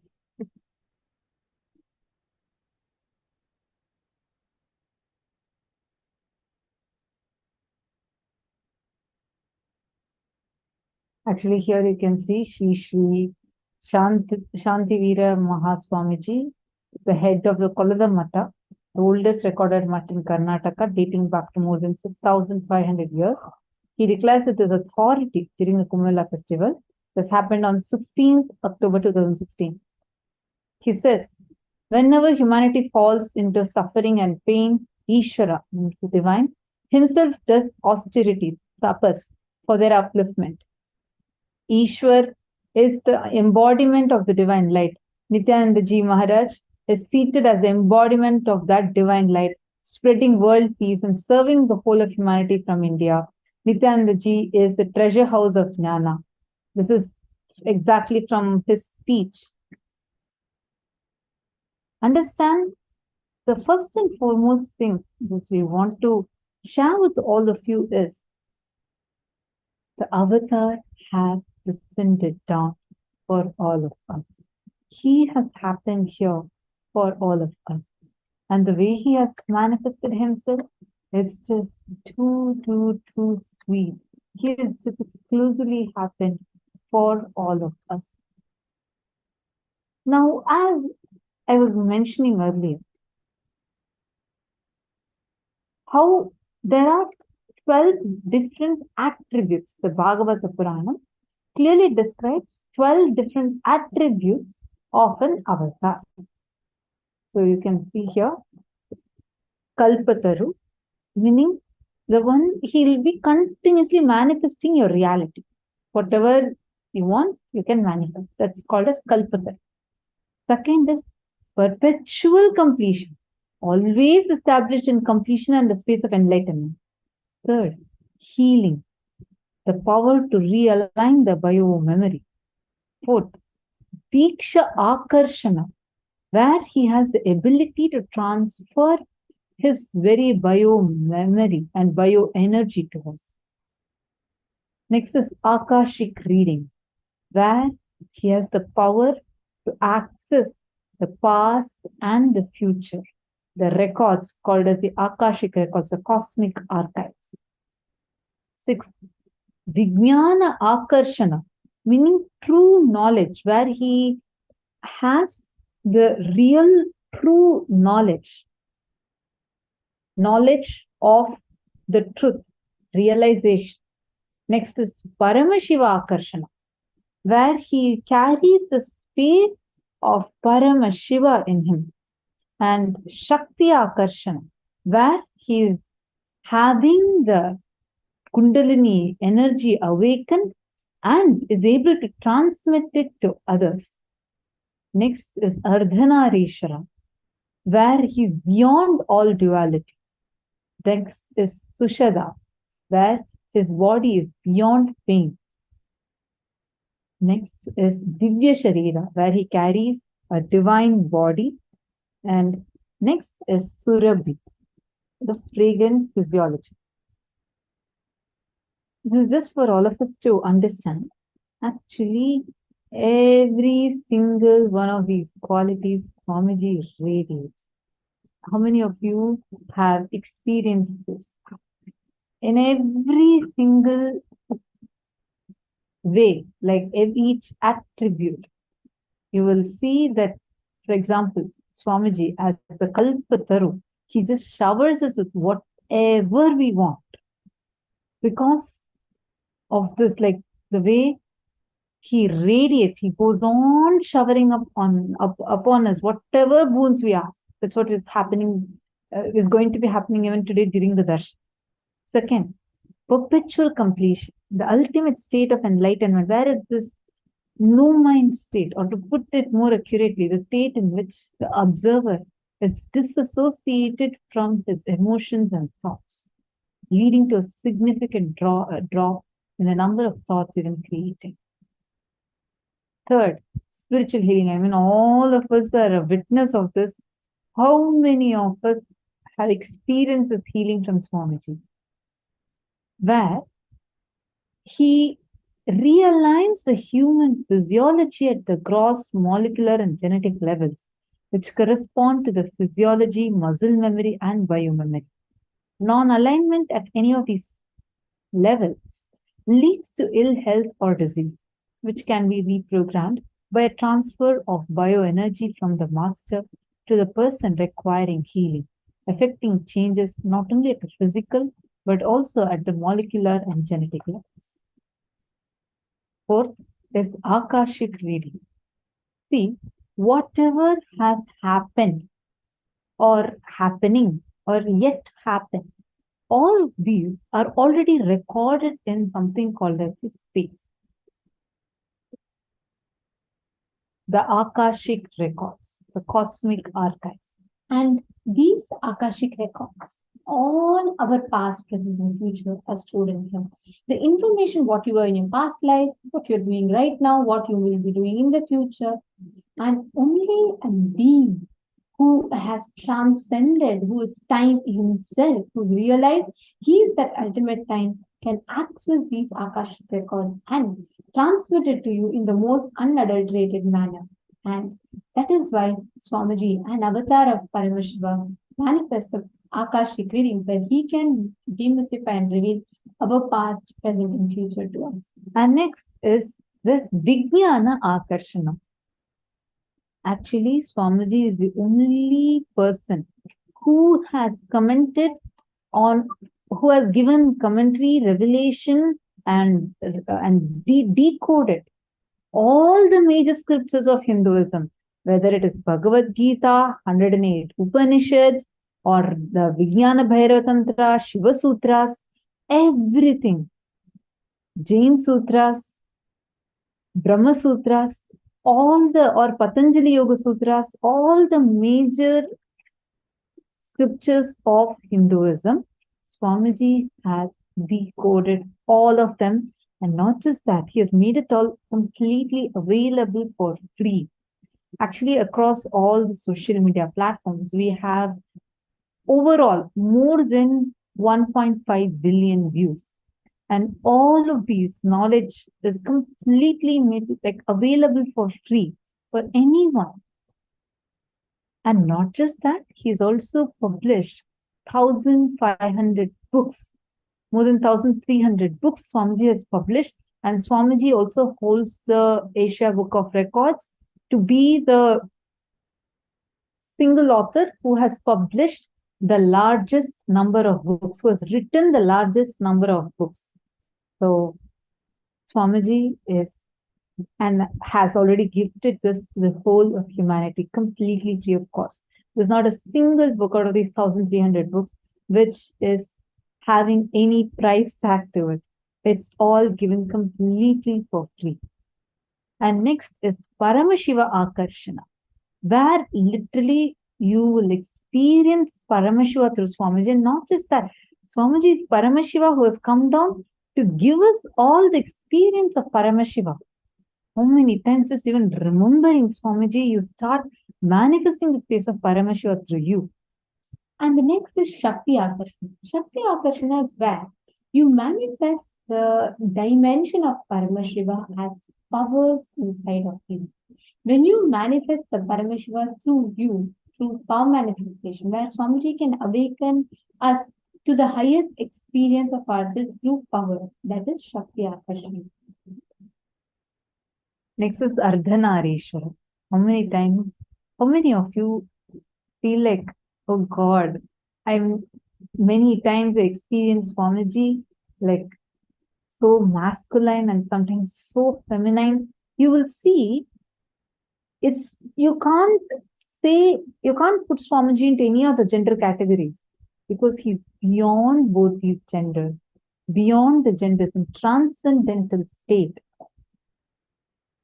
That is why he's the completion of both. You can see him radiating that extreme loving mother energy and radiate at the same time radiating that father energy. Like you can experience both and beyond through Swamiji. The next dimension is Sushadha. Actually, I need not even explain this. We've all seen tons of times. Sushadha means a body which does not have any attribute of pain or any human suffering whatsoever. Swamiji has never ever had, like even in the most complicated fracture Swamiji had, or leave alone that, any number of attacks or persecution has never caused any suffering on Swamiji. Because an avatar is the only being who comes to enlighten the humanity, and he is himself blissful and enlightened. So he does not have any kind of human level pain, any kind of suffering. And that is the Sushadha dimension. Actually, there's a striking example for this is in 14th of June 2011, when Swamiji was riding a horse, and the moment we saw Swamiji coming on a horse, all the disciples got excited and started playing loud music and hitting the instruments to welcome Swamiji. And due to all of that sound, they played Kalabhairava Ashtakam, the Kalabhairava music during the time when they got so excited seeing Swamiji on a horse, and they played Kalabhairava music. The moment Kalabhairava music was played, the energy of Kalabhairava landed in Swamiji, and the horse got frightened that all of a sudden it felt like three people are sitting. The weight of Swamiji increased triple times, and the music and the whole Kalabhairava landing, the horse couldn't handle and it just jumped. And Swamiji fell from the horse, and he had type 1 open fracture, compound fracture on both of his bones on his right forearm, the radius and ulna. Throughout the time, actually after Swamiji fell, everyone was shocked. Everyone around Swamiji are like really worried. Swamiji forget about screaming in pain, crying. He was just smiling. The first thing Swamiji said, "Hey, tell everyone not to worry. I'm all right." And the doctors were open shocked fracture. because they said anyone with this type of fracture are typically like bedridden. They go into have coma. No, they have no possibility to go through all this kind of pain. But Swamiji here, not just he was not bedridden, but he had no pain. Swamiji was like absolutely holding his hand, and he was saying, the disciples say, "Don't get stressed, relax, nothing has happened." And Swamiji was guiding them what exactly to do. And Swamiji was telling what was exactly happening. Swamiji was describing what's happening in Swamiji's body. The doctors could not believe they are seeing someone with type 1 open fracture, which will make you won't be able to move your hand a little bit. And that too, both his bones were having. And that actually the whole incident is video recorded. It's available on YouTube. The whole incident, like from the time Swamiji's the fracture came and the doctors were attending to it, throughout the time you'll see not even one smile of Swamiji will reduce. And the whole time Swamiji was conscious. It is not possible. If you're in the medical field, you'll know your body will slip into coma due to extreme pain. But Swamiji's body did not have pain at all. And the next one is Vigata Vajra. Vigata Vajra is a dimension where your ability to restore, the avatar's ability to restore himself to spontaneous health, no matter whatever happens to the body. That one is where in 2015 Swamiji had Swamiji got dengue due to continuous travel. But even through him, nobody could identify. The only when they found out, and it was already like, Swamiji already had the dengue and it had healed. Throughout the time, there was no sign. Swamiji did not have any kind of human level suffering at all. See, Avatar manifests himself for humanity. Continuously he radiates himself. And he makes himself available, and he continuously demonstrates the ultimate possibilities what a human body can have just through existing in his form. He shows us he is still in the human body, just like us, just like me or you have. He also has 2 hands, 2 legs, everything like us.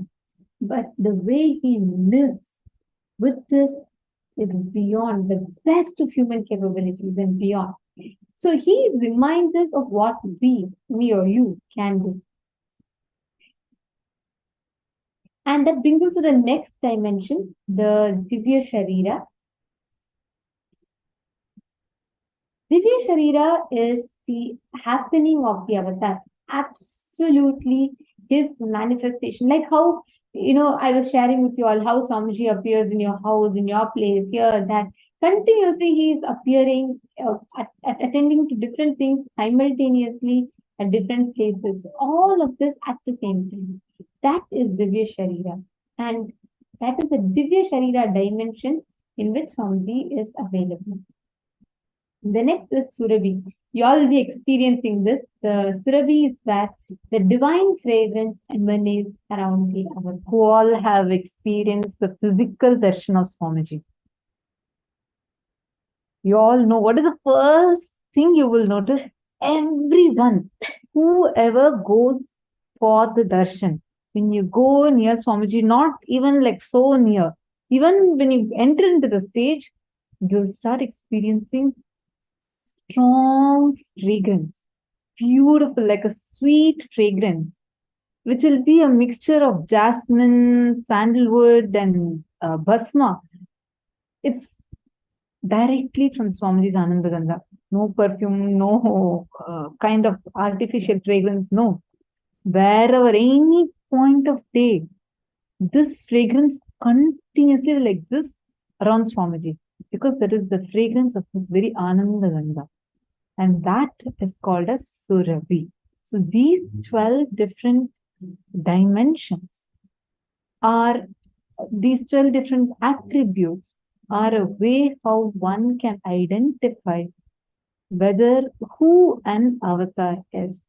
And one of the most important attributes of an avatar is that Shakti Akarshana, I'll say, is one of the most unique and beautiful aspects, where Swamiji is not just manifesting powers, but he's saying you too can manifest powers, and it is a science. Now we are going to actually be learning about that science. How many of you had watched the demo today? Power manifestation demo?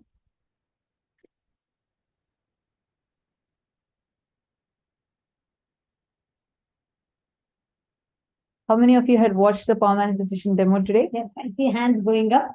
Okay. Today, that powers you are going to get to manifest. Ready for it? Okay, now let's listen to the science of power manifestation first from Swami.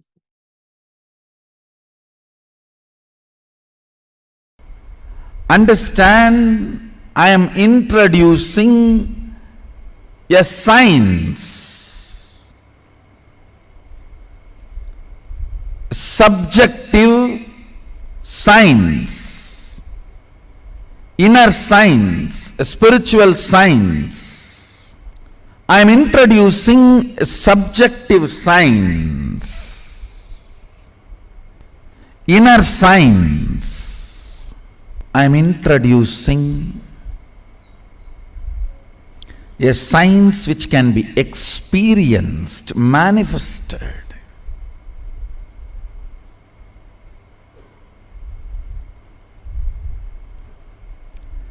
Understand this power which can be experienced and manifested can be converted into any form of currency you want. Health, wealth, knowledge, longevity, relationships. In any form of currency you want to manifest, you can manifest. It is fundamental currency of the cosmos called Shakti. Once you start manifesting that Adi Shakti,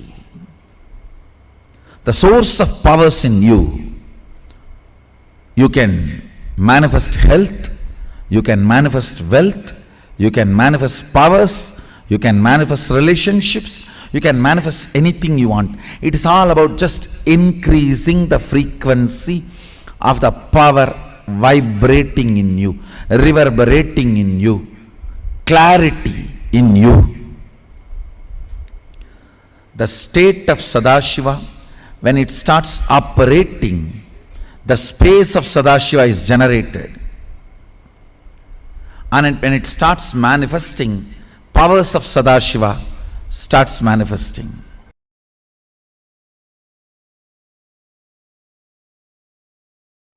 Understand this fundamental truth. Your thought currents, the thought currents which you encouraged by cherishing them, and the thought currents you made it into reality by supporting it with your action or inaction. For example, you want to do puja. If you do puja, if you do the action called puja, that thought current will become powerful. You want to be in depression. If you don't do anything, that thought current will become powerful. So, there are some thought currents which you made it powerful by acting on it. There are some thought currents which you made it powerful by not doing any action, acting against it. All these put together is what I call consciousness. What you engage, what you entertain, what you entrain, all these put together is your consciousness.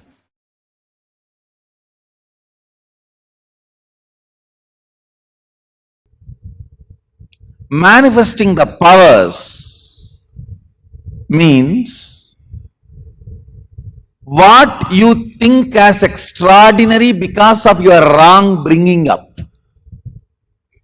Understand absolutely. What you think as extraordinary because of your wrong bringing up. What you think you have been told as a common standard. Breaking that and manifesting the absolute as it is through your body and mind is manifesting powers. Understand? The first myth you need to break. What has been wrongly taught to you? After all, people who taught you till now are human beings. Forgive them. You don't need to be angry with them, but do not allow them inside you. Get rid of everyone. Understand?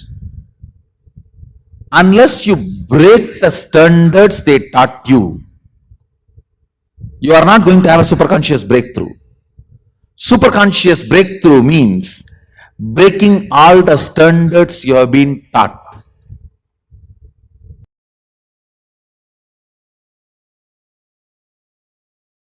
When I say conscious breakthrough, your very experience of aham, I, expands and perceives this cosmos, cognizes the universe as I in you continuously. The good news I have is you are capable. The great news I have, you don't need to do anything, I'll do it for you. What is superconscious breakthrough?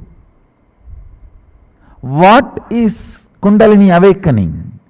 What is third eye manifestation? All these are actually different words for one experience. It is nothing but perceiving whatever exists, that's all.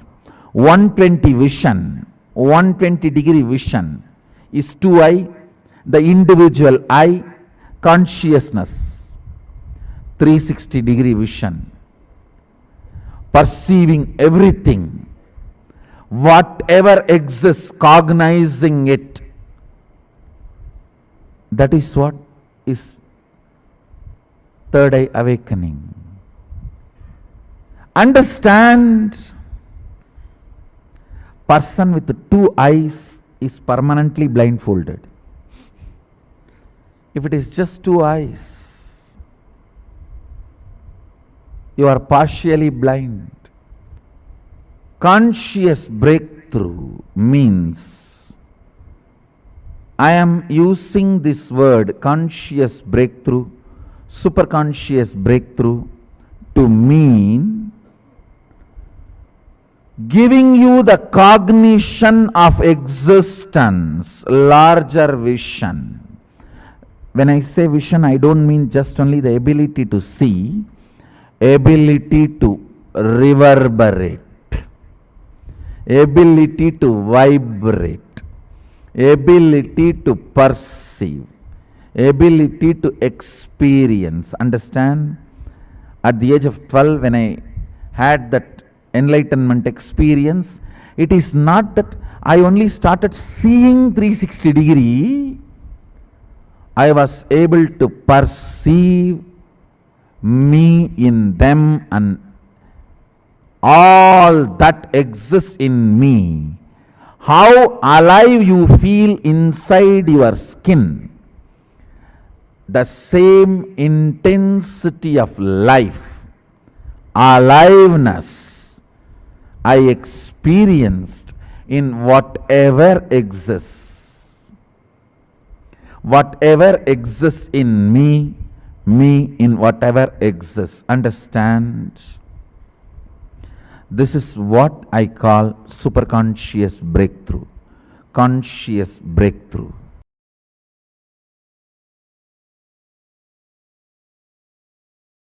Your soul and your consciousness. Listen, listen. When I use the word soul, I use what you perceive as you, your sensations, your experience of life. Let me define. Your experience about life happens through the body,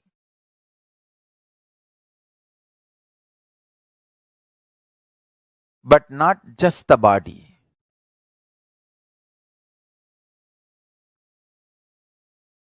You need to listen very carefully.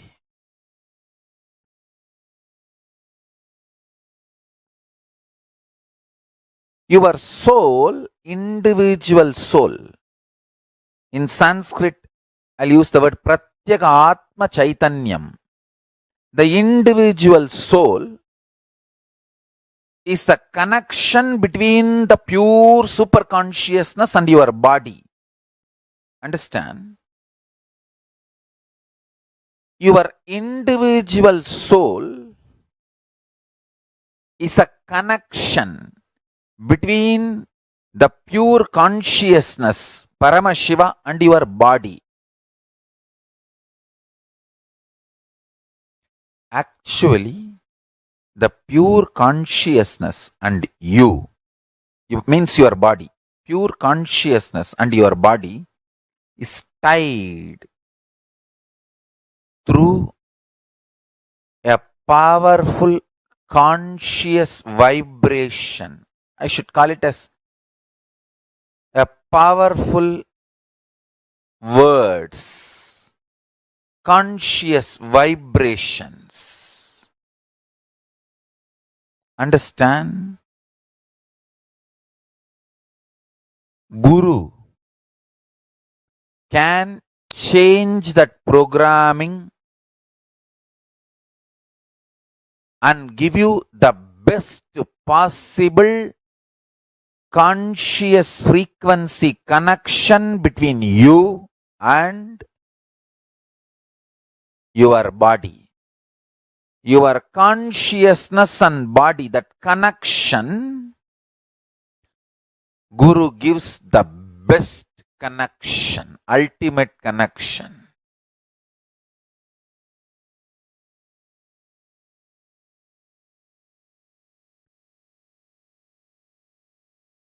Understand? That connection awakens powerfulness in you. Listen carefully. If the powerfulness is awakened in you, whether you have wealth or not, you will live powerfully. That is what I call enlightened life. Listen carefully. If powerlessness becomes your thought current, the core frequency, whether you have wealth or don't have wealth, you will die in utter suffocation. You will live and die in utter suffocation. Understand? Wealth, luxuries, sex, life itself, whether you have or not, your powerfulness decides your experience of life. If you are powerful inside, even your poverty will be such freedom. And when you have wealth, you will be empowered. But if there is a deep powerlessness as a pattern in your life,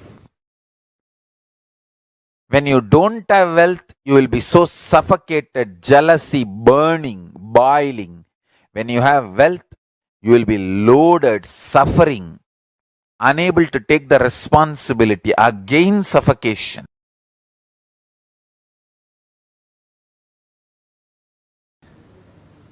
So the first thing power manifestation needs is Shaktipada.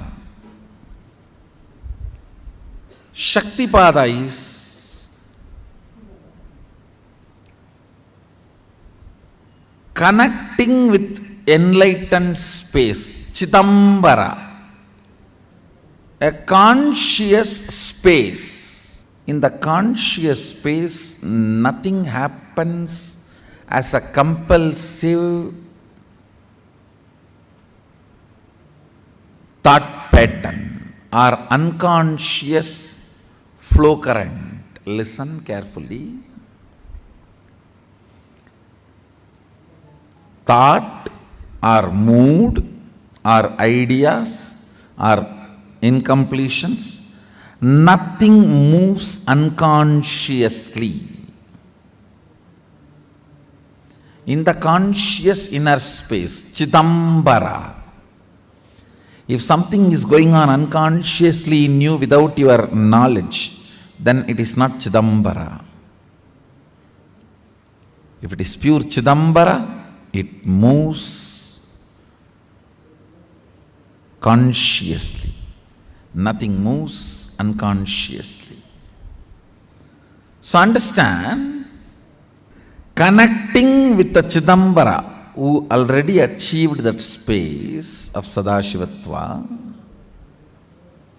who is already manifesting Sadashiva, connecting with that being space is what I call Shaktipada.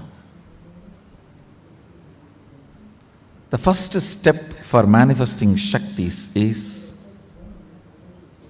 Shaktipada.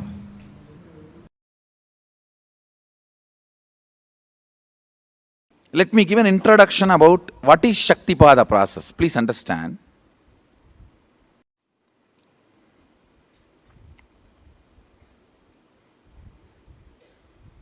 You would have seen or heard about how the chicken sits on the egg and hatches. Of course, in the modern countries, this does not happen. Machine sits on the egg and or egg sits on the machine. In those days, originally when hens and chicken were getting produced on the planet Earth, the hen used to sit on the chicken and hen used to sit on the egg, and the chicken will come out of the egg. See, same way, Sadashiva sitting means the ultimate cosmic energy sitting on the individual soul and making the individual soul into cosmic energy is Shaktipada. Hen sitting on the egg and making the chicken happen, same way. You may think, how come, what is going on here? That hen is only sitting just by the body heat of the hen, the egg is becoming chicken. Because no surgery is done and nothing goes inside. It's only sitting. Same way, it is just sitting. It's only the presence.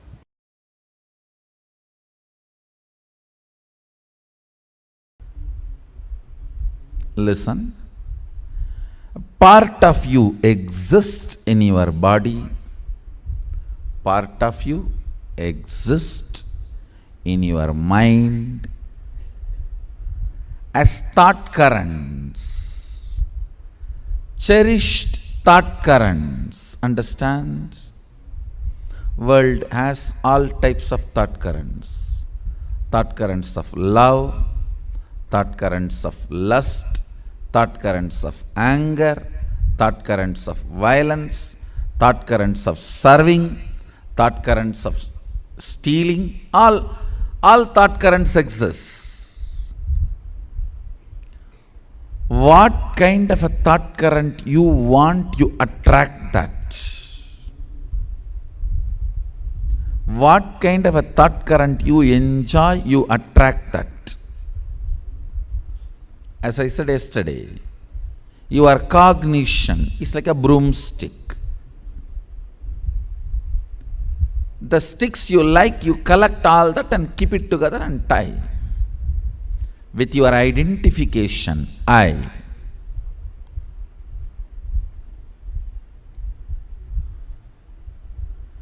Part of you exists as your body, part of you exists as your thought current, part of you exists as Shakti, consciousness.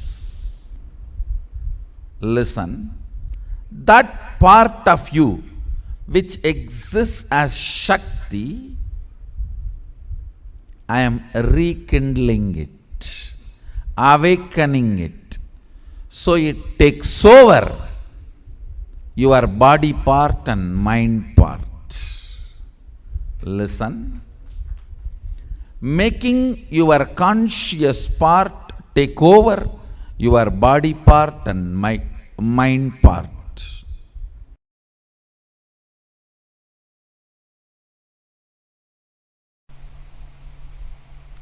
English is a poor language.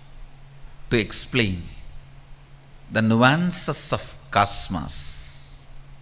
Definitions matter. So have the right definitions about this whole science. Right introduction about this whole science. First thing, do not get overwhelmed. Second thing, it is not supernatural, it is naturally superb. It is super but natural for you. Nothing difficult, nothing impossible, nothing. There is nothing where you need to feel, not for me, not for me. No. It's for you. I am talking to you and it is for you. If you are hearing, if these words reach your ears, I am talking to you and it is for you.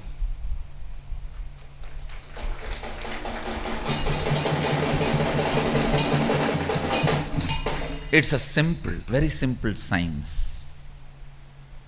All you need to do is detoxify the intra-organ, the physiological organ called third eye, then detoxify the psychological mental setup you are carrying, incompletions you are carrying, and simply, physically, it manifests, third eye manifests as reality.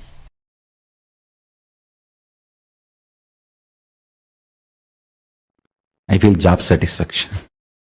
Listen, many times people ask me, Swamiji, if you do samyama, if we do samyama, what we manifest will be siddhis.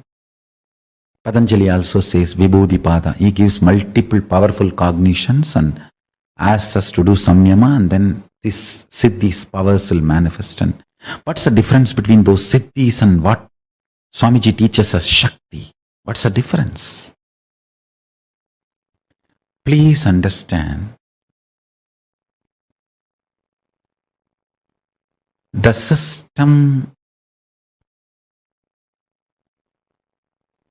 Paramashiva is sharing with you all through this body, through me.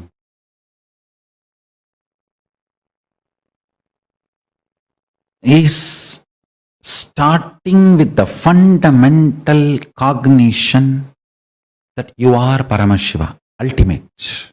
Normally, when you practice the Patanjali system, your unmanifest decides you are a man and you have to move towards God. So that is the fundamental cognition with which you develop powerful cognitions, you do pratyahara, dharana, dhyana, samadhi, samyama and manifest powers. Here, the system Paramashiva is revealing through me, the whole foundation is different. Here the foundation is, you are Paramashiva, understand? Your unmanifest recognizes that you are Paramashiva, even if you have not yet manifested it. There is a complete shift in the whole foundation from where you are beginning. The beginning, starting point is not you are a man, you need to reach divine. No. You are a divine, you need to manifest divine. Understand?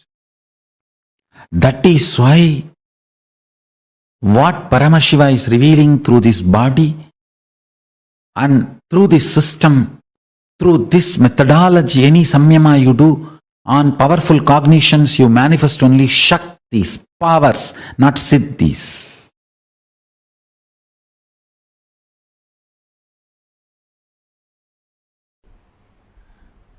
I'll give you some of the understanding about the units of physics and chemistry and biology.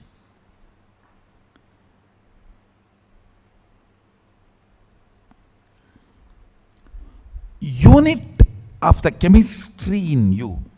I am talking about as far as power manifestation is concerned. Biology is your biomemory. When you add powerful cognitions, the actions and reactions happen is chemistry. And what you manifest is physics. Powers. Or powerlessness, whatever.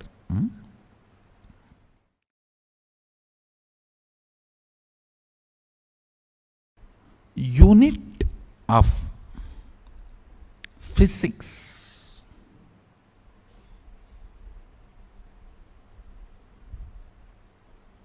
is power or powerlessness. That's all. Only these two unit. Any happening is only these two. Deva, Asura, that's all. Nothing else. Everything else is attribute. Attribute is different from unit. When I say unit, I am talking about the fundamental unit. Everything else is attribute.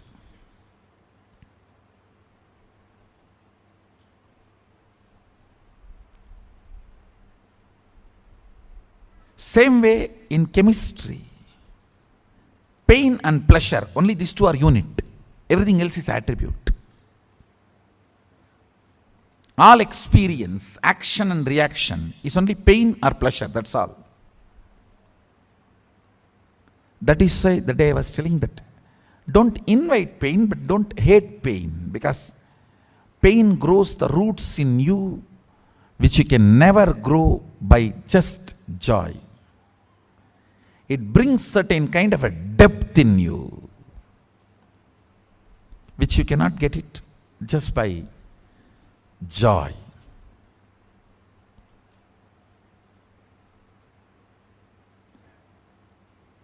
Kind of a stability, maturity is brought by pain. But of course, inviting it is stupidity. Don't invite. Don't become sadist. No. Neither invite nor hate. When it comes, allow it to do its job.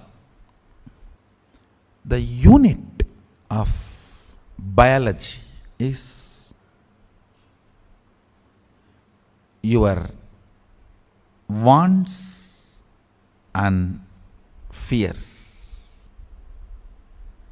Your fear and your greed is the unit of your biology, means biomemory. Pain or pleasure is the unit of your chemistry. Power or powerfulness, powerlessness or powerfulness is the unit of your physics. I am talking from the angle of power manifestation science.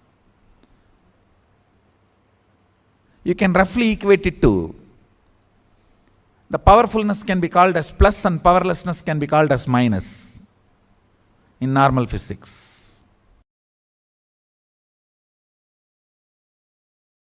First truth. Tell Paramashiva, I know you are real. Second truth. Not only Paramashiva is my first priority, he is the only priority.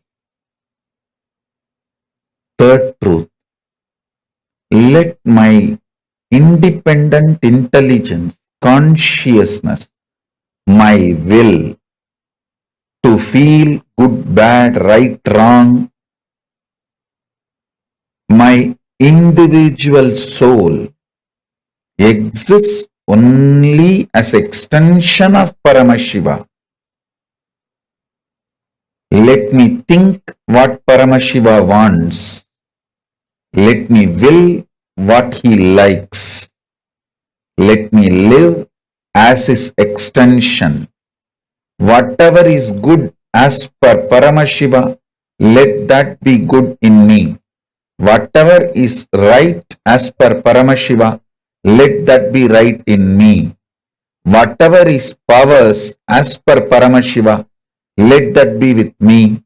Whatever is right as per Paramashiva, let that manifest in me.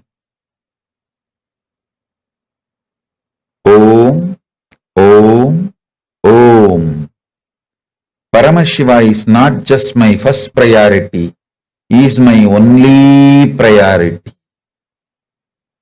The Lord of all these multiverses, the ultimate of this universe, cosmos.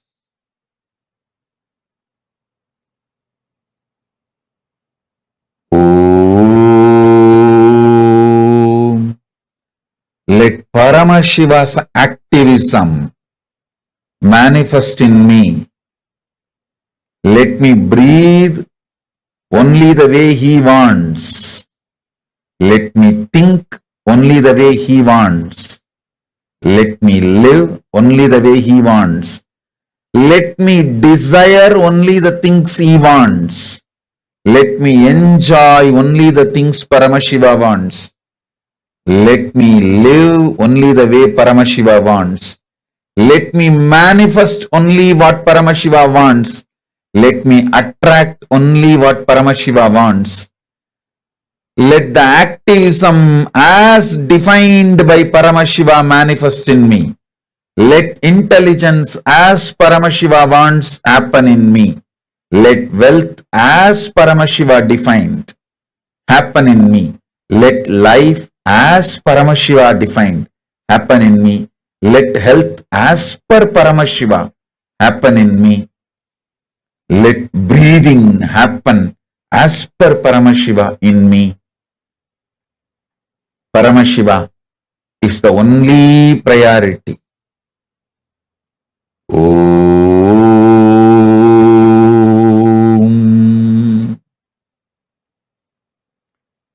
Sit or stand with 25 heads, 50 hands and 75 eyes as the source of the cosmos, Adi of the cosmos.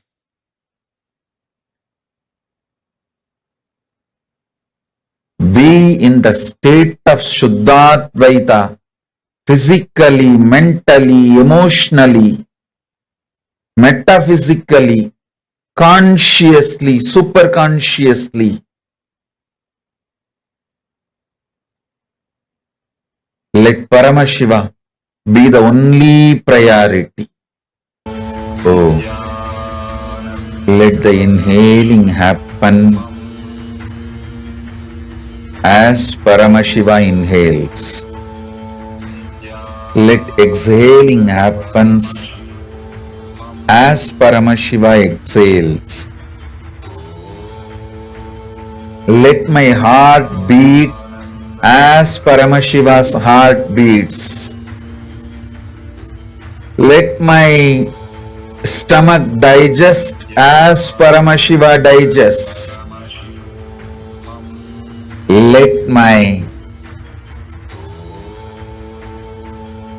brain flow, visualize as Paramashiva visualizes. Let my will cognize as Paramashiva cognizes. Let my existence manifest as Paramashiva manifests. Let Paramashiva's existence be my existence. Let Paramashiva's intelligence be my intelligence. Let Paramashiva's energy be my energy. Let Paramashiva's inner space be my inner space. Let Paramashiva's life be my life.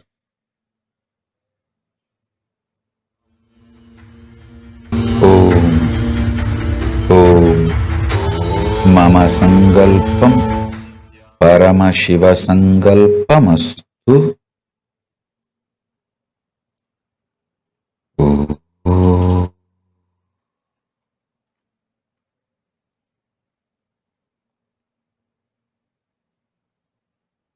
let the mood swings, mind, life, knowledge, everything happen as per Paramashiva into the being.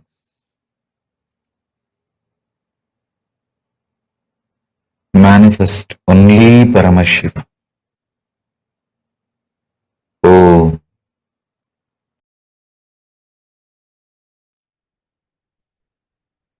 With the same blessing, sit down. This is your initiation into power manifestation. Make the declaration, let Paramashiva be my first, not just my first priority, but my only priority in life. Have all of us understood about the science of power manifestation? How many of you understood the science of power manifestation?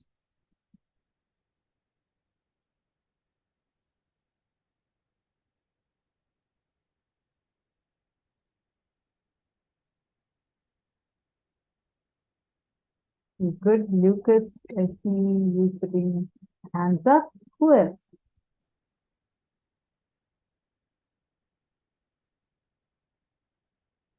Sumit Dan. I'm sorry, I'm just seeing your message that you're asking for the Atmamurti link. Yes, definitely will send the link there. See, I just want to first understand how many of you have understood and cognized what is the science of power manifestation? Do you all understand the difference between shaktis and siddhis? Dave Reeves, I hope you're able to hear us. I see your message saying that the audio was not there. Are you able to hear us? Okay, good.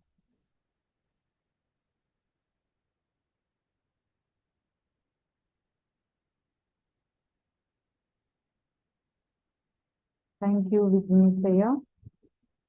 Now, all the participants sitting, are you all understanding and cognizing what it means, like the science of power manifestation, how the powers, the siddhis are very different from shaktis, and what Swamiji is giving us are shaktis. Listen, this science, these powers are possible by us also. Understand, it is not a luxury. There's a huge fear. Will the AI take over the world? Especially when ChatGPT got like 100 million users in the first 1 week itself. Like it's a huge fear everywhere. Like you go read the newspapers, you go to the YouTube, you see Twitter, you see threads, you see everywhere. It's all about whether AI is going to take over the world.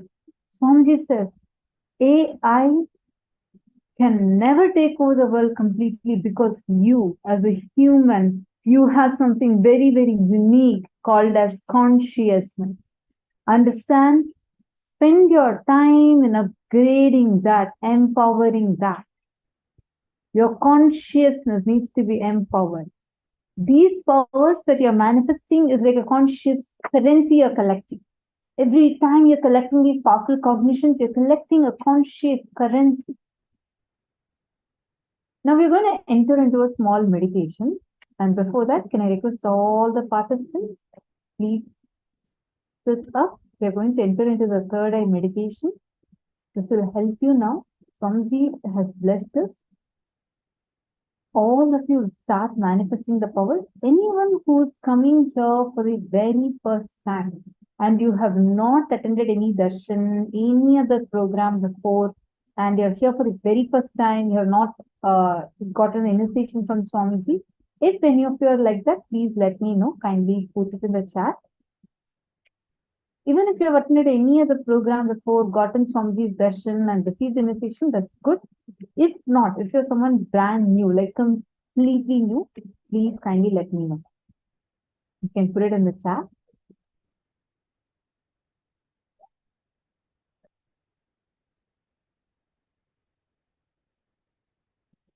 Now, Listen carefully. You're now going to be entering into a very powerful third eye meditation. You're going to now sit with your head, neck, and spine in a straight line. We're actually going to play a guided meditation. Miko Zhao, Ais Lau, Giselle Huang, Ihan Liao, all of you, very good. Nice to see all of you for the first time. Estelle Cloud. Okay, good. Can all of you please come on camera? Ihan Liao. Okay, wonderful. Now, all those who are coming here for the first time, listen. Now we are going to do the third eye meditation. You have understood inside you what exactly is power manifestation? Sonia NG. You're also here first time. Good. Where are you from, Ma? Where are you? Which country are you from?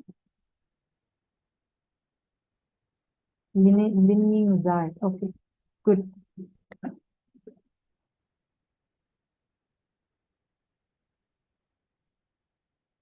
Anyone else? The male side, anyone for the first time coming here?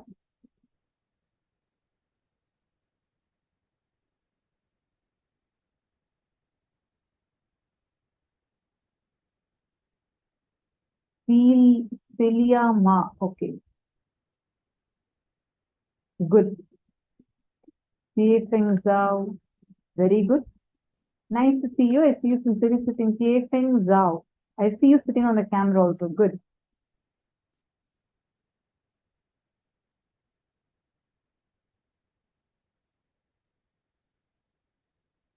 Now, all the people who come here for the first time, listen carefully. Now, this third eye meditation will directly help awaken your Kundalini Shakti, take it to the third eye and awaken your third eye. You need to do this meditation regularly. It will help you a lot with your third eye awakening. The powers that will start manifesting would be through initiation. Now, using the blessing that we got just now during the satsang that we watched, and now the power manifest. Now the third eye meditation you're going to do would directly help you in starting to manifest powers. So do this meditation sincere and be sure you're attending today's initiation. Today in the evening we are going to have Swamiji's darshan. Swamiji is going to be initiating us into awakening our third eye. So Swamiji will be opening all our third eyes, through which you will start manifesting powers. All right. So now shall we enter into the meditation? Please sit straight. Just all of you to sit straight.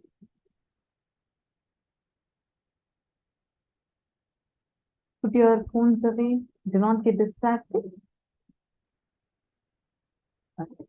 So now we are going to enter into the third eye meditation.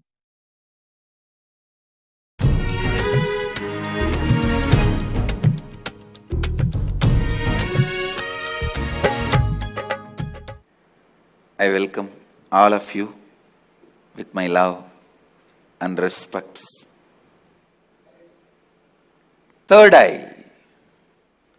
The techniques I have designed are most safe. To tell you honestly, I have not even designed this technique. I took it from Shaivagamas, Mahadeva's teachings to Devi. I took it from that and organized it. Only the permutation combination is my contribution. Otherwise, the original technique is from Shaivagamas. I have taken this techniques, organized it. It is time-tested, foolproof. No wrong, bad, ill side effects. The only side effect is bliss, knowledge and enlightenment. I'll initiate all of you into that process. Listen to the technique properly. Now, this technique is a two-part. First part, with your open eyes, start visualizing the center of your forehead, means where I have the kumkum, the red dot. Center of that spot in you, means your third eye, is open. Your third eye is open. You are looking through the third eye. First few minutes it will be little difficult, but you will catch it within 4 or 5 minutes. Let your eyes be open, but look through your third eye. See, visualize, feel you are looking through your third eye. Second step, close your eyes, visualize the intense golden light is entering into your being and functioning on your third eye, actively getting centered on your third eye. Please understand. The first step is visualizing. You are looking through your third eye, and now my third eye photograph will be projected. Look into my third eye. Look through your third eye to my third eye. First step. Second step, close your eyes and visualize intense light. Golden light is entering into your body from above, the sky, entering into your head and getting centered, functioning, active on your third eye. I'll guide you step by step. Now, please keep your eyes open and gaze at my third eye. Visualize you are looking through your third eye.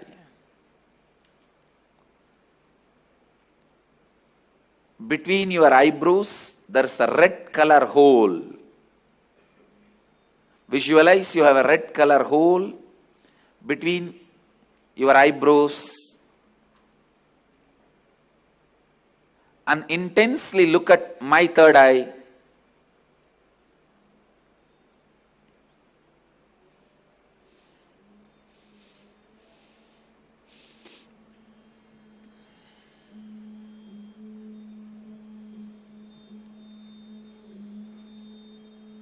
Shiva, Shiva, Shiva.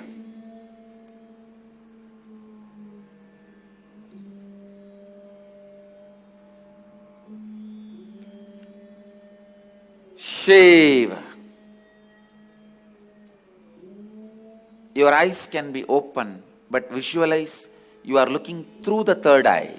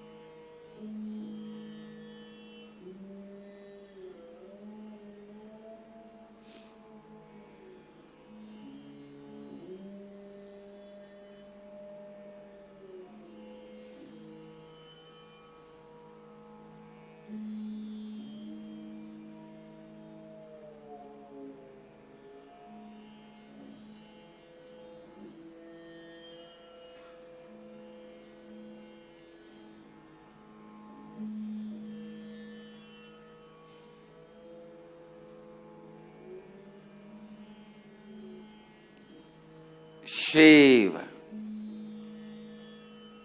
Shambhavi,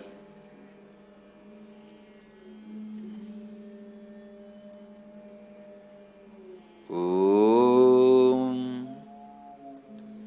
Hreem, Kundalini, Kula Kundalini,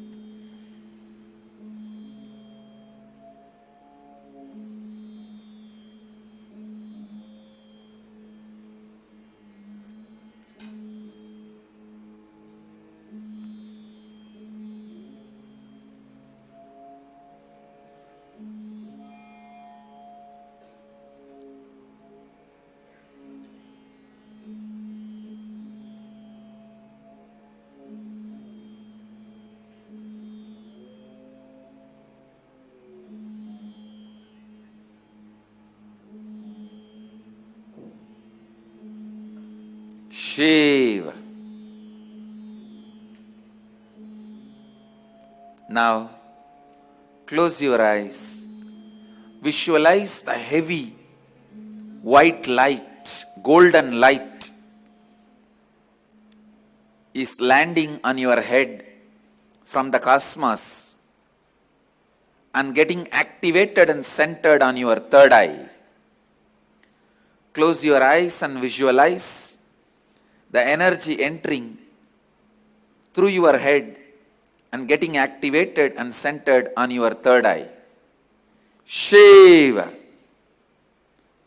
Kundalini, Kula Kundalini, Shambhavi, Shankari, Shiva, Shiva, Shiva, Banashankari, Banashankari.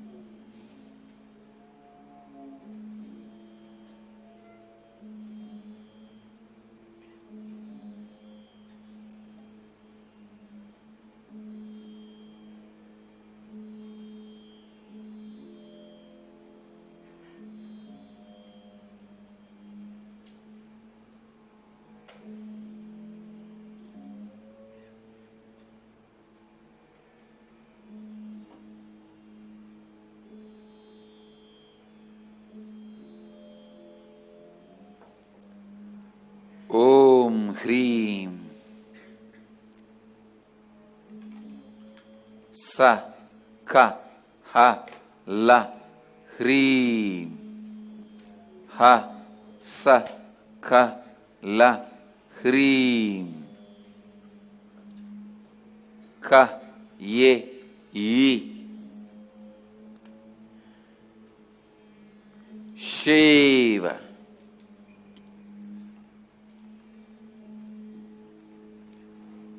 Shiva.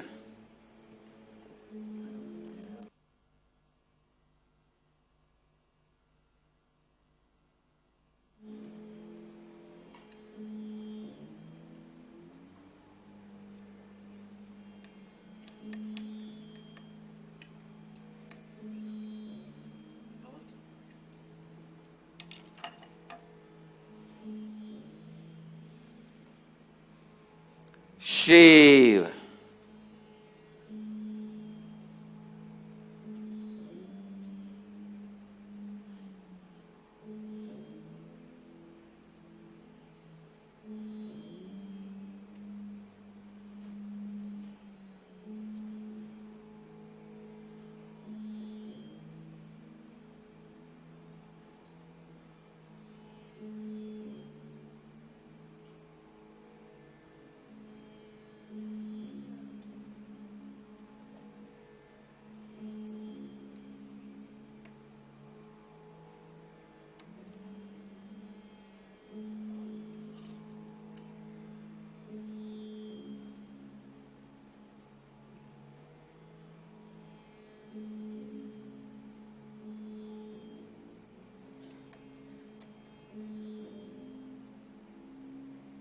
Shiva.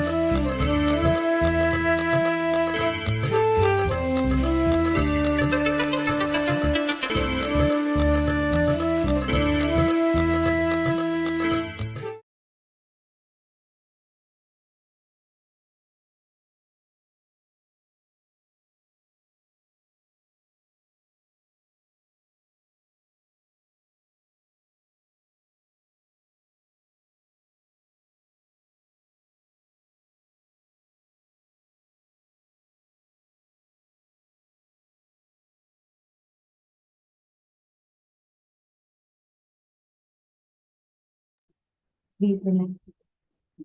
Slowly, very slowly, please open your eyes. You all can relax. Have some water. What all of you did right now is a very, very powerful meditation process. Through this process, Swamiji said literally this one process is powerful enough to awaken your third eye completely. This is the initiation to experience the awakening of the third eye. Now, with the awakened third eye, it is like this. It's like the moment you connect to internet. So Swamiji initiates, right? That initiation is connecting to internet. After that, you can use Google, you can use Edge, you can use anything that you want, right? So third eye is one such browser. Let's say, like for example, you have a Chrome, you have Safari. You can choose between any of these, correct? So third eye is one such search engine which you can use to search anything that you want. It's a circuit. Like there's one circuit through the Hara Center. We'll be learning about all of this first. So third eye is one such energy circuit established in your body. Now, all of you have your third eyes awakened. When Swamiji initiates you today, Swamiji will literally be awakening your third eye. Let's say, like, he'll be giving you an initiation. And this meditation process that Swamiji conducted literally tunes us to be able to manifest the power of third eye. With this, you will be able to start manifesting all the powers of third eye, which means like being able to scan a person's body, being able to see any place that you choose to see, or even being able to close your eyes and see. Like you all saw the Balasans demonstrate today, right? Where they were able to see with their eyes blindfolded. You too can manifest this power. You too can manifest this power of being able to scan, identify something just through your third eye. So, are we all ready for this? Shall we all enter into the power manifestation session?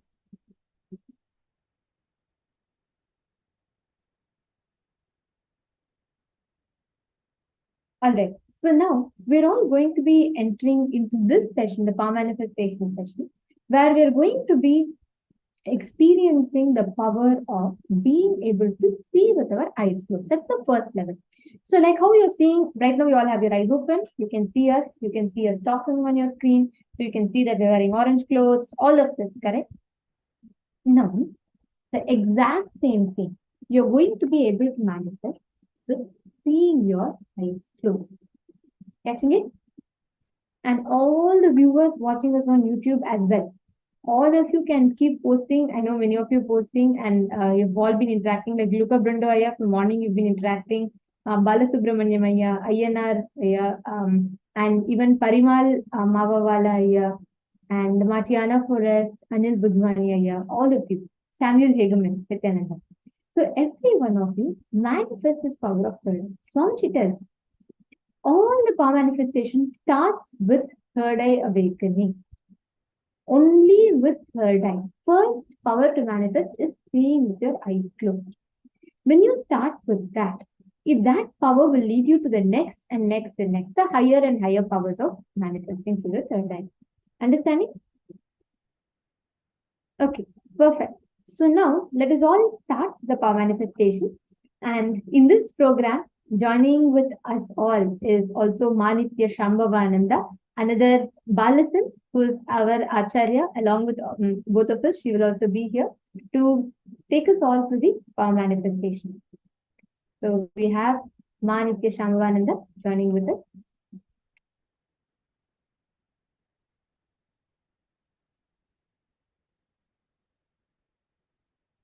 Nithyanandam, everyone.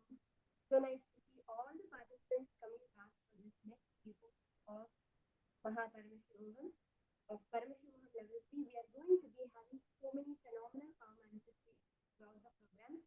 And as you always starting to look at the Cosmic Grounding Center. So we'll all start with this power or in the dance. And Swamiji said, you have a third eye.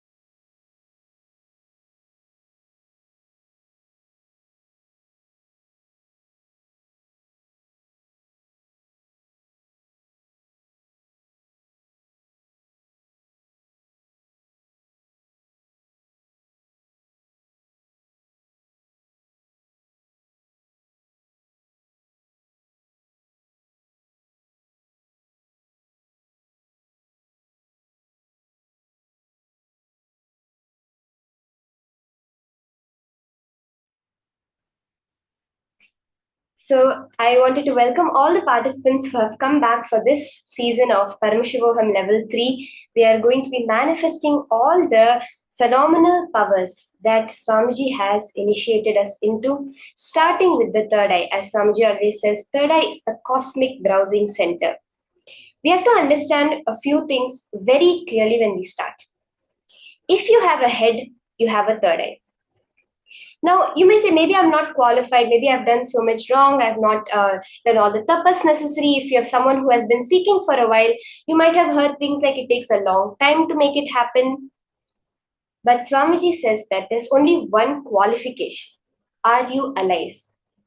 If you are alive, you are qualified. And if you have come to Swamiji, he has already initiated you, he will make it happen for you.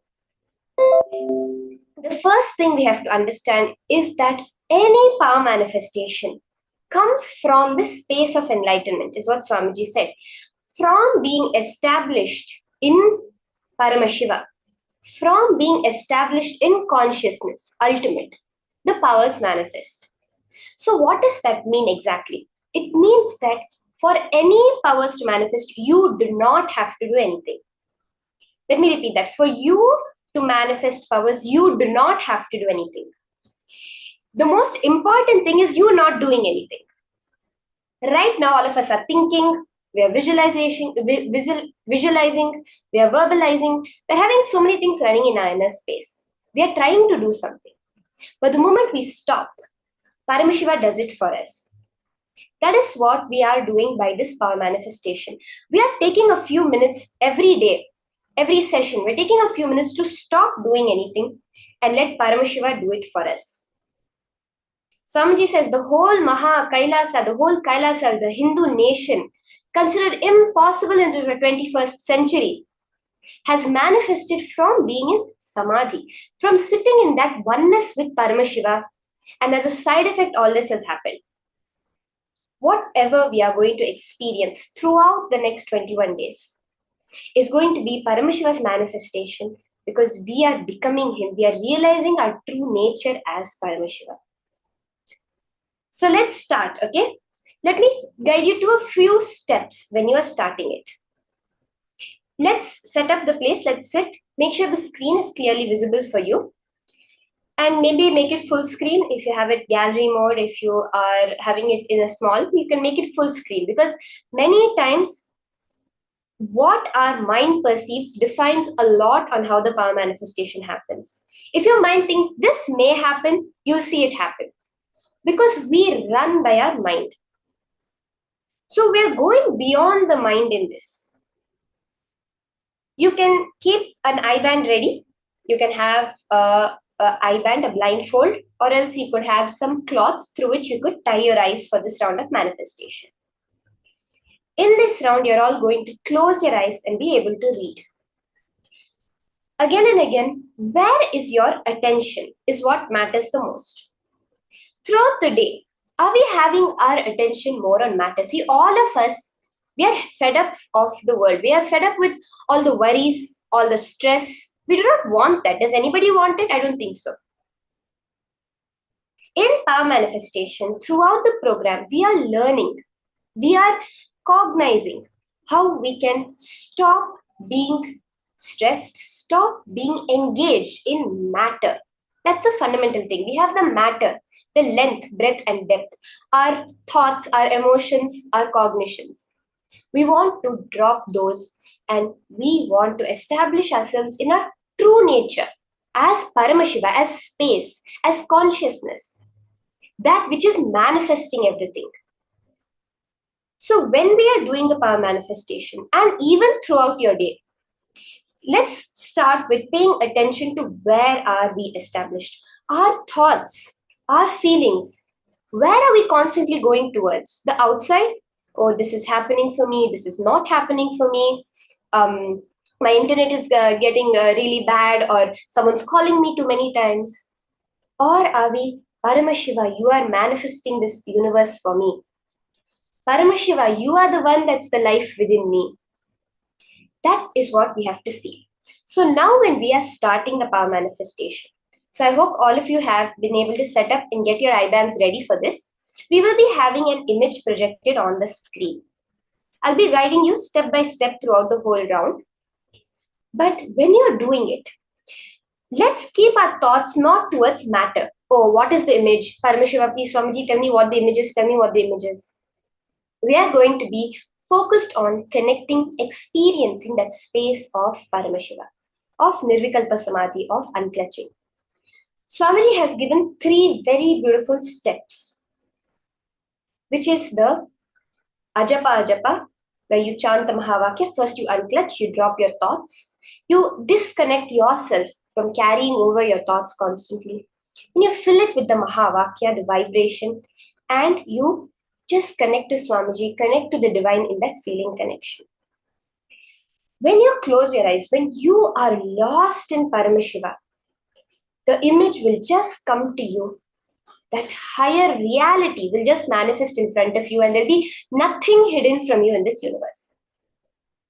When we start, see, it may start as some small curves, some small lines.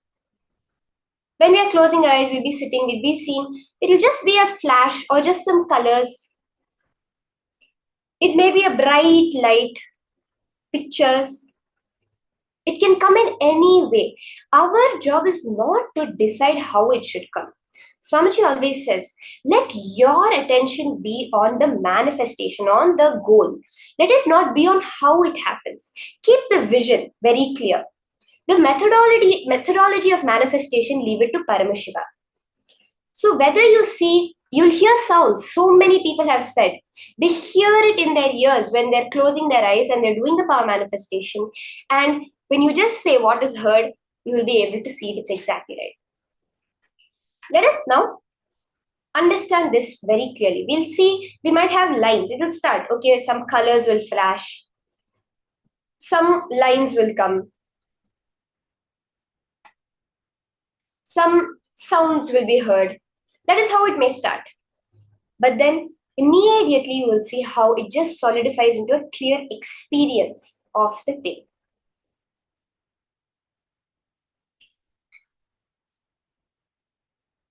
So I request all of those who have the Jnananjana, you can apply the Jnananjana or any Aushadha which you are having, the energized Aushadhas, on your third eye and under the 2 physical eyes as an eyeliner.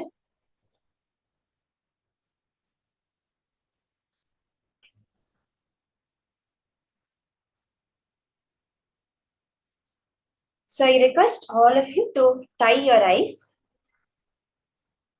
And if you are having the Jnananjana, you can apply it as under your 2 eyes. But if you have the other Aushadhas, you can apply it only on your third eye. And on your temples, you can apply it. Okay? Other Aushadhas, you can apply it on your third eye and on your 2 temples. The Jnananjana, if you have, you can apply on your third eye and under your 2 eyes as the eyeliner. Any other Aushadhas, you can apply it on your third eye and on your 2 temples. Swamiji says these are the 3 points together which connect to form the entire Agnya Chakra, the entire third eye. So let's all get ready. You can blindfold yourself, you can take the eye band and wear it. So can I request all the participants to pick up the blindfold right now and put it on yourself. Ensure there's no external light coming in. That is a very key thing, because whenever the light comes into our eyes, we tend to focus on our physical vision. But actually our third eye has that capability. They say even medically that the pineal gland that's there inside your brain, right at that point a little bit behind, has rods and cones. It has the capability to perceive light, to perceive electromagnetic frequencies, and to send out electromagnetic frequencies. So now when you're doing the third eye, you're going to be perceiving this world, perceiving whatever is projected, seeing it physically through the third eye, not through your 2 physical eyes. So let's ensure that there's no light. You can tie it in such a way, make sure you're comfortable, you're able to breathe clearly, don't let it cover your nose, bring it above your nose. But make sure there's no physical white light, none of the visible light which is coming into your eyes. But do not tie it too tightly. Be very comfortable when you're tying up the blindfold, okay?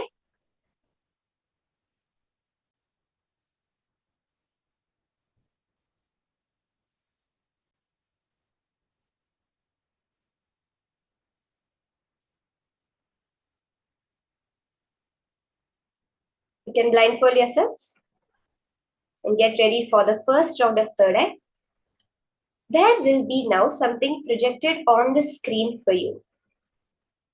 Okay? See, it may be a color, it may be a word, it may be an image, but you sit and connect to Swamiji. And whatever comes, as you're doing it, I will guide you. You can keep your eyes closed now. In a few minutes, the image will be projected on the screen. You are going to only focus on Swamiji, on Paramashiva, on whatever form of the divine you connect to the most. Not as a visualization, not as an image, but as you, as that being, that life within you sitting. So let's start. Sit straight with your head, neck, and spine in a straight line. You can close your eyes even within the eye band. That will help you a lot. Start any thoughts that are coming up in your inner space. See, there'll be some thought which comes, it's dark, or how can I do it? Just let it flow, witness it without creating any thoughts, without sustaining any thoughts, and without destroying the thought. The image is being projected now. Just start with this. Then start vibrating with the Mahavakya. Om Nithyananda Paramashivoham. Let yourself vibrate completely with the Mahavakya, that higher frequency vibration. As we know, matter is a lower frequency of energy. Energy is a higher frequency of matter. When you chant this Mahavakya, it's the bridge. It's that vibration.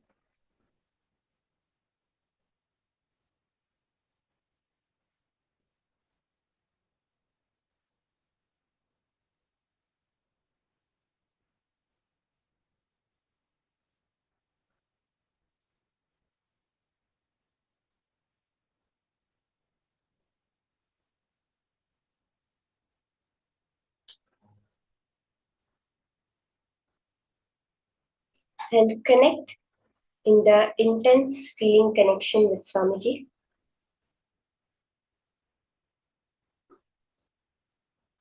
Whatever form of the divine you hold dearest to you, Swamiji, Paramashiva, Krishna, Muruga, sit as that deity. Even if it's just the formless divine energy, just connect to that. Sit as an embodiment of that. You are Paramashiva. Visualize yourself with 25 heads, 50 hands, 75 eyes, each face having 3 eyes. Alive. Let your form dissolve into his form. Let your thoughts, your mind dissolve into his. Let your will dissolve into his will. Let even your very consciousness dissolve into his consciousness. You are Paramashiva. You are the ultimate divine energy. Nothing in this world is hidden from you.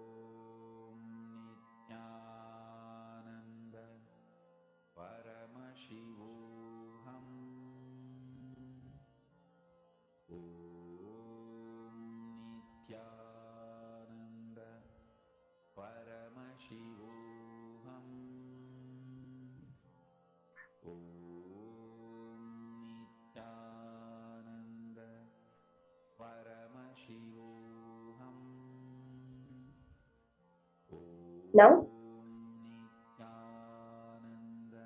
you can just connect to Swamiji. Whatever is appearing, let your attention be on Swamiji and he will show you whatever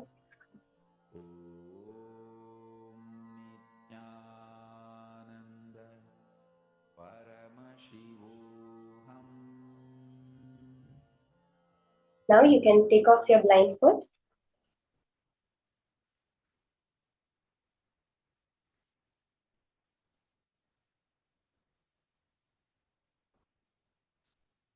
I can request everyone to remove your blindfold and in detail type down, describe whatever Paramashiva showed you. See, when you go into the details, you see the real manifestation. Whatever colors, whatever shapes, whatever numbers, whatever words, the feelings, the sounds, the smells, the touch, anything that was appearing in your third eye, just write it down, type it down and post. Let's have a few minutes. Let's do this. Let's make it a rapid fire. Let's make it fast because Swamiji says in the present moment, manifestation happens. So I request all the participants, okay, we have the people starting to reply. The various colors, the various shapes that was seen.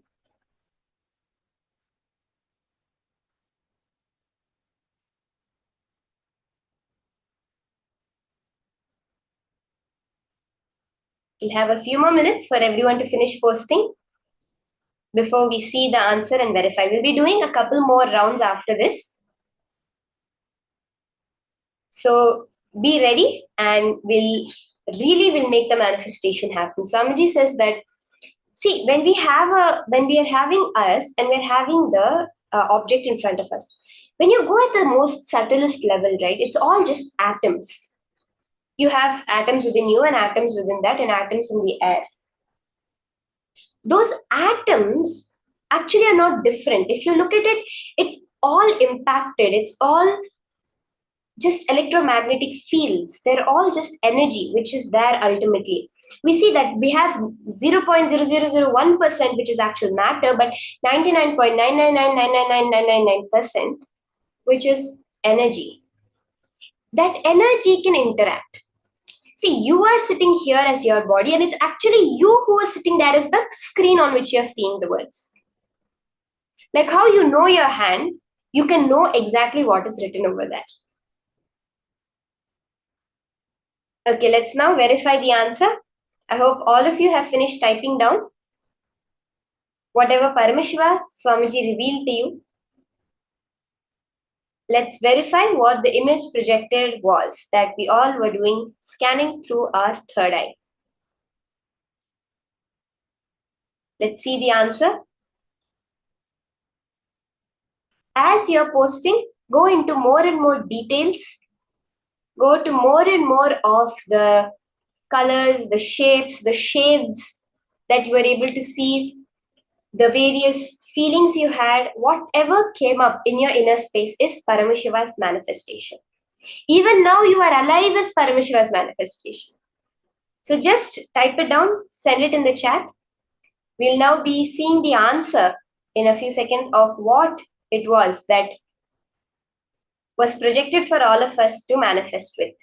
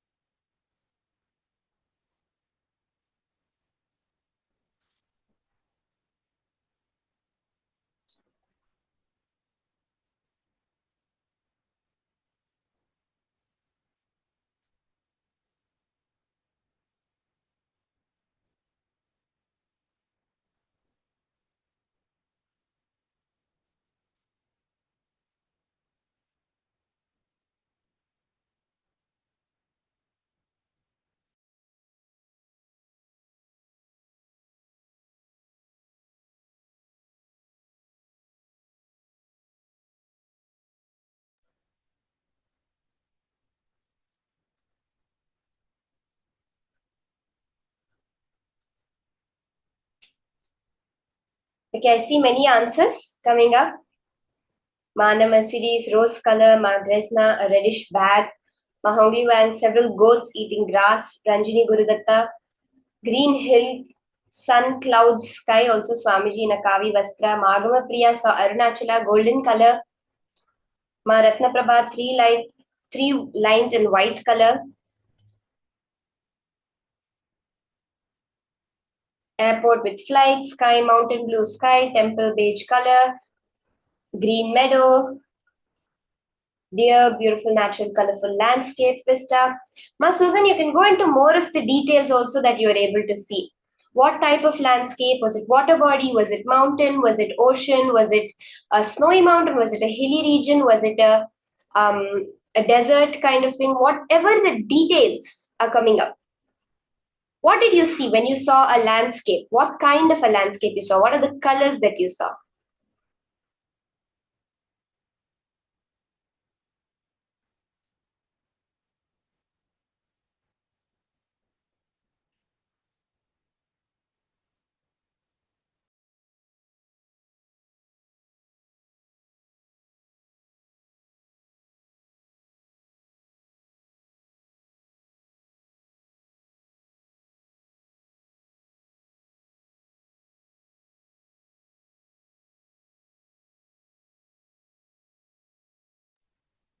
Let's see the answer now.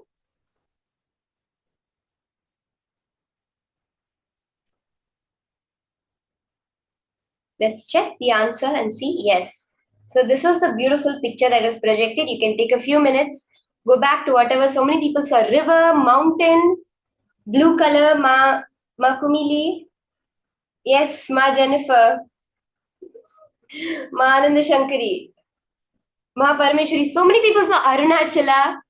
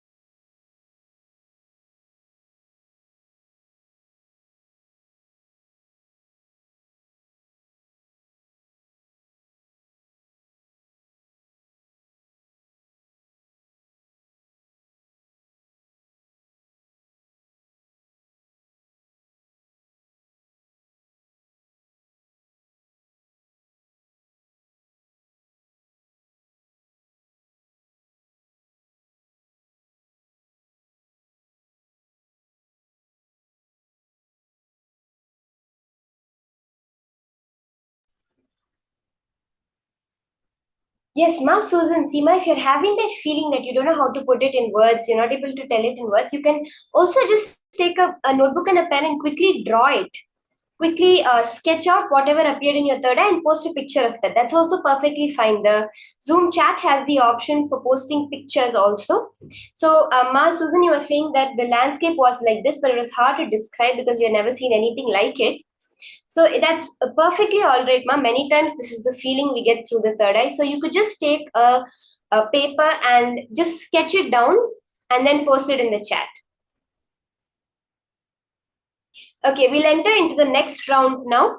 This round, so many people manifested. Literally, the manifestation was so phenomenal. Yes, that's super. So let's now move into the next round. Let's all quickly blindfold ourselves. Ma Carol Jiang, actually, we're doing the third eye reading. So, see, actually, if you see, your two eyes itself function only because of your third eye. But for us to believe that, yes, I am manifesting, I'm doing something more, I am Paramashiva, we have to do it with our eyes blindfolded. So I request everyone to blindfold your eyes as soon as the instructions are given. So by mistake, you do not happen to see the picture after it's projected.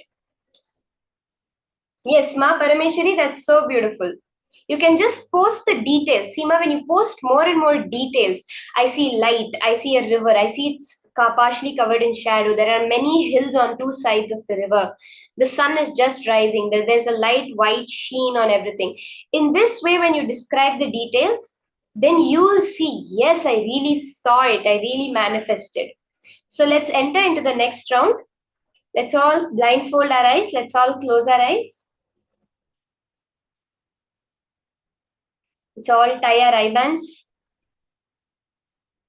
Ensure you're closing your eyes even within the eye band, because we do not want any external light to come in. You're seeing this through your third eye. What you can actually do is let your two eyes gaze at your third eye. Let your attention, your awareness be on your third eye. Clearly in that area, this area, you will see the images appearing. You will see the colors appearing, the whole thing just happening like that.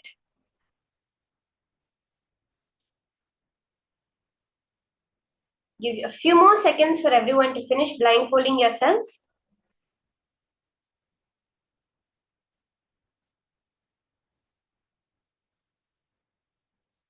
Okay, let's start. Let's have the next round.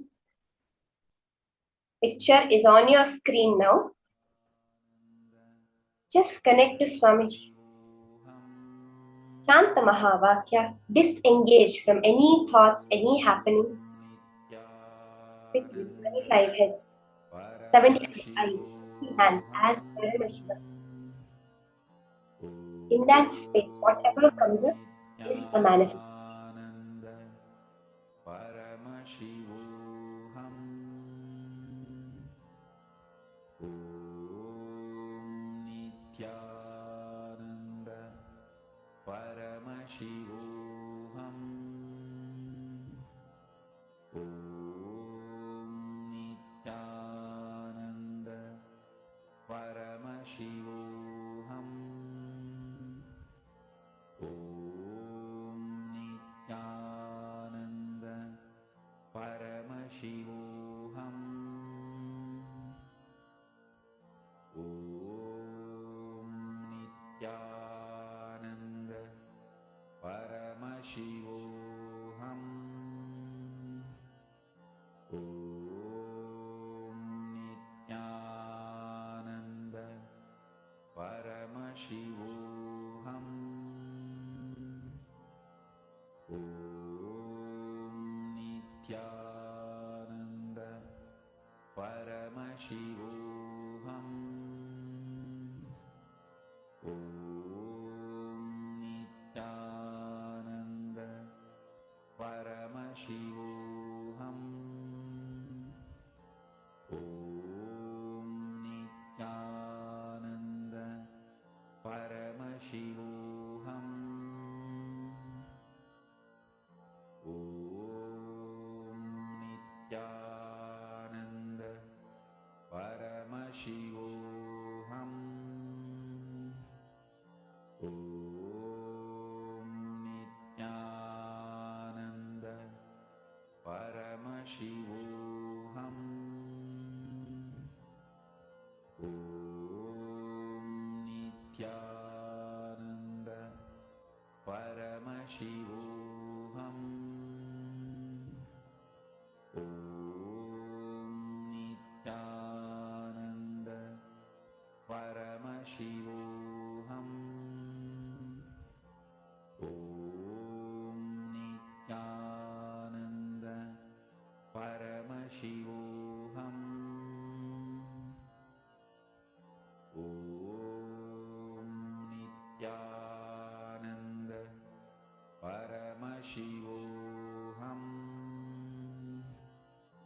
Om Nithyananda. Paramashivoham. Om Nithyananda. Paramashivoham. Om Nithyananda.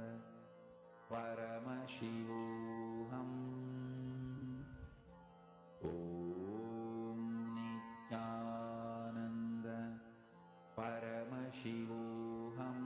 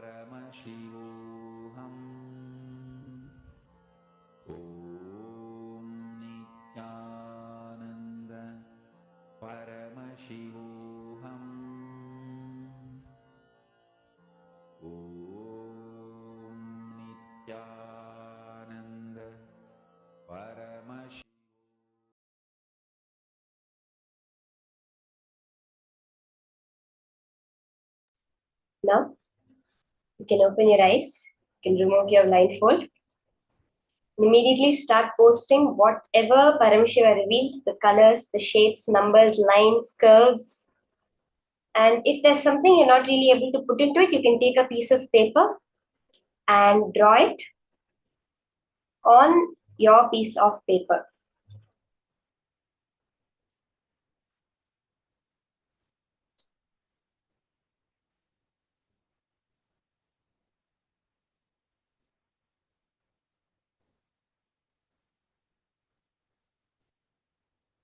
Yes, let's all start posting our answers in the chat. Just do it as a manifestation. See, this is not an exam. This is not some kind of test where, oh, if I get more marks, I have to get more, I have to get less. Nothing like that. This is Paramashiva's manifestation. Whether you saw what you saw is exactly matching or whether you saw is not exactly matching, both are his manifestation. So let it be that, leave it at that. Swamiji said that it put it on me. I am the one who is manifesting this.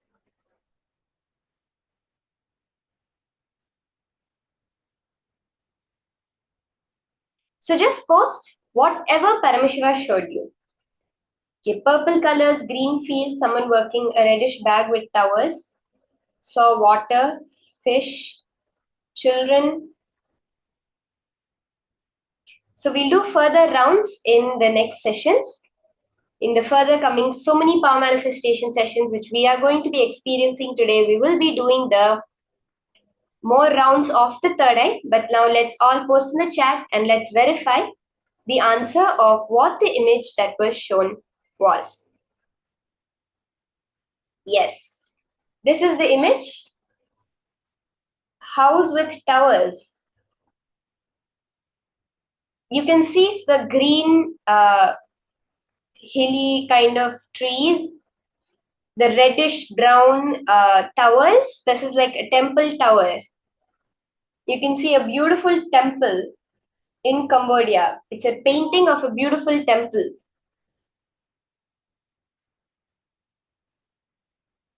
The greenery, the house with towers. Ma Gresna, you actually exactly saw it. You saw the towers so clearly. The reddish thing and the towers.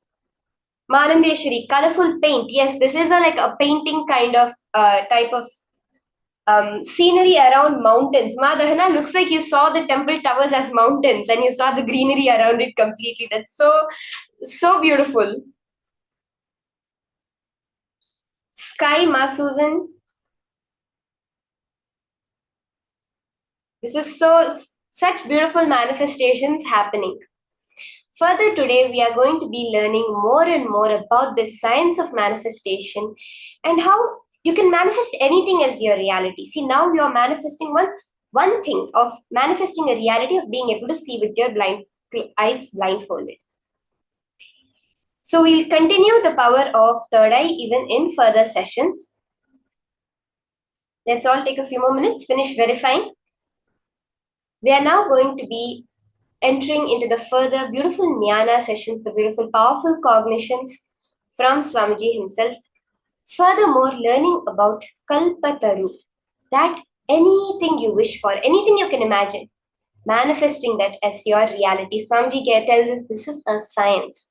We hear about laws of attraction, we hear about the laws of vibration, all these different laws.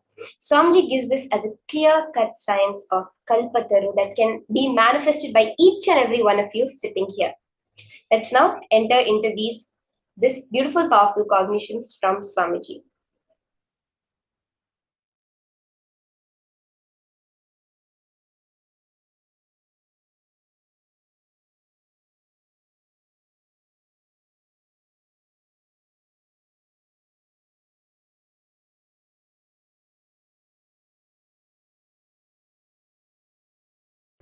I am giving you very simple examples. Look into yourself. You have shut many of your possibilities with the idea you are a finished product. Sometimes you also think, if I am more loving, how nice it will be. But you come to the conclusion, end of the thought current, you come to the conclusion that is not for me, it is all over now. It's okay, leave it.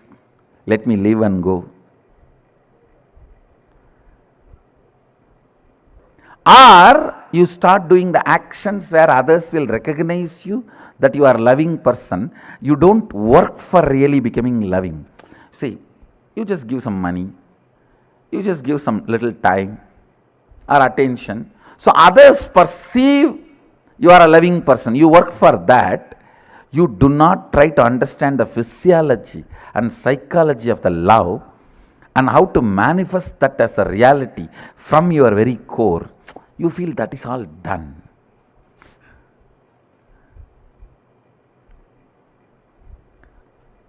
Once I was teaching about the science of what you want and what you believe. What you want, you will never manifest. What you believe as you will manifest only that. One fellow came and told me, oh, I believe all only negative things. My life is done. No, listen. When I am giving you this science, I want you to understand you have a possibility even to change your belief. I am not here to tell you about doomsday. No.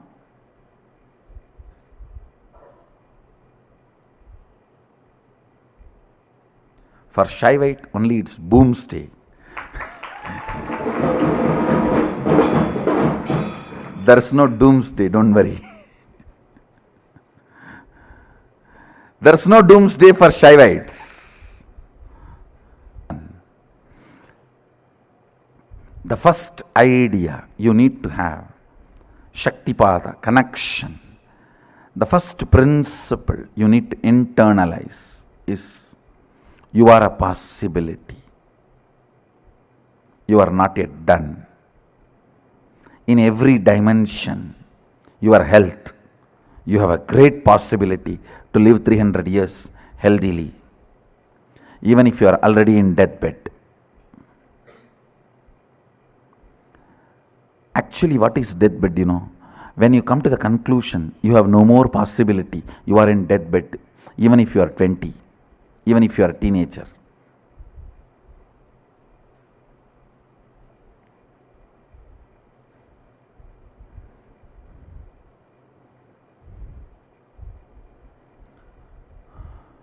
Whether it is a health or wealth or love or relationships or completion, peace, enlightenment or power manifestation.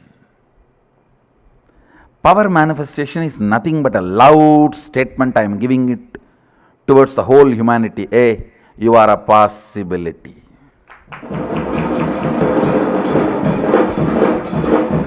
Power manifestation is a statement I am giving it towards the humanity. You are a possibility.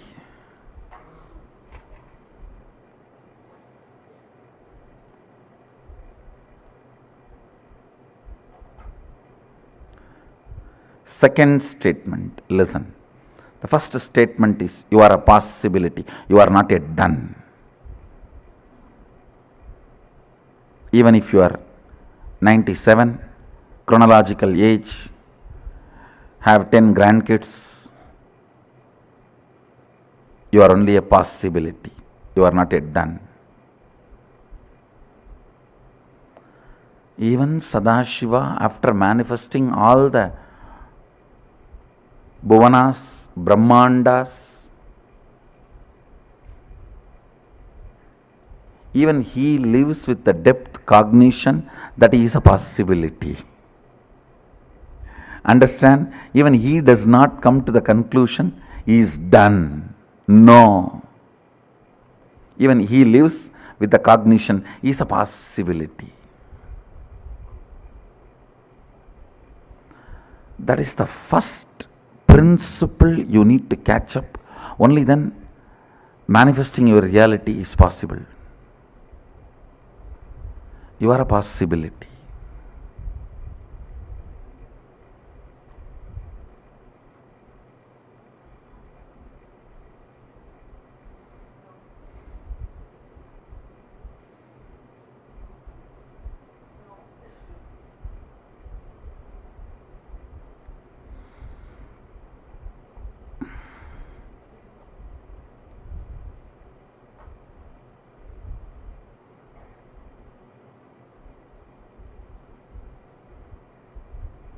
The second statement. Listen to the second statement. All impossibilities you perceive as your patterns, restrictive thought currents, destructive concepts,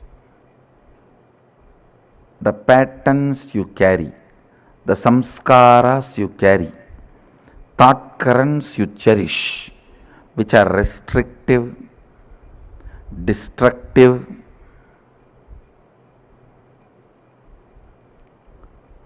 which reduces your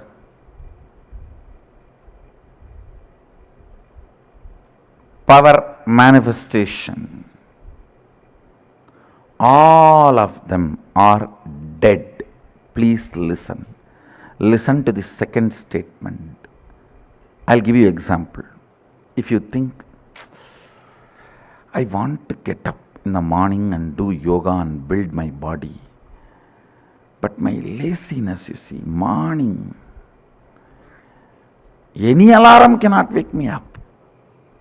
If you think you have that lazy pattern which is restricting your possibility, or that boredom, I really want to learn French, but you see, I am tired and bored, I don't know when I will open the book and when I want to learn. I really want to learn English, but I cannot stand reading one statement and one sentence. If you think all these patterns are torturing you, listen carefully. The good news is all your patterns are dead. But the person who needs to break the patterns will is alive.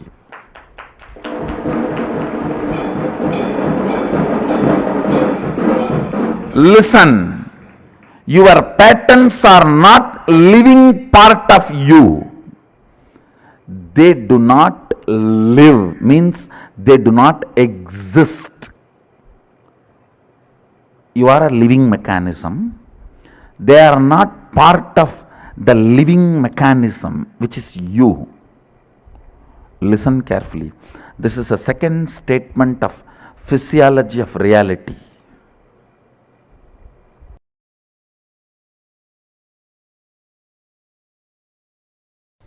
When I started the Sangha, everyone asked about money, from where money is going to come. How money?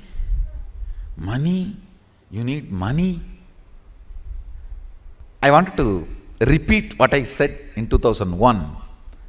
I said, I have decided to build something which is going to be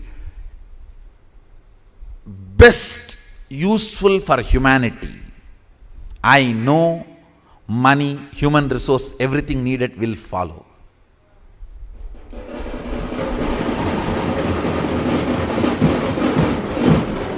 I am planning to build something which is most important for humanity, which is going to be the best useful thing for humanity. So naturally, money, human resource, everything has to follow. Understand? Don't plan for success, plan for excellence. Success will follow. I said, what I am going to build for humanity, I'll do it best, most excellent way. That's all.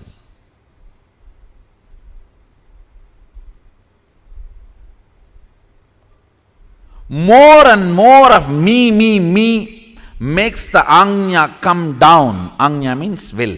To come down, and will starts believing in more and more of impossibility. Impossibility takes over your will. If you think with responsibility, energy flows straight. Means you manifest your reality. But that is also not enough. That's good, but not excellent. Excellence means constantly cherishing cosmic principles as your thought currents. What's the goal? What's the purpose you want to exist? Why do you exist? More and more of cosmic principles, more and more of cosmic understandings, more and more looking up. Understand? The more and more cosmic principles start sinking in your day-to-day thought currents, blind spot about your existence. What is blind spot?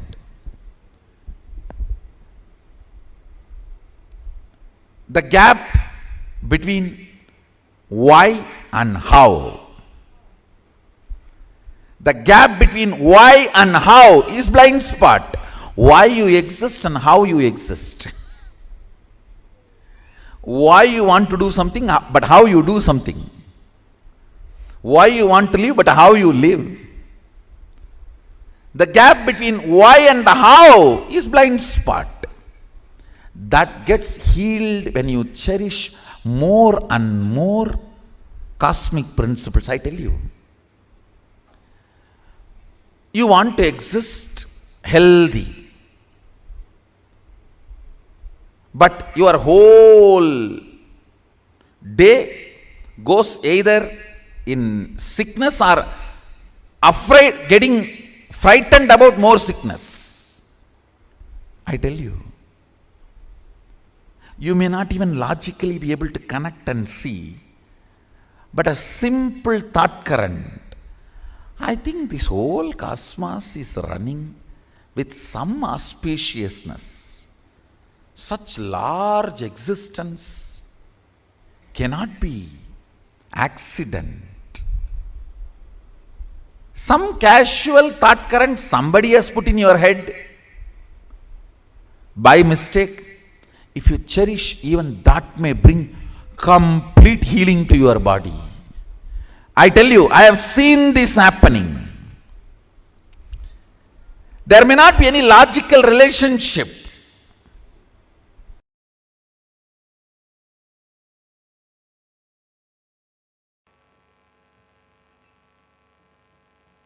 Yesterday in the class I was giving one example. I think again I wanted to repeat that example for many of you to understand.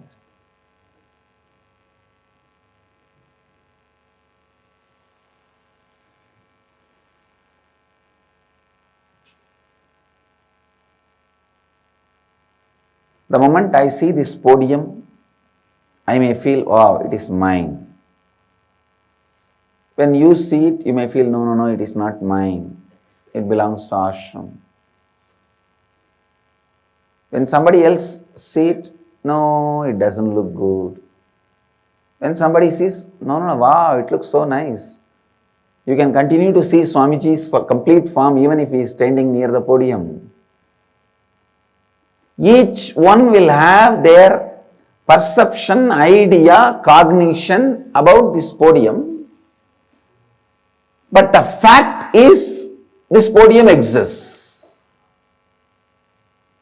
Please understand the basic fact which can't be refuted as on now. This podium exists.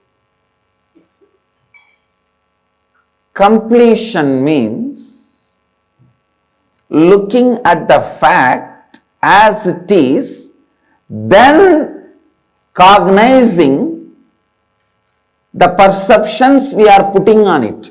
I am not saying you will not have perception at all, no. But the fact of the cognition, the fact will be the basic cognition. On that you will start perceiving. Please listen. But usually in an incomplete mind, which is complete confusion and chaos, The perception will become the basic cognition, and the fact is neither remembered nor cognized. It is completely forgotten. Please listen. I am explaining one of the very subtle truths of Sankhya Vedanta, developed from Sankhya, experienced in Vedanta. A person who sees the fact as a basic cognition, perception as clearly your perception. In this example, you first see the fact, it exists. Then you add your perception. Like, oh, this looks nice or this doesn't look nice. This is mine or this is not mine. Whatever it is, it comes second after the fact is cognized. Then always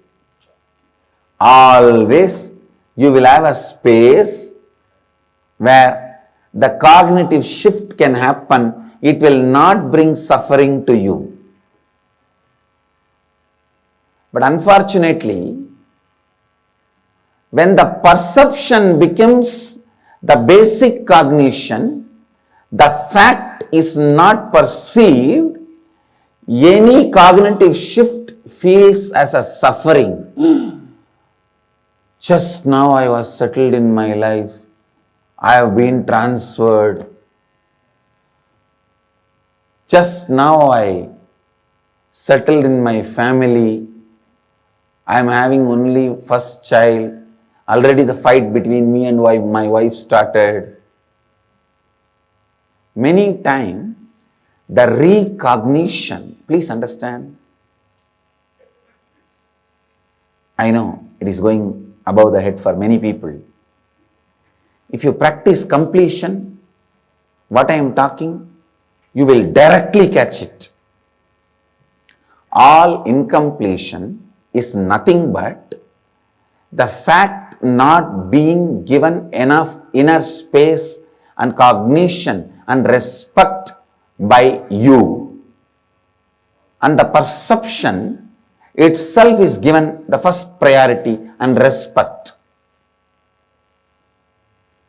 If the perception is recorded as a reality in you, which is going to be constantly changing, will give you a deep insecurity and instability in your life. But instead, if the fact is given the place of reality and the perception is given the place of perception, the recognition,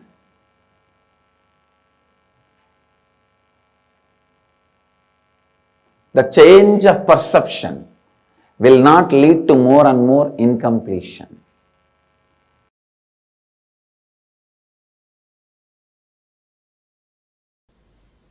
A man who stops with the idea of impossibility continues to be in the lower worlds, lower existence.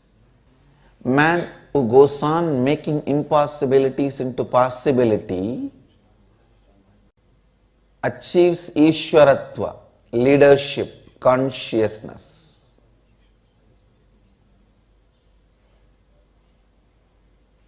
Kalpataru is science of initiating you into possibility.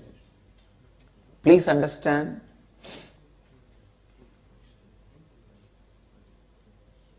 I am not just giving you some technique to make what you want as reality, like this, the book, The Secret. One book became very popular, The Secret. It just gives you some technique, some key. I am not doing that to you. Same way, I am not just doing the job of making one of your desire into reality by blessing. The job of a mystic. I am not doing only that. Understand, I am trying to do, I am doing both. Giving you the science of making what you want as reality and making one of your desire into reality so that you understand the power of this science and start living these signs in your life. So understand the few principles of these signs. The first principle, decide not to live with your default future. First, decide not to live with your default future. Second, understand rewriting your future is simply possible. Third, SDHD you carry, self-doubt, hatred, denial you carry. It's the right word I use, SDHD. Self-doubt, hatred and denial. The SDHD you carry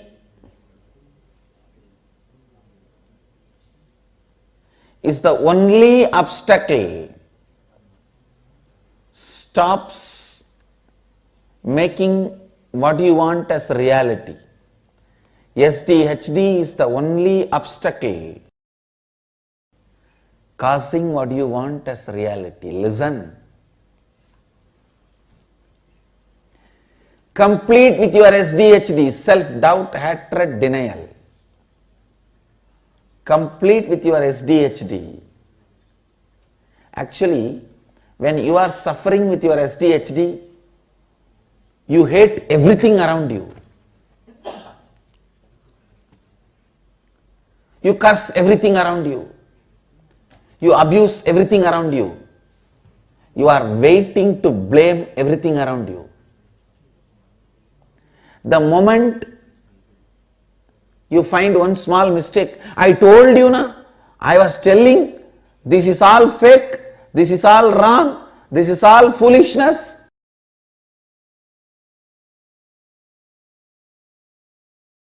It's a very powerful process. I'm going to guide you. Just see all the months going to come. Mark what you want in each month to manifest. Anything great, new, important you want to manifest, start writing down or typing. For example, you want to manifest this by August, coming August, pen. You will see how much of pain coming inside you, that so much doubt, hatred. Oh, many times I tried, I planned, nothing worked out. But never ever you planned consciously. It was always beaten by unconscious self-doubt, self-denial, self-hatred. Understand? Now, listen carefully.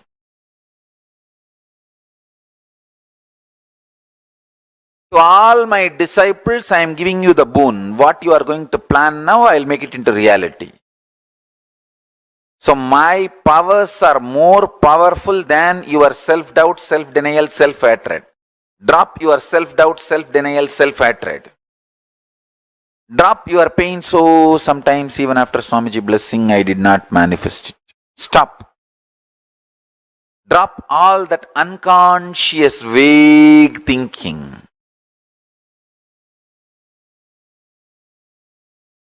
First step, get a printed paper, calendar of this whole year. If you don't have, at least open it on your laptop screen. And mark what all you want to manifest by what date. For example, you want to have double the amount of salary you are having now by September. Mark that. You want to make $1 million by March. Mark that. You want to marry this person by June. Mark that. You want to have a new house by this month. Mark that.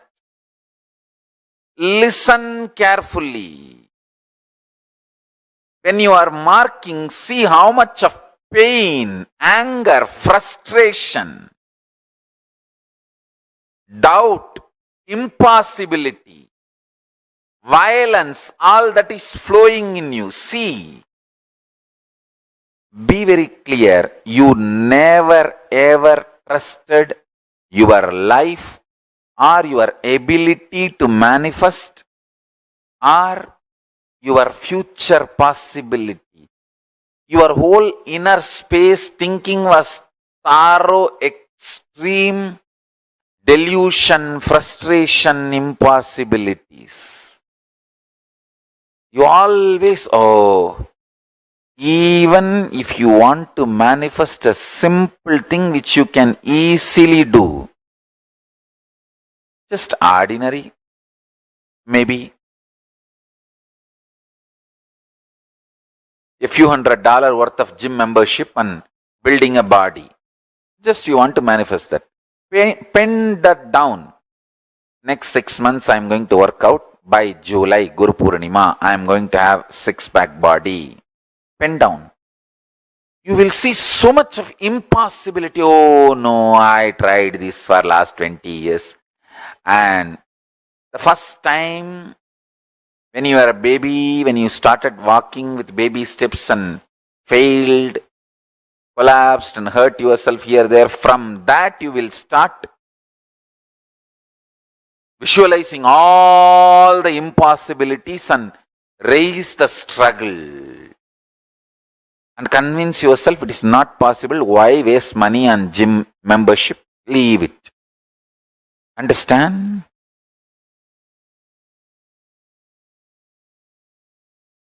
Death happens when you stop breathing. Death starts when you stop trying. Death starts when you stop trying. Death happens when you stop breathing. When you stop breathing, it is called death happened. But death starts when you stop trying.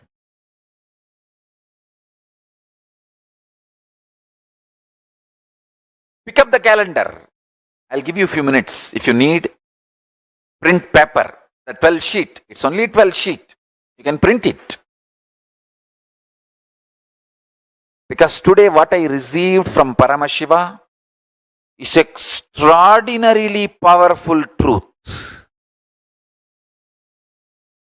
He said beautifully, people don't manifest their future because they have so much of anger about their past failure, frustration with life, cursing the life because of their imagined impossibility. When you sit and pen down this 12-month calendar, you will see all that flaring up in you. Understand one thing. Stop reacting when you are agitated. Stop flaring up when you are feeling impossible. Stop responding to yourself when you are frustrated, angry. I tell you, highest renunciation, greatest tyaga is renouncing your self-hatred.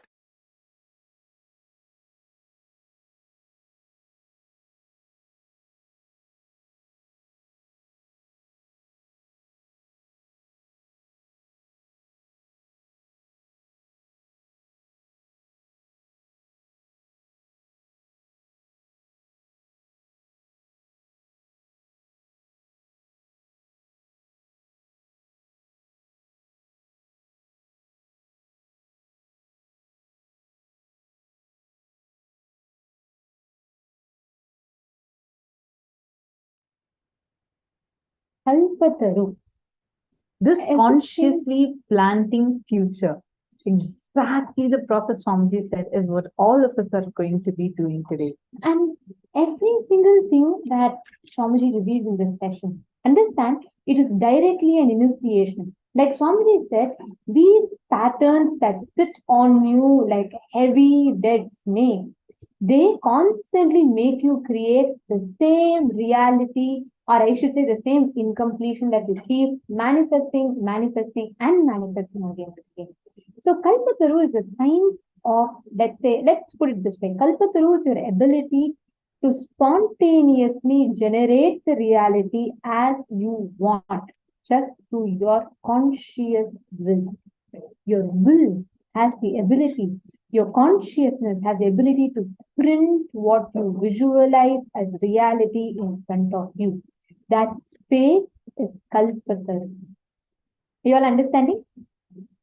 Okay, can I request, let's start with this. Can I request every one of you here to put what did you understand as Kalpataru? What is Kalpataru according to you? What does it mean? The space of Kalpataru mean for all of you?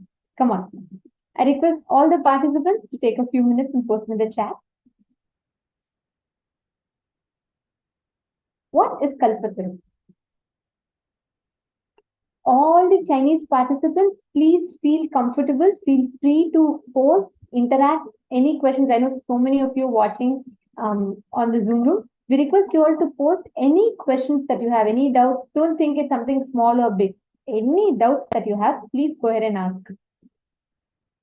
Ma Suba, Ma Silos, Ma Jisil Wong, come on. Ma Shiva Shankari, put your questions, put your understanding. What did you understand as Kalpataru? Even the Chinese participants here, I request all of you to post. What did you exactly understand? Ma Shu Ying, Ma Hong Zheng, Ma Ganga Swarupini. Okay, Rowan Rishaya has posted, we manifest what we are. Okay. Kalpataru, the tree, is your understanding, Punithanaya. Okay. Tree who gives us all what we ask.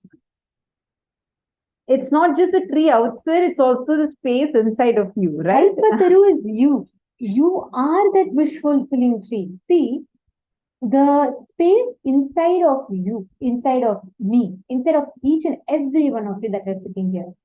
The space, the power to manifest what we want as reality is Kalpataru. Understand? Just like how that man under the tree makes wish as he wants, same way we are constantly declaring, and everything that you declare, life is constantly saying Tathastu, Tathastu. The same story. Man goes to a forest, he sees the tree, he just stands under the tree and he says, oh God, I'm so tired. Just be good if I have some food. Immediately he sees rasgullas, gulab jamuns, and everything appearing in front of him. And he eats it nicely. Then he thinks, oh my God, everything I asked this tree is giving, I think. Then he says, I ate nicely. Now it will be very nice if I have a bed to stretch my legs and lie down for some time. Immediately a bed appears. He is lying down and two people come to press his feet also and, fan him. Now he's surprised. He's saying, oh my God, everything I asked this tree is giving. Now if I visualize one tiger coming and killing and eating me, what will happen? What happens? Tiger comes, finishes. Understand the story of this man is your story, my story, all of our story. I mean, every Kalpataru participant would have definitely heard this story, right? Because this is a story of you, story of me, because all of us are continuously living under Kalpataru, a wish fulfilling tree. Cosmos is a big Tathastu. Every thought you're having, every cognition you have, this Tathastu, so be it, so be it. But we don't think, no, I have so many wishes, have so many desires. How come those are not getting fulfilled if Cosmos is continuously saying Tathastu? Understand? Life does not manifest what we desire. Life manifests what we believe. That is what Swamiji said. How the revelation about what you are holding inside of you, the moment even a simple thing like a gym membership if you want, the moment you even have that as a desire, it would be a simple thing, a few $100, You need to spend and get a gym membership and build six-pack body. But even to write down that desire, you have so many incompletions coming in. Today, you're going to get rid of that incompletion that is coming in you, which is the main thing which is stopping you. Ready? Now, we are going to be entering into a very quick workshop. That's what we are going to be doing now. See, understand, Kalpataru, it's a simple and straightforward science of how to manifest what you want in life, your reality. Understand? The science behind Kalpataru is your thoughts become words, words become action, actions become life, life becomes reality. Cognize this. Take a moment to cognize. Kalpataru process is initiating you to harness the power of your reality by making you harness the power of your words, power of your thoughts, power of your actions, power of your life.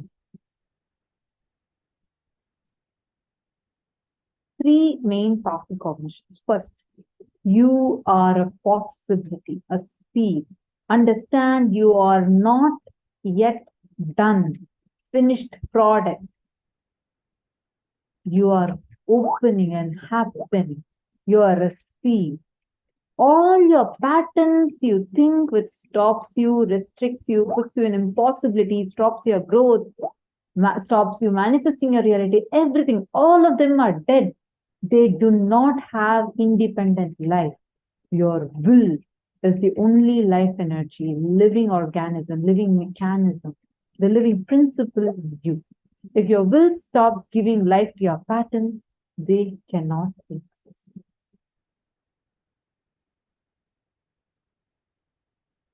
Now, we all are going to be doing a very interesting process, the consciously planting your future process. So listen very carefully. The conscious creation of your future, the power of what is going to happen in the next moment of your life, it is in your hand. What happens in the next moment of your life is in your hand. Every moment, how life creates, how life manifests, you're consciously how you create space, that's how it manifests as reality. The power of that is in your hand. So now understand. Listen to this part carefully.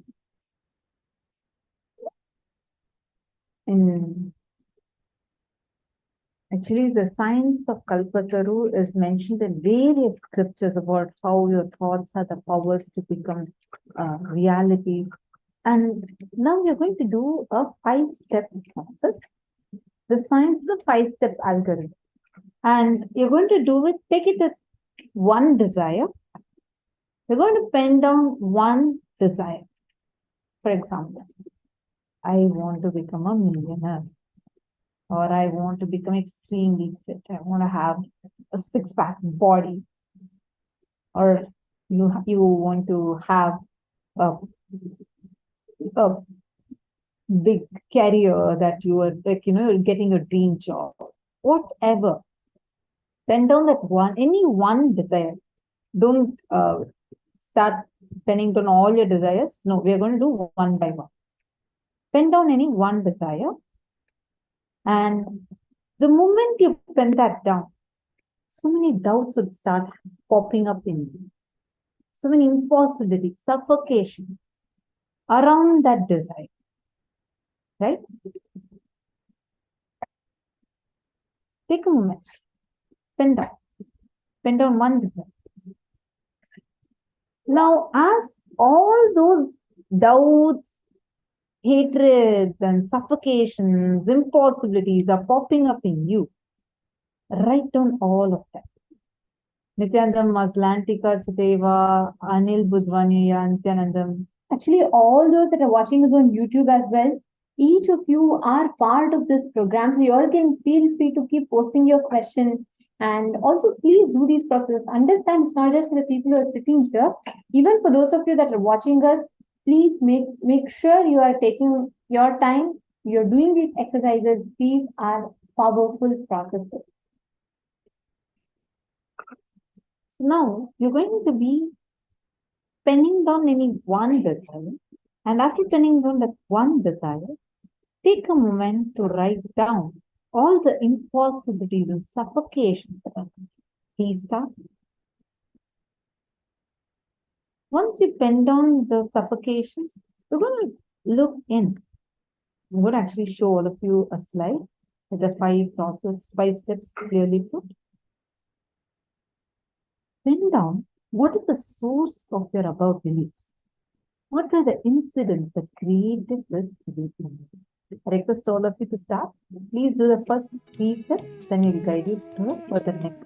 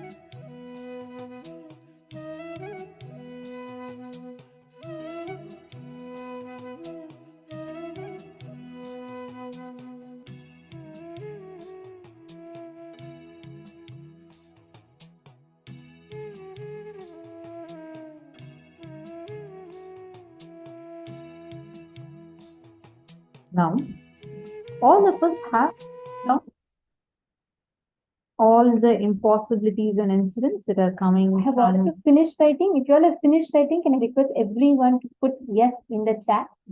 If you all finished writing the impossibility. See, it can be anything. It can be, oh, my boss will not allow it. My spouse will not like it. I don't have enough financial support. Or, there's a lot of risk stakes, there, high stakes. So whatever you have written down, please put. Okay, I see some questions that have come. Maharlin comes asking, what about taking accountability for what I manifest? Yes, that taking responsibility for what you have manifested is what is going to give you more power to manifest more confidence, because you will know more and more strongly inside of you. It is you who is manifesting your reality. There's a phrase, be careful what you wish for, a limited thought. Well, be careful what you wish for. When you understand the science of Kalpataru, you will understand it is not what you desire, but what you believe. I would say, be careful what you believe inside of you, because that is the source of what is happening as reality. Actually, Ma, if you think it is our desire that manifests, none of us desire we have to suffer, right? Any one of you here desire, every morning we pray, oh Swamiji, somehow give me suffering today, give me suffering today, give me poverty today. No, right? Nobody prays like that.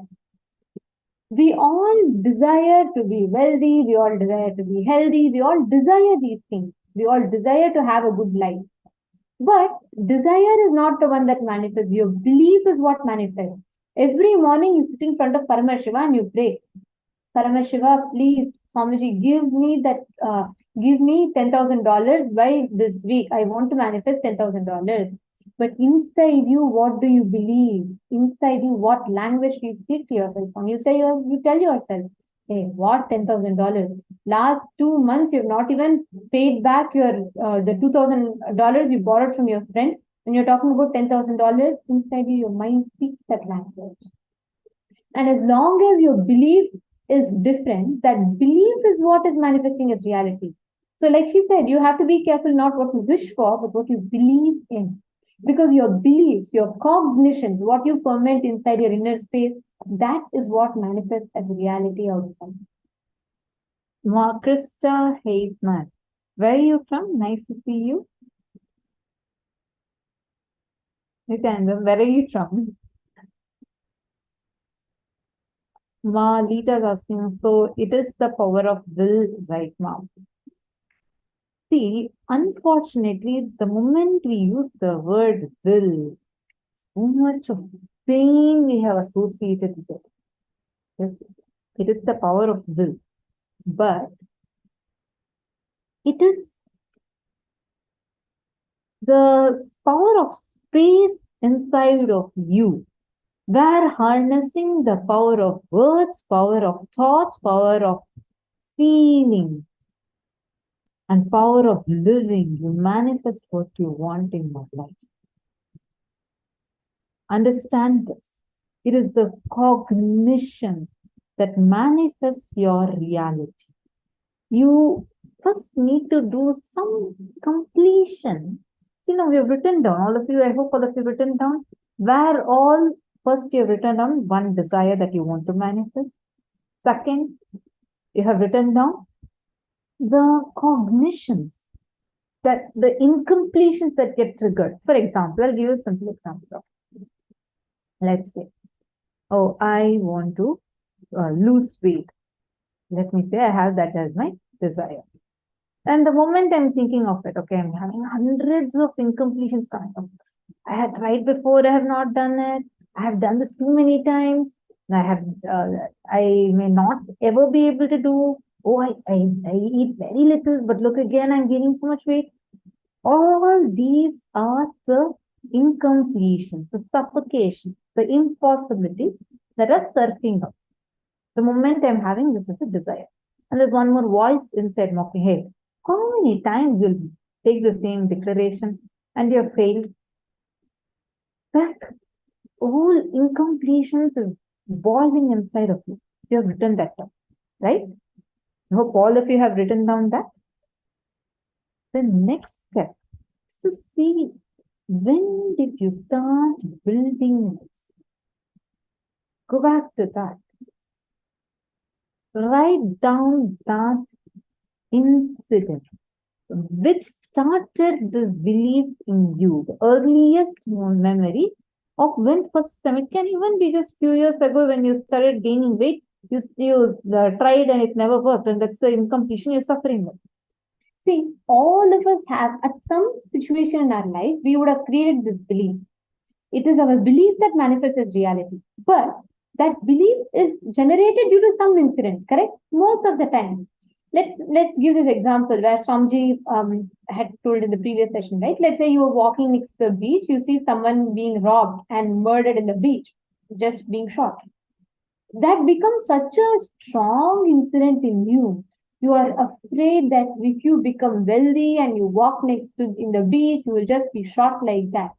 It's a strong belief in you. Now, that belief is what will keep manifesting as reality. You consciously believe you should not be wealthy. You make a decision inside of you.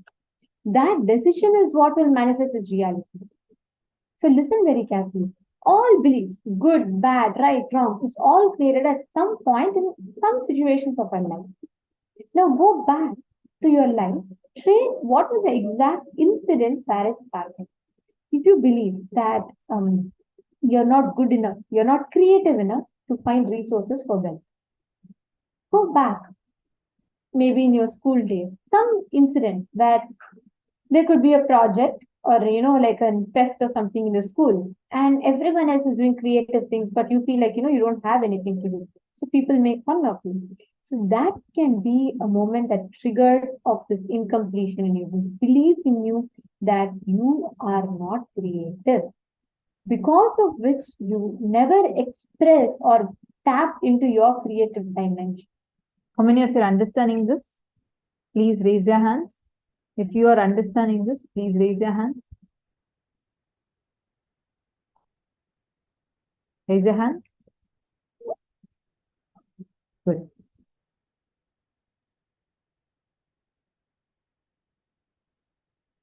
Now, shall we all go back and now complete that incident?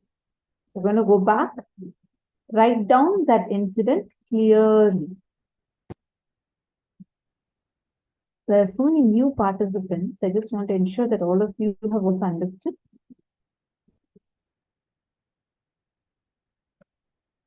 All the first timers that are here, have all of you also understood? Anshali, Nithyanandam, Ma Anshali, Jenny from US.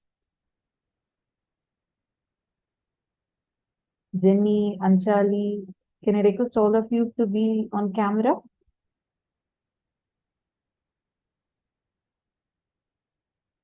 Jenny Zan, Autumn, Grace, Jenny Chan, first time of the first day. Can I request all of you to please come on camera? See, these sessions are very, very important, because for the initiation that we're going to be having today, when Swamiji is going to be himself coming and blessing us, these exercises are very important for us to be prepared with. So do not miss. So please be in the camera and please interact with us. Share, keep letting us know how much you have completed, how many exercises you've finished. Can I request all of you to please put a message in the chat? Whether you have understood what is the step you're going to do now. Very important process you all are learning.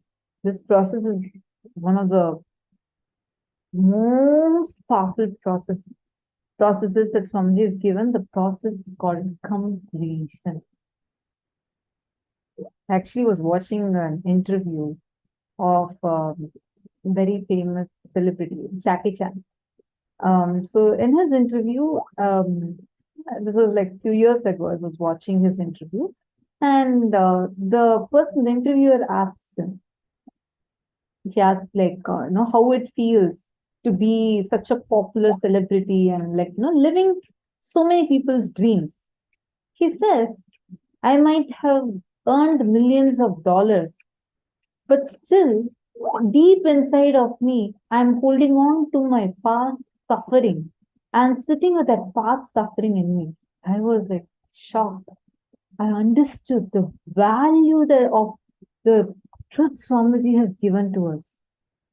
This process can liberate you from the burden of past, which even millions or billions of dollars, or being a celebrity who so many people love, all that cannot give you. End of the day, when you are with you, yourself, how you feel about you matters. I felt so grateful to Swamiji. What an amazing technique and experience Swamiji gives us. Do this one process of completion. You will see immediately the suffering in you will just get healed. You'll be relieved from all that suffering.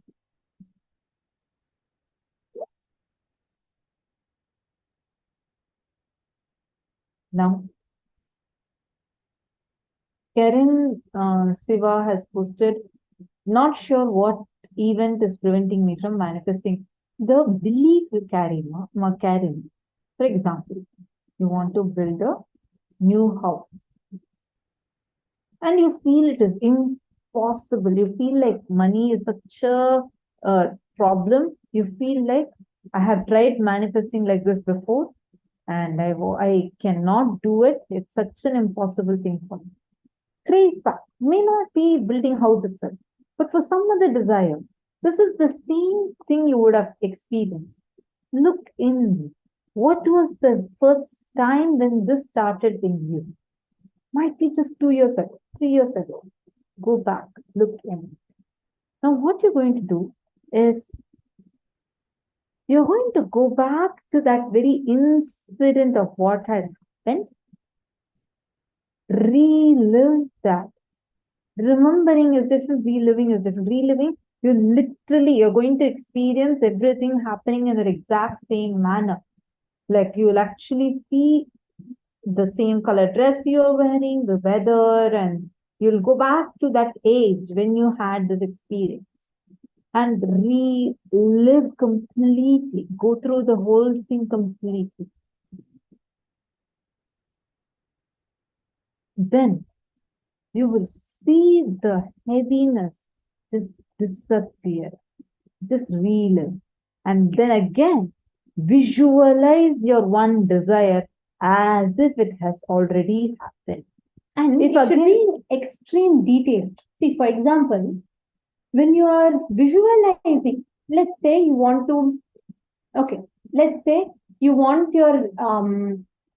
your house owner to give you an extension of 1 month to pay your rent, or you want to pay your rent to your house owner. Very simple, right?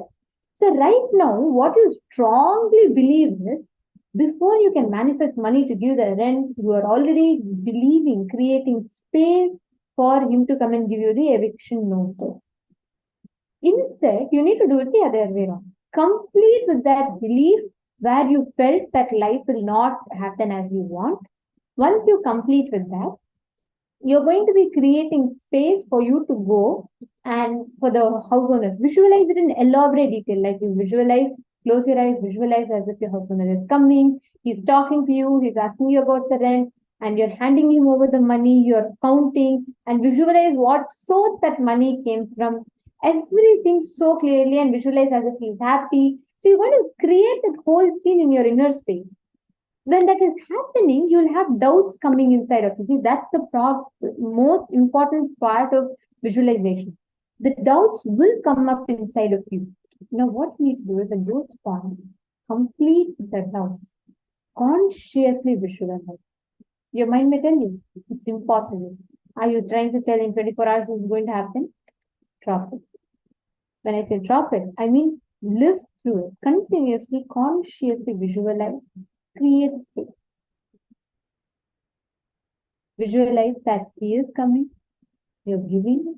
Visualize the whole process inside of it.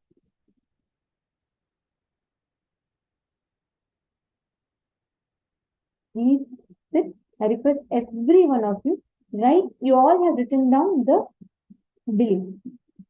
The earliest incident where that belief started inside of you. Write it down. Earliest incident where this belief was happening inside of you. Live through that incident. Heal it. Complete with it.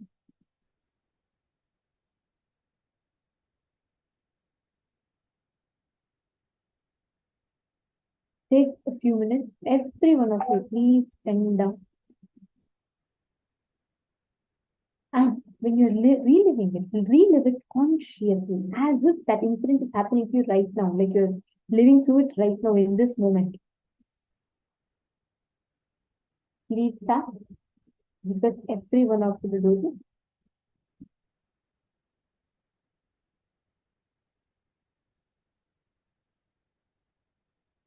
And after you relive, so deeply visualize what exactly you want to manifest as reality.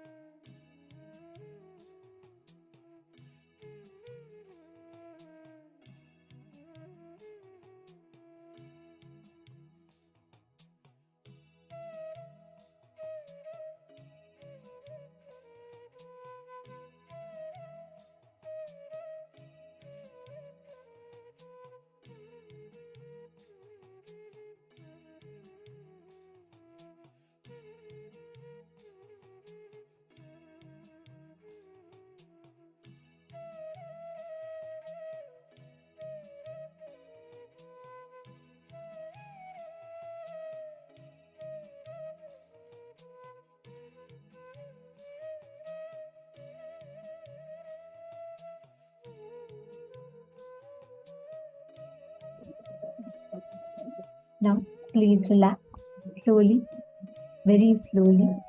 Please open your eyes. Please open your eyes slowly.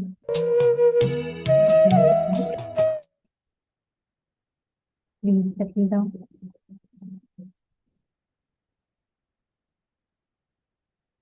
Relax. Now, please understand the exact happenings as you visualize, as you created the space for, that is how it will manifest. Now, can I ask each of you to fix a date by when you want to manifest it? You can pick a date, like for example, by 20th of September, by 14th of September, or by 5th of November. I want to have a house. I want to have a new job. Fix dates, okay? Please bring a calendar. Please print a calendar and bring. If you do not have a printed calendar, then please draw a calendar. That's all. Simple. Just create a calendar on a paper. Write the exact date, and you're going to be keeping a coconut on that date.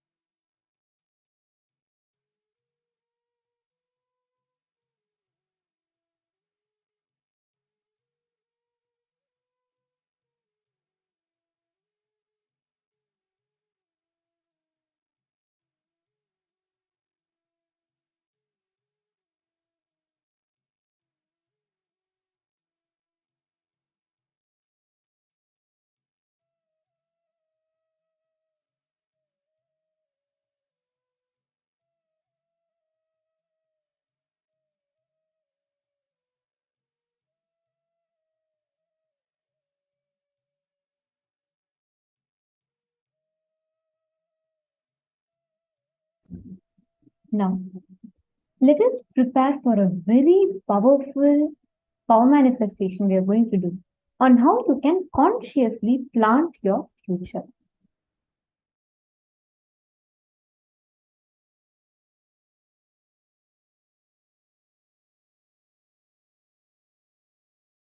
Keep the coconut on that exact spot where you wrote in the calendar and move the coconut without touching, just by your will. I tell you, the will power, oneness with which you move the coconut will make that sankalpa into Satya Sankalpa.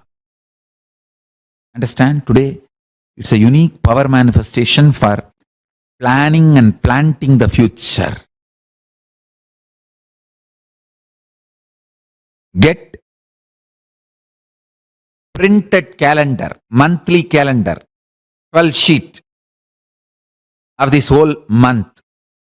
Take the calendar, fill at least 10 things you want to manifest throughout this year. Now take few minutes. If needed, run and get the calendar and one coconut. If you don't have coconut, if you have Atmalinga, that's also enough. Atmalinga will move faster than the coconut. Atmalinga may look heavy, but that's alive, living being. Understand? If you don't have coconut, don't worry, get your Atmalinga. Unprinted calendar. What you want to manifest. Planning and planting your future.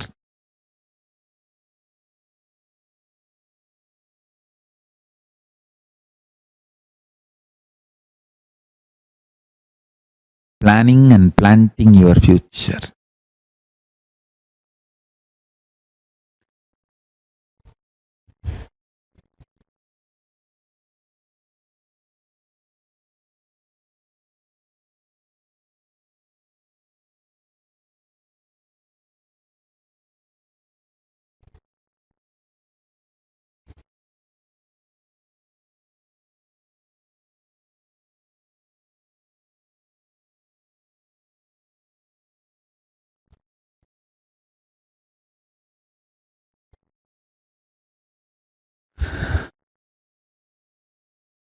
I'll give you a few minutes. Get the calendar, Atmalinga, coconut, everything. Let's start.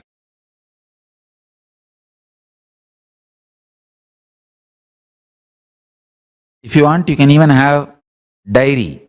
On that you can write and keep the Atmalinga and do the power manifestation. Understand? Today I am going to help you to plant your future.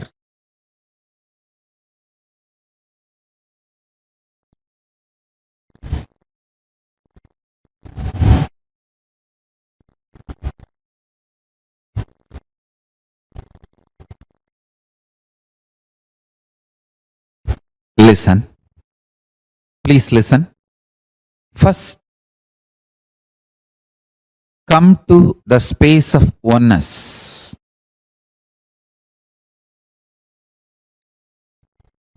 Pen down at least 11 things you want to manifest. Minimum. Maximum you can go even up to 365. But minimum 11. Exactly on the same date you want to manifest that, pen down. I'll give you a few minutes. Come to the space of oneness. Decide you are planting your future and pen down this. Listen carefully. Don't have a SDHD. Don't have self-doubt, self-hatred, self-denial. Whether I'll be able to manifest this or not, will it happen or not? Forget about all that. Pen down.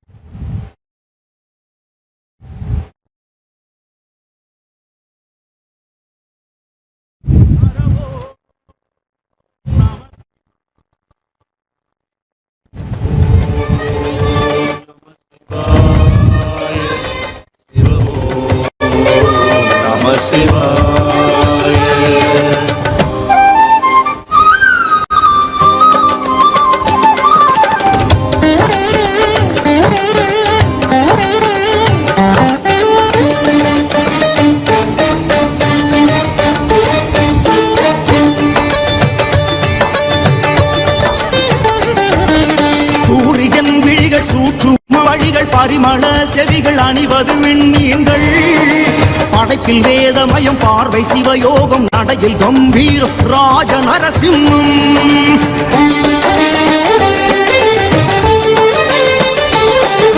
சூரியன் விழிகள் சூற்றுமம் வழிகள் பரிமள செவிகள் அணிவது விண்மீன்கள் படைப்பில் வேதமயம் பார்வை சிவயோகம் நடையில் கம்பீரம் ராஜ நரசிம்மம் ஆள் காட்டி விரலோடு பெருவிரலை சேர்த்த விதம் ஆள் காட்டியமையாளும் ஸ்ரீருத்ர சதாசிவம் மனதில் எப்பொழுதும் குரு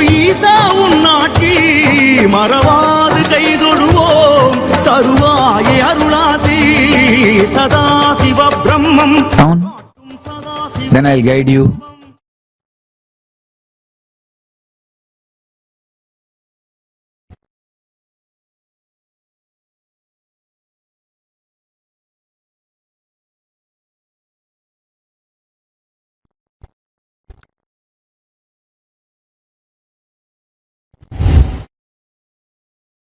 Listen. Now, I'll initiate the participants who are waiting for today. Samaya Diksha, Mantra Diksha, all over the world. Many people are receiving Mantra Diksha, Samaya Diksha today. After the initiation, I'll lead all of you into the power manifestation, oneness process. Then you will all manifest powers today. So all the participants, even if you are already initiated, please listen to the mantra intensely and chant along with me. Here I am giving the mantra. Please first pick up the Gayatri Mantra card. The card on which Gayatri Mantra is printed. Please pick up that and chant along with me. Om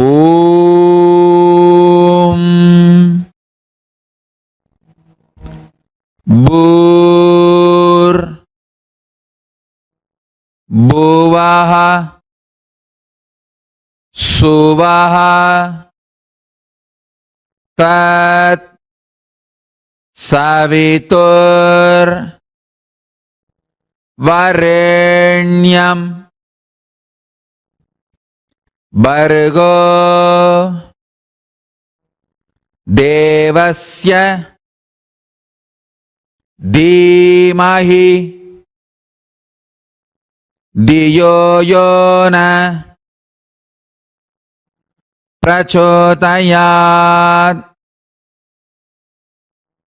Om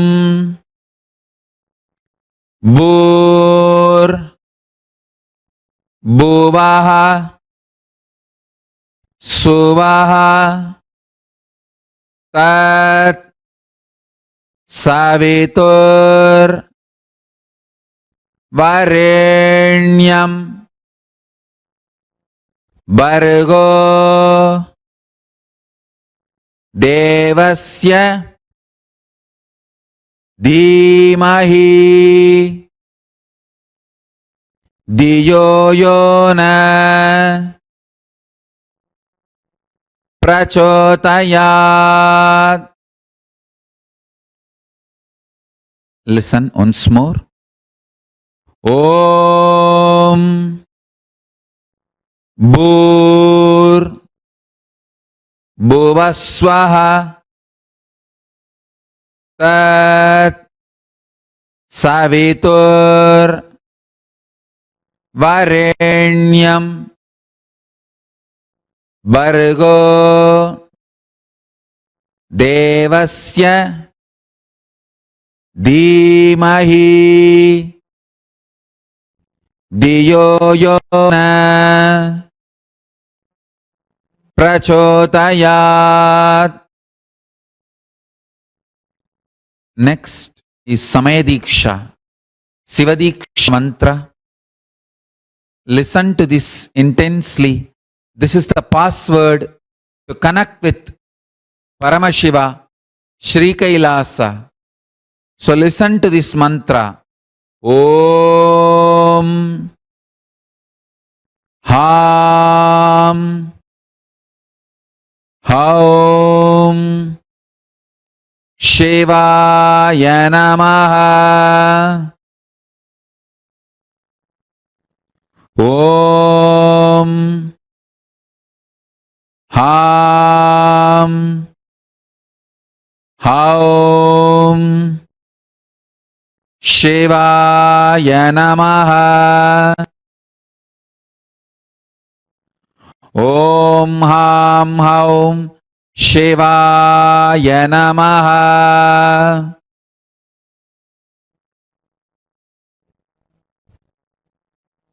Yes, now I'll give you the Mahavagya. Om Nithyananda Paramashivoham.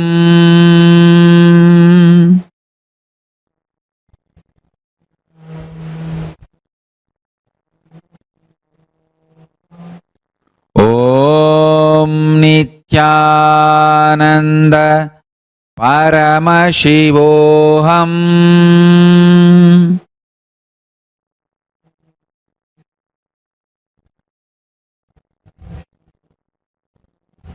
Om Nithyananda Paramashivoham.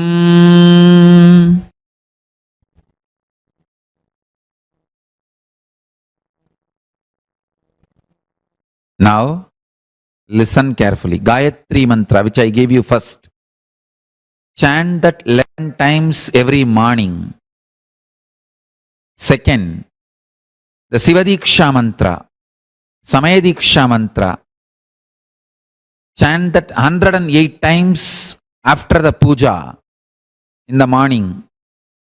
Mahavagya, Om Nithyananda Paramashivoham. Chant whenever you want to manifest powers. Now, let's start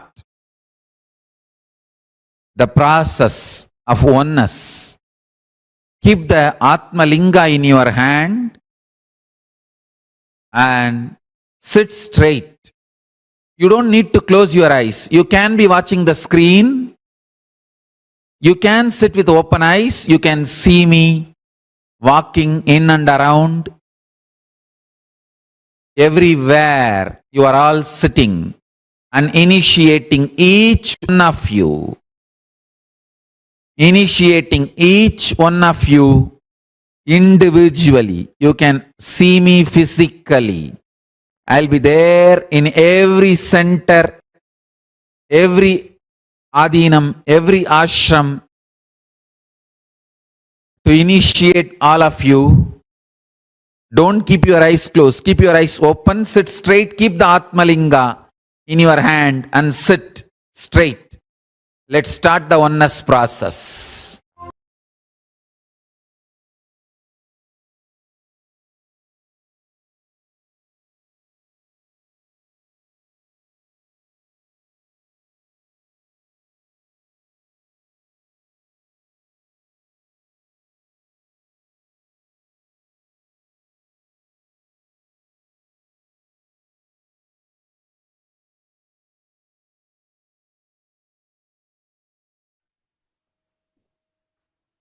Yes. Now we, each and every one of us, are going to manifest this. As Swamiji said, that conscious decision, what you want to manifest as your future, has to happen. Swamiji says, whether it's your belief, which goes on saying that I cannot do anything, or your desire that I want to do, both are irrelevant when you make a conscious decision. When you sit with your will, I am Paramashiva, I am that Shuddha Swayam Prakash, I am that independent Ishvara, I'm not bound by anything else. And make a will, it has to manifest. When you realize that oneness space that you and the objective world, you and what you perceive as the world are not different because both of you have come from that same source as Paramashiva. Scientifically, if we look at it, we hear about quantum entanglement, right? Two particles, if one moves, the other will also move when they are quantumly entangled. How are entangled particles created? By splitting up a single object. Every particle that exists in this universe, if you go back to the beginning, the Big Bang, as they say, we were all one particle. That's what spread out. The nanosecond, right after millionth of a second after a Big Bang, the whole universe was the size of a sugar cube. At that moment, every single particle was one.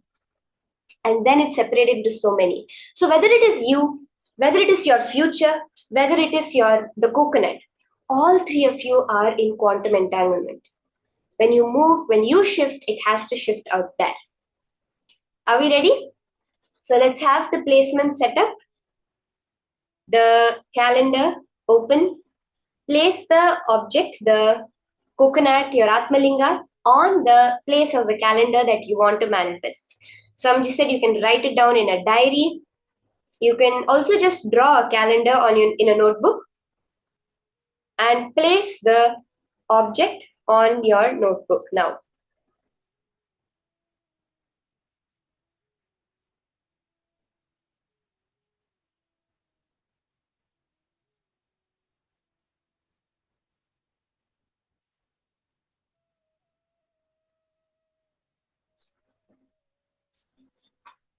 So let's all write down, quickly finish writing down whatever we have.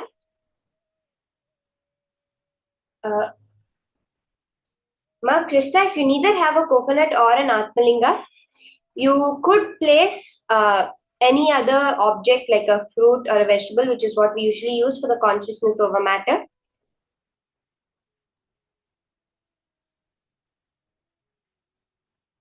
Like an apple or an orange, and do the consciousness over matter with that ma. Also, for all those, I would highly recommend you to just get a coconut and keep it just for power manifestation at your home. Because the coconut, just this one power of shifting the matter, moving the coconut, manifests so many other things also.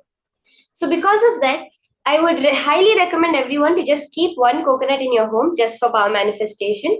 Whenever you go out next, you can just get one coconut and keep it just for the power manifestation.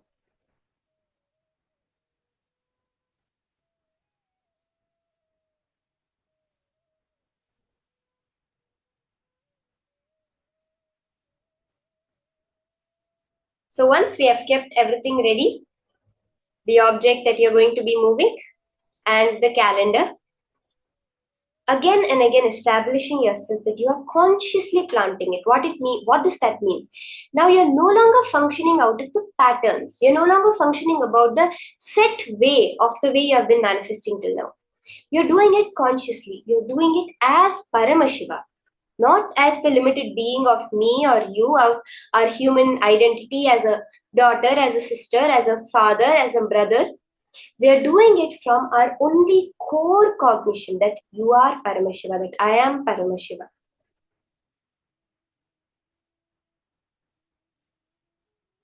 From that cognition is what you're going to be now consciously planting your future. You are crafting it. You are deciding how you want to manifest your future, which is no longer going to be a representation, a reflection of your past.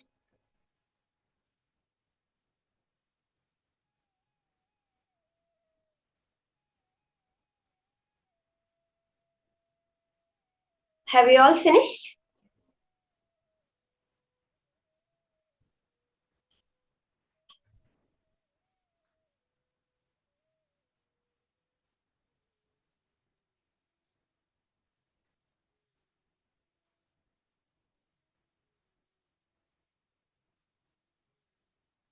If you're all done, we can post a quick yes. Yes, Ma Rahana, you are Paramashiva and you have always been Paramashiva.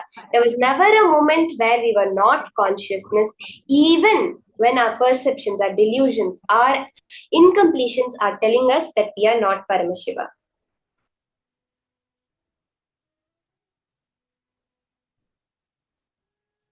So let's start.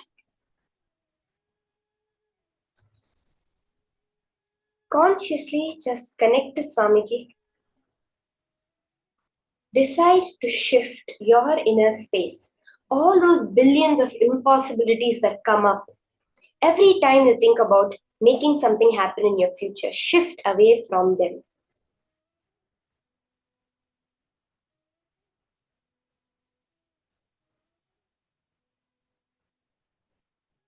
And as each of you are manifesting, see, don't focus on moving the object. Instead, focus on shifting the inner space. You are consciously. Keep it. Consciously decide, visualize that what you want as reality is manifesting. Whether you have Atmalinga, whether you have coconut, you will see each of them is moving. You will be able to see that manifestation happening. So consciously visualize, create space inside of you, and just manifest them as reality. Continuously chant. See, Swamiji has initiated all of us into Mahavakya as well. So please chant the Mahavakya. Om Nithyananda Paramashivoham. Swamiji himself had taught, initiated all of us, right? So please start chanting. I request all the participants, please keep the coconut on top of your calendar. All the viewers that are watching us on YouTube, understand this is a very powerful process. Where you are does not matter. Sit now, Ma Suzanne Davidson and Ma Vishwanatha Kanya and Ma Atlantica, Anil Budwaniaya, Samuel Hegman. I request every one of you, please sit now. Hold the coconut on the calendar. Keep it on a calendar. Come on, can I see every one of you? Ma Carrie Chow, Ma Juan Young, Ma Yogeshwari. Place the coconut on the calendar. Ma Leaping Sun, Ma Ning, Ma Sun Leaping, you can even bring Ma Sunday Bo and have her also join. And both of you manifest. Any obstacle that you're facing, you'll start having a shift in that.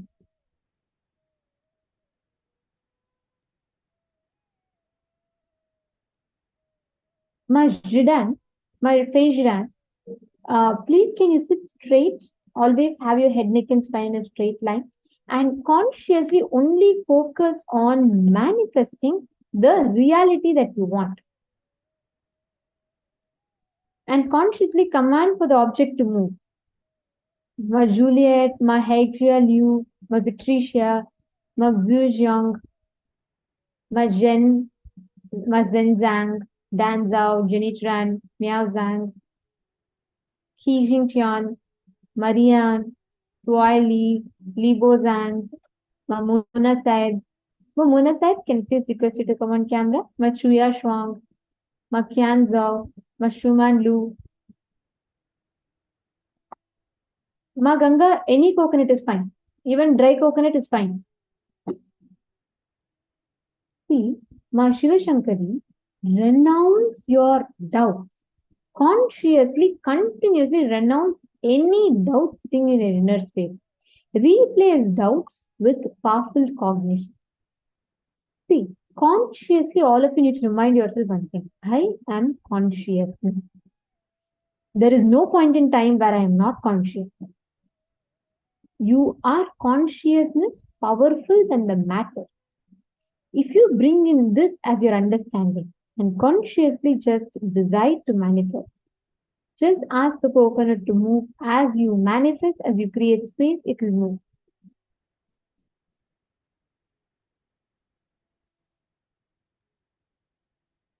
Okay, all the YouTube viewers, if you all have started, please put yes in the chat. Let us know that you've started manifesting.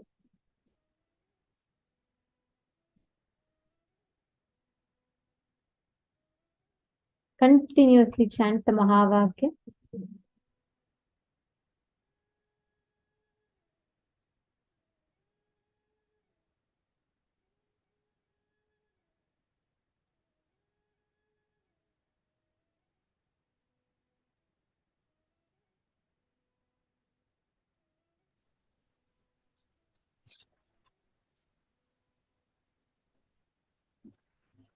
Chant the Mahavakya. Straight. Consciously cognize. Be in that completely established that you are Paramashiva.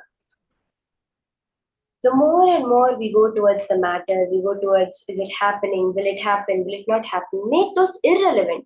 Don't even try fighting with it. Swamiji said the power your patterns get is when you try to fight with it. So don't try to logically counter whatever is coming up. Don't try to dismiss it, just make it irrelevant. As Paramashiva, all these have no relevance to me. Sit with that. It is where you decide to entangle. You decide to entangle with your problems or with your being as Paramashiva. The minute you have thought of something, the minute you have cognized something, that is where you are. The second we have the thought, I am Paramashiva, you are, immediately some other thought comes back, we fall from that space. Swamiji says, power manifestation happens when you hold that space of I am Paramashiva for 9 to 12 seconds. It's possible for every human being naturally. When we hold it for 21 seconds, we go beyond the point of no return, where we never come back to our matter existence. Just 9 to 12 seconds, just that much time. Being able to consistently sit as Paramashiva without any thought of matter, of patterns, of lower frequency coming up.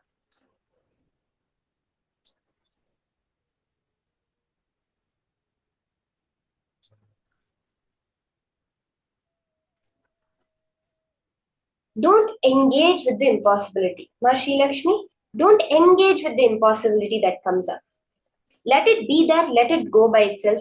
Don't even engage in it. Don't think, should I complete with it? Or should I renounce it? Should I create it? Should I hold it?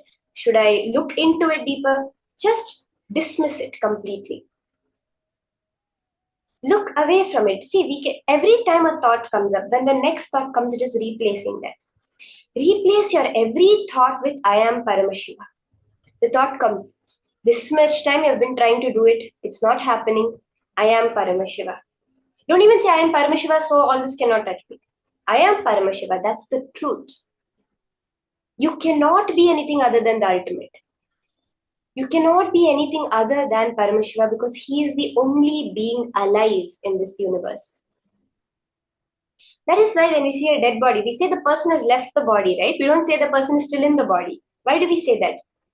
Because that soul, that reflection of Paramashiva in it is no longer there. It is Paramashiva who is living your life, which you are perceiving. Even till today, when you have not gotten that cognition, it is only Paramashiva who has manifested it.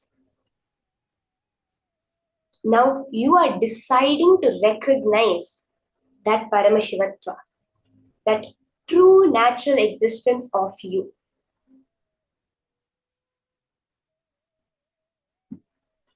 So sit, and anything comes up, don't engage in it in any way. Don't try to reply. Don't try to fight with it. Don't try to renounce it. Don't try to give it up. Just say, I am Paramashiva. Let that be where you are entangling yourself. What you cherish is what you manifest. Chant that Mahavakya, that intense frequency, vibration, which has the power to drown out every other thought going in your inner space. That sound of pure space, the Mahavakya vibrating within you.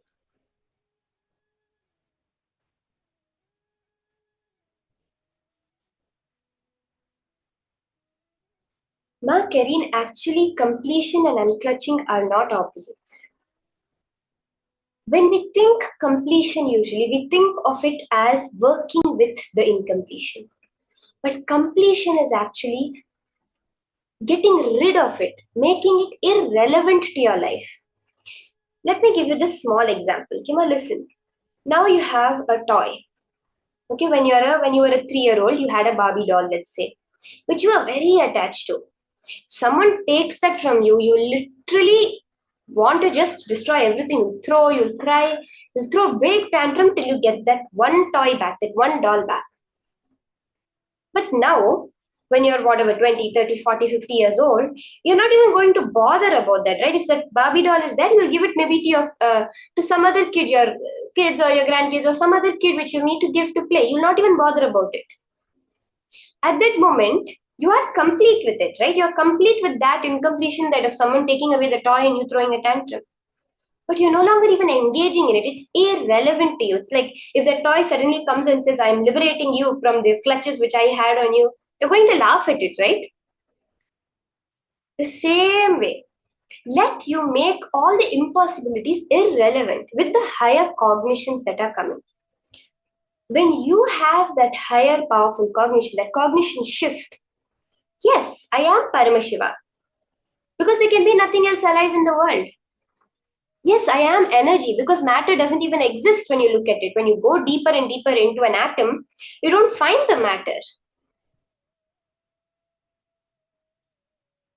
So because of that, I have to be energy. And what do I know as energy? Guru, Paramashiva, as Swamiji. So if I am Swamiji, Swamiji can manifest whatever he wants. Make it irrelevant through that. Do not try to logically reason with it, saying that no, this is not right to have. Swamiji is telling me I can do it. Just have it as a clear cognition. This is the truth, whether or not I am experiencing it at this moment. Ma Jennifer, that's awesome, Ma. Ma Jennifer is saying that her Atmalinga moved for 2 of the dates. Yes, Ma, move it for all 11 and make it as a manifestation.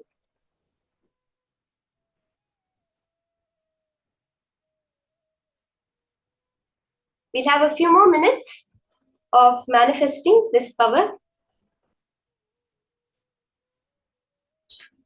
Ma Karin, okay. No, Ma, if we declare something and we don't do it, it causes a hangover. Like Swamiji says that he gives the example of how a kid is born and however far he goes away from the mother, he's still connected. The same way, any word you give, any thought you give, even to yourself, is always connected to you until you consciously complete it or not. What I'm talking about is incompletions, impossibilities. If you say that I want to make this happen and it does not happen, so many times it has not happened, so you declare that tomorrow also it's not going to happen, completing with that impossibility. But when you give a word and having to fulfill it or not is a complete different thing that we learn very detailedly throughout the whole Paramashivoham. So you will be learning about more detail about how completing your word and what exactly happens in the science of integrity when we learn.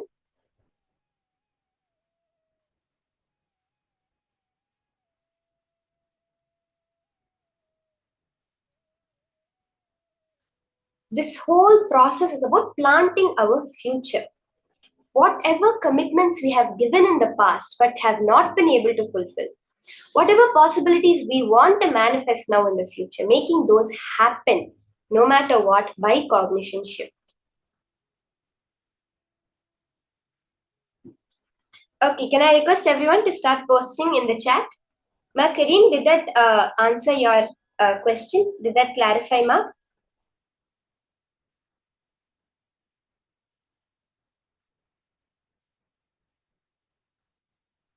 Yes, thank you, Ma. Let's all post whatever manifestations have happened. And see, don't go into the opposite end. Oh, for me, manifestation didn't happen, so now my possibilities are not going to happen. Nothing like that. When Swamiji has said it has to happen, it is just little more will persistence, little more of being able to cognize that as our reality. That is all is necessary. Have the will persistence. That's what Swamiji says is the most important. The only biggest crime you commit is dropping the will persistence. Is saying that I will no longer try. Swamiji once satsang, he actually says that anyways you have failed yesterday. What is there if you try again? At least either you'll be successful or you'll fail. Only you have been successful before the fear of failing can be there. That, oh, I was successful, I may lose something. But even you have many times failed in the past. So now in the future, why not take the decision again and again? Nothing different is going to happen. It's not you're going to lose something if you fail. But if you manifest it, you are going to have everything to gain. Now, we're going to be entering into the next session.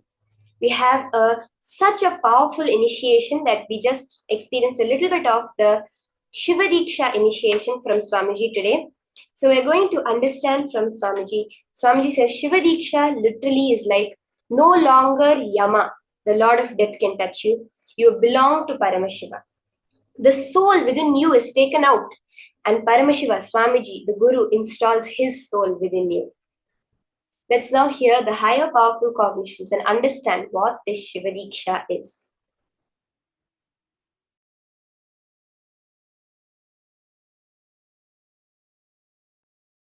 Sivadiksha is all about shifting the way you function from powerless cognitions to powerful cognitions. That's all. Sivadiksha is the way to shift you from functioning from powerless cognition space to powerful cognition space. Listen carefully. Understand life. Listen carefully and understand life.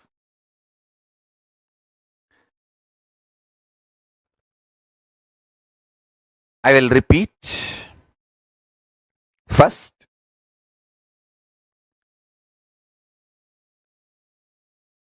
your inner space is like a software which decides how your life will be. That's the first understanding. Second, if the inner space is filled with powerless cognitions, powerless, suffocating, wrong ideas about yourself, about your world, about God, it can be more and more suffocating, making your life difficult. And if you can start building the content of your inner space, powerful, start functioning from powerful cognitions, truths, understandings about you, world, and life, you can become enlightened, manifest powers, and all possibilities. Now listen carefully. The good news I have is your inner space can be beautifully reprogrammed. It can be reprogrammed with powerful cognitions. It can be reprogrammed for enlightenment. It can be reprogrammed to manifest the state, space, powers of ultimate Paramashiva.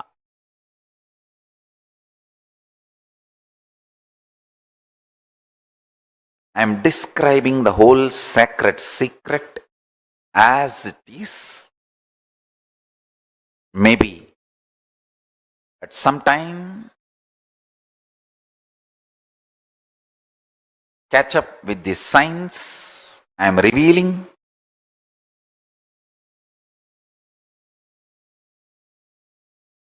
Listen, listen intensely.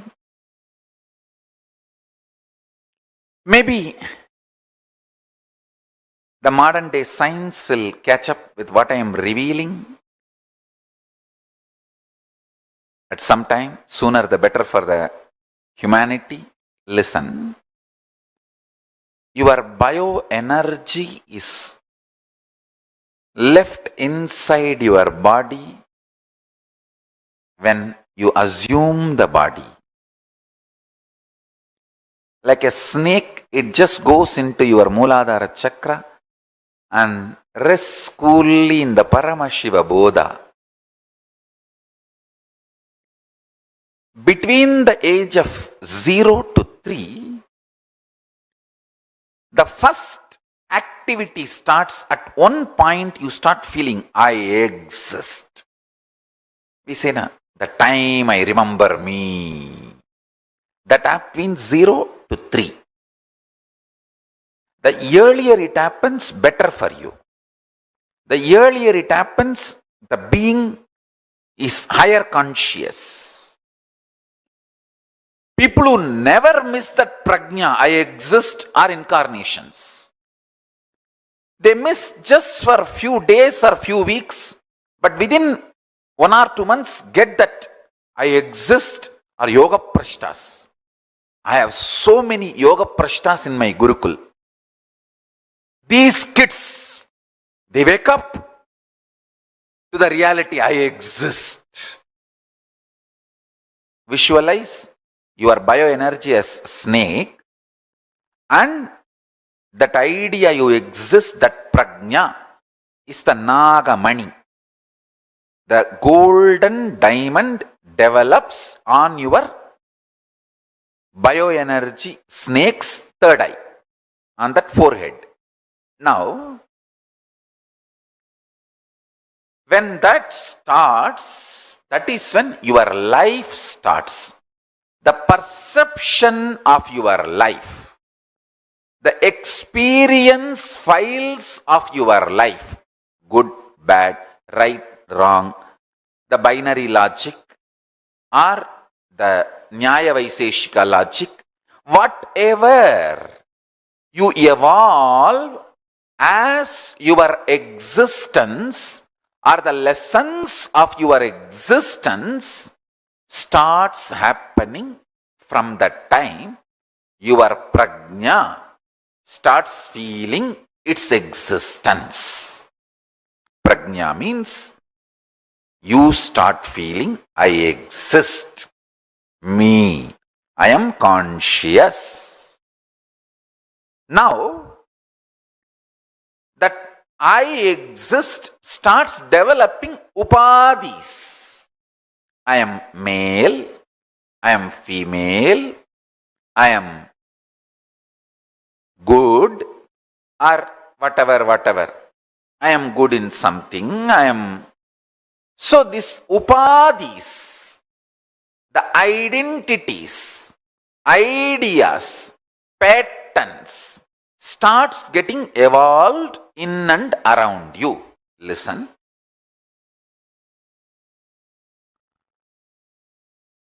When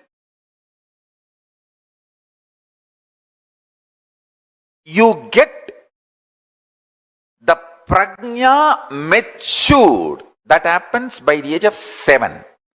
The prajna means that your existence getting matured at the age of 7. By the age of 7, that starts happening. That is the time you start developing your will. This is what I want. This I don't want. This is the way I will be. This is not the way I will be. That will starts getting developed.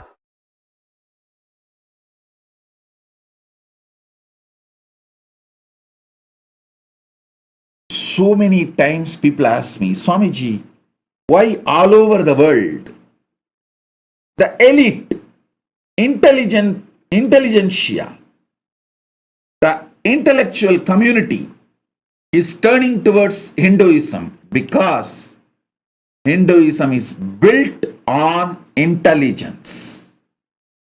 It is built on intelligence. Our first initiation into Hinduism for any child is not based on some beliefs. The Hindu baptizing methodology is not based on any beliefs. It just teaches you how to awaken your consciousness, intelligence. The first baptizing, Hindu baptizing initiation statement is Bhur Bhuva Suvaha Tat Saviturvarenyam Barho Devasya Dhimahi Diyo Yona Prachodayat. I meditate on the highest intelligence which awakens my intelligence. I cognize the highest tejas which awakens my intelligence.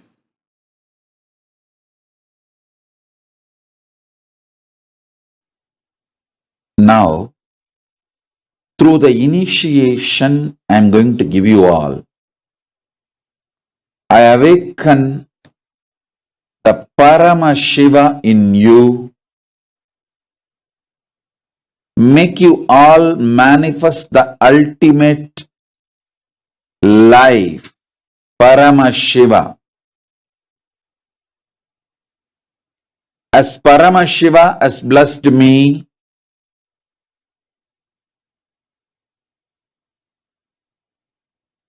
He Himself has manifested in me, I will make Him manifest in you all now, because He has authorized me to manifest Him in all of you. Listen. Listen intensely. I'll give you some of the most guarded secrets of the spiritual world. In the spiritual world, there may be some gurus who experienced ultimate within them, but they will not know how to teach.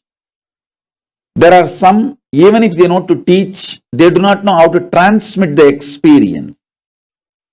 There are some who would have had experience, but not the traditional initiation. There are some who would have had experience and initiation, but may not know how to transmit. There are some who would have had initiation and experience and even know how to transmit, but they may not have received initiation, the right to transmit. That's called Acharya Abhishekam. Even if you know the method to transmit to others, you should be ritualistically initiated, authorized by the Guru Parampara through Acharya Abhishekam. Means the right to initiate others should be given to you ritualistically by the right authorities. There are some who may have capacity to transmit the initiation, can in turn initiate others. In every level, He gave me everything just by making one right decision, making this body happen in Tiruvannamalai. That ecosystem gave all the 16 things needed for an ultimate guru. Intellectual knowledge, enlightenment experience,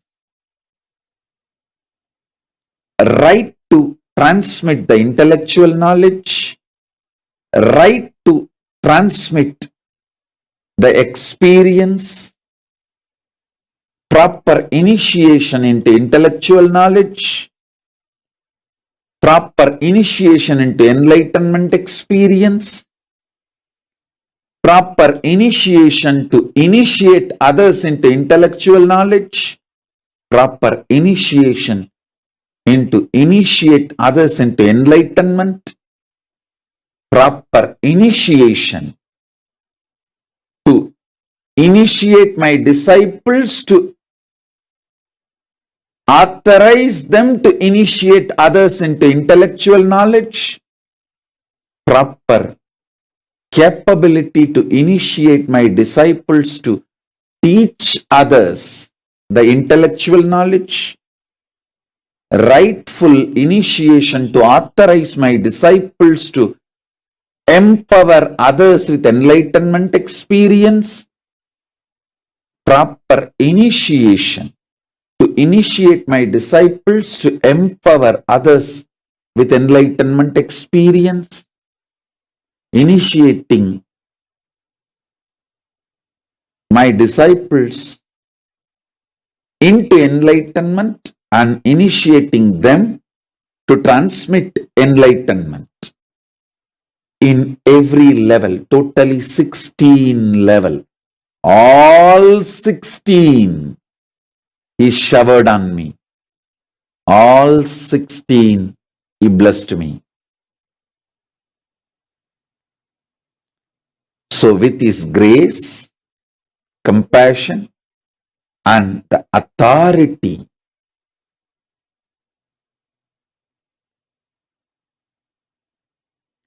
with His grace, with Paramashiva's grace and Paramashiva's compassion, and the authority Paramashiva showered on me directly and through the unbroken Guru Parampara, chain of Guru Parampara, I initiate all of you into Paramashiva Jnana, Paramashivadvaita, intellectually, experientially, ritualistically, and giving the Shakti Pada, Shakti Nipada initiation. So understand this initiation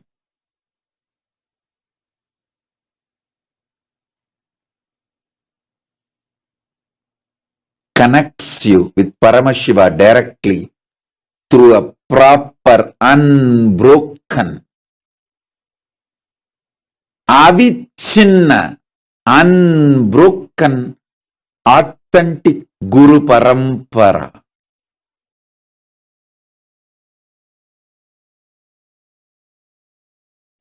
See, I'm going to give you 5 initiation now.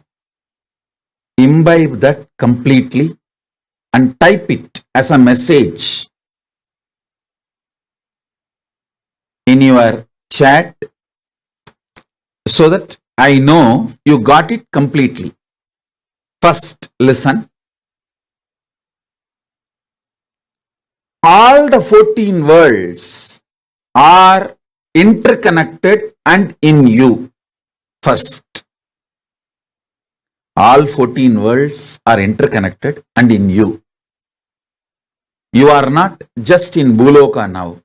You are in all 14 worlds right now. First, it's an initiation. Listen. Someone who has not heard this truth is poor, spiritually poor.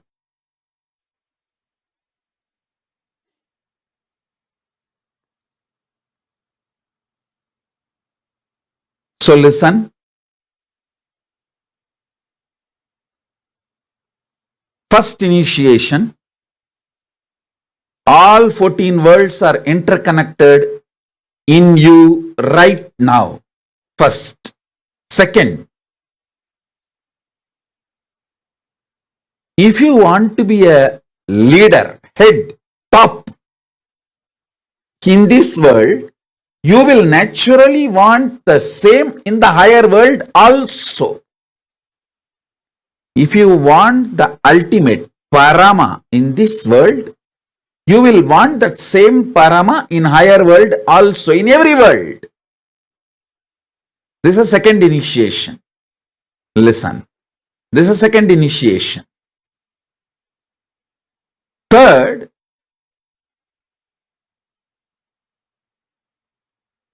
in this world, only one can be ultimate. But in the higher worlds, anyone who wants to be ultimate can be ultimate. That is why there is no jealousy or competition. Paramashiva enjoys more people becoming Paramashiva. That is why it is called higher world. In the lower world, everyone wants to be ultimate, but no one can be ultimate. They beat each other, kill each other, destroy each other to become ultimate, but nobody becomes ultimate. That is why it is called lower world. Understand? The algorithm, programming, nature of the higher worlds, lower worlds, this world I am describing. In this world, one can be ultimate. That's why so much jealousy, competition. In the higher worlds, as whoever wants, they can become ultimate. The more ultimate, more Paramashiva celebrates. That is why no jealousy in the higher worlds. That is why it is called higher world. In the lower world, everyone wants to be ultimate, but nobody can become ultimate. They just beat each other, kill each other, destroy each other. Finally, nobody is ultimate in the lower world. That is why it is called lower world. In lower world, nobody. In this world, somebody. In higher world, everybody. This is the algorithm, programming, basic, fundamental way of functioning of the higher worlds, this world and lower world. This is the third initiation. This is the third initiation. The fourth initiation, listen. To become ultimate, you don't need any qualification other than being initiated into the truth. Your free will, pure will, is capable of making you ultimate. Fourth initiation. Fifth initiation, the greatest. Sit right now. I'll breathe the super consciousness, supreme consciousness of Paramashiva in you right now.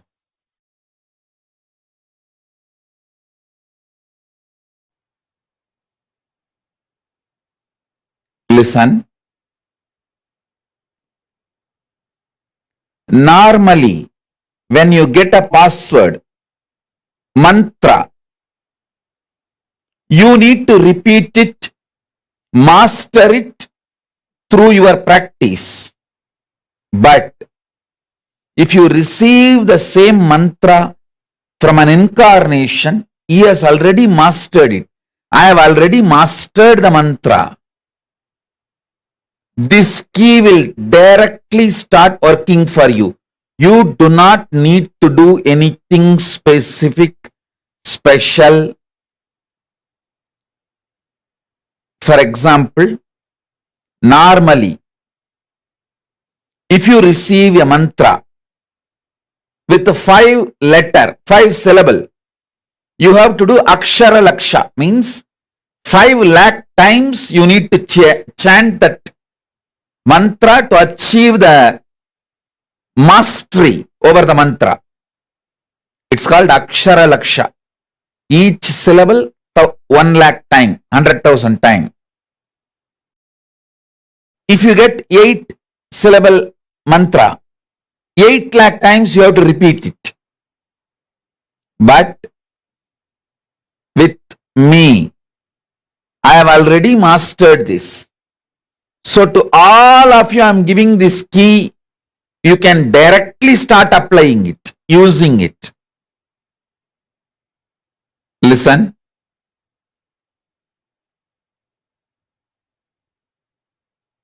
I am going to give you 4 mantras. Gayatri mantra, then Siva Diksha, Shiva mantra. Gayatri mantra will open Brahmaloka for you. It will give you access to Parabrahman. Samaya Diksha, Siva Diksha mantra will give you access to Paramashiva. And I will be giving you Mahavagya, which will give access to me directly.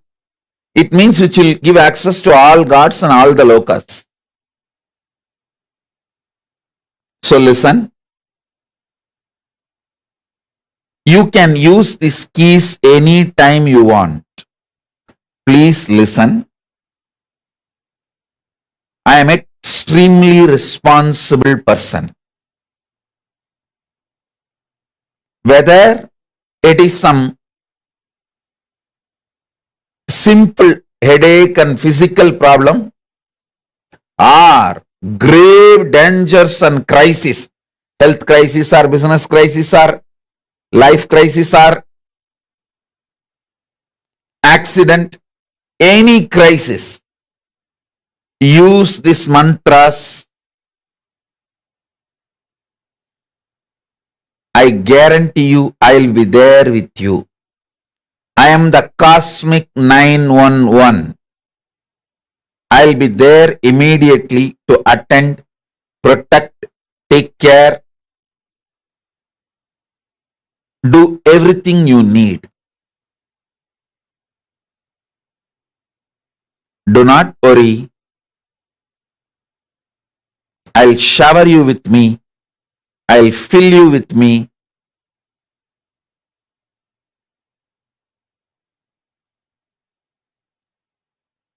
I will manifest me through you.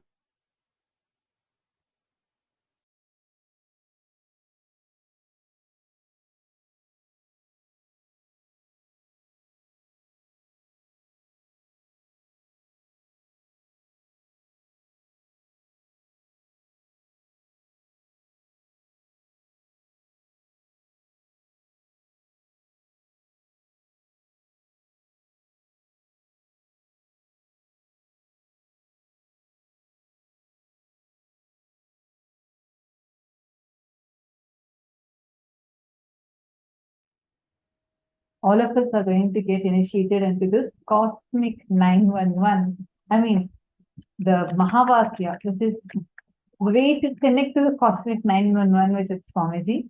And we are going to be getting initiated into that. And we're going to get initiated into Shiva Diksha today. Literally a software upgrade of the core software with which you are operating in your life. You're going to get upgraded from that core software. So are you all ready for it? Even all those who received Shiva Diksha earlier, you can take the Diksha again. Actually, Swamiji, like Swamiji revealed, out of all the 16 types of initiations, the Acharya Abhishekam, even ritualistically, like Swamiji said, even if you're qualified to transmit the experience to others, you still need a ritualistic initiation. So in every way, Swamiji is like the, I should say, like sort of Sampurna Avatar, means in every way, ritualistically, traditionally, or even in terms of experience, enlightenment, in every way, Swamiji is the only one who can transfer these highest experiences to us. And that is what all of us are blessed to receive today. Because today, every one of you that are here, how many of you are here for the first time again? Sorry, if you don't mind, could you all post it again? I know many of you posted earlier. How many of you are here for the first time? Because this session is a very important session for all of you. And I know a lot of Chinese participants are very new. And this is a very, very important session. You should all not miss. So please, all the people who are here for the first time, do not miss this session because this is in preparation for the Shiva Diksha that you're all going to be receiving today. Please be ready and do not miss this session because this process, this session that we're all having today is a very important initiation for all of you. So can I request all the participants to please settle down? So all the all the auspicious learnings in life in Hinduism always starts with Shiva Diksha initiation. It is with the Shiva Diksha that the master, the guru, transmits the experience to the disciple. So it is only when the Shiva Diksha initiation is given, the master gives the experience to the disciple. He says, okay, with this you are qualified to receive enlightenment itself.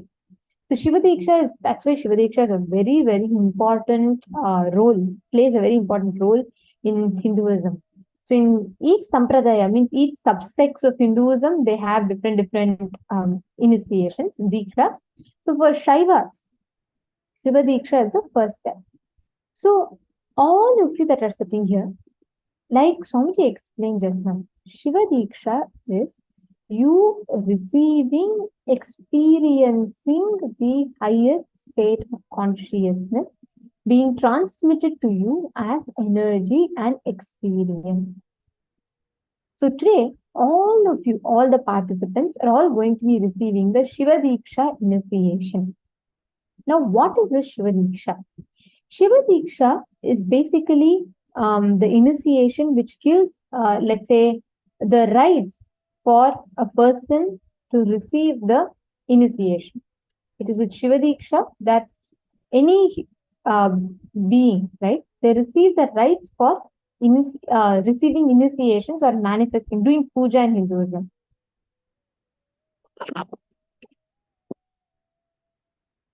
Actually, this gives you the right to worship Paramashiva and directly upgrades your very consciousness. We all are going to be receiving this today. All the participants were here for the very first time also. It's a very, very, very special session for all of you. Actually, there's a core software that all of us carry, from which we relate to life, connect with life. Upgrading that, you have we get software upgrade notification, especially in you get it on your Mac, you get it on your Windows, you get it on your iPhone, you get it everywhere.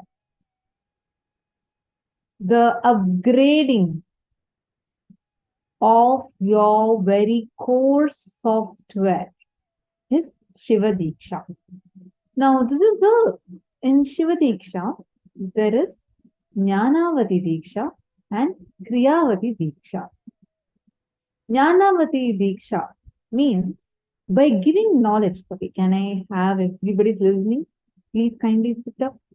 I see some of you lying down. And not miss this session. This session is a very, very important one. Only the participants who are attending this preparation session can take Shiva Diksha. So please make sure you are sitting up and listening. Kindly do not lie down. Please come on the cameras. Request everyone to please be on the camera. All the participants, even the participants who are sitting in Chinese translation Zoom, please make sure you are on camera. So now, Shiva Diksha has two main components. One is Jnanavati Diksha and Kriyavati Diksha. The next is Mantra Diksha. So these are the main components. So Mantra Diksha is that the energy and experience is transmitted in the form of sacred sounds or mantras. Jnanavati Diksha is that the energy and experience is transmitted by the presence of an enlightened master or guru. Kriyavati Diksha is the ritualistic part of the Diksha, which is the Homa. So today, all of you are going to be experiencing all these three components: Mantra Diksha, Jnanavati Diksha, and Kriyavati Diksha. Are all of you clear? Actually, this Shiva Diksha process is elaborately explained in our Agama, in our source scriptures in Hinduism. This you all can see, this is scripture called Soma Shambhu Padhati, which is where the Samaya Diksha, the first level of Shiva Diksha, is explained. It says, Dvividheyam Dvirupani Pratyekam Upajayate Eka Kriyavati Tatra Kundamandala Purvika Manodvyapara Matrena Vyasa Jnanavati Mata Itham Labdhadhikarena Dikshacharyena Sadhyate. Means, this exact verse actually is Paramashiva tells.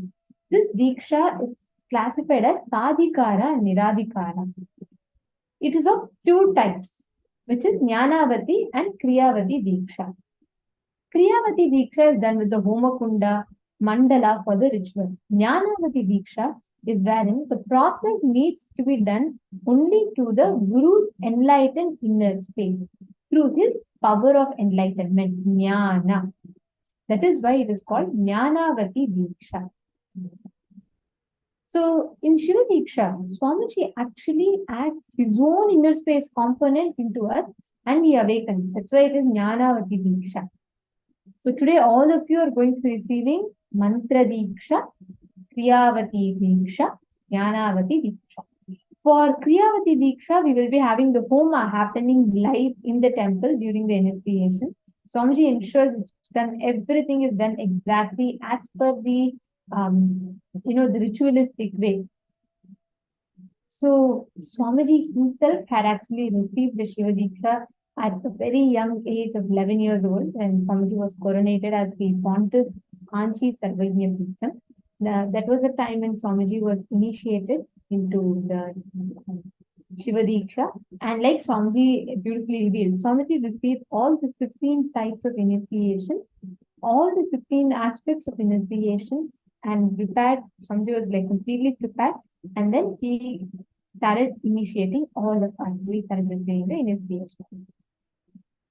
And the Jnanavati Diksha is where Swamiji conducts the whole experience of the process through our inner space, making us manifest that experience.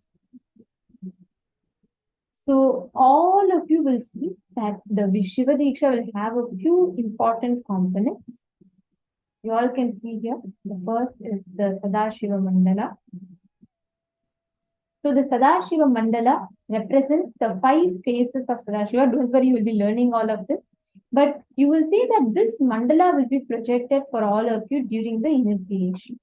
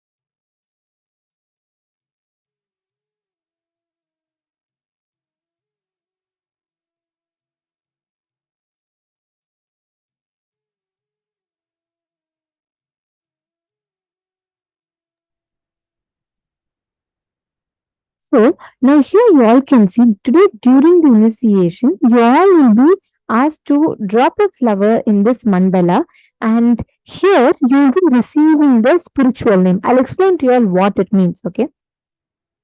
Each of us have one energy in us, right? It will be like each manifestation of Paramashiva. You all can see here. This white is Satyajata. I'll be explaining to you all the clear breakdown, so do not worry, you'll all know step by step what exactly it should be like. So here you all can see you're going to be having the mandala on your screen. It will be projected like this on your screen. Don't worry about drawing it, you need not draw it. We will be showing you the mandala.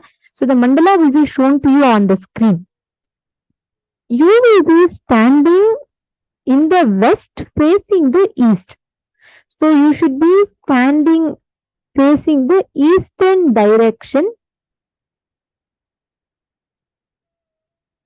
and here like you all can see you will be standing facing the east.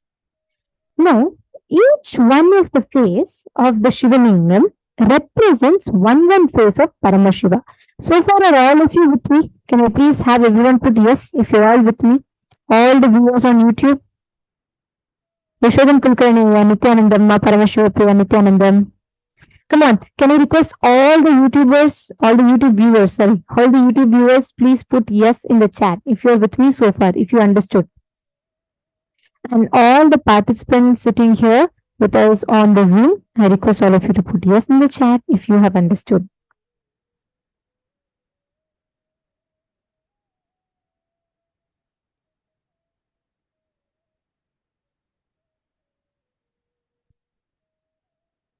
Okay, great. So far, I'm getting a yes from everyone. I'm just waiting for everyone to put yes. And any of you have any questions, you all can ask. Okay.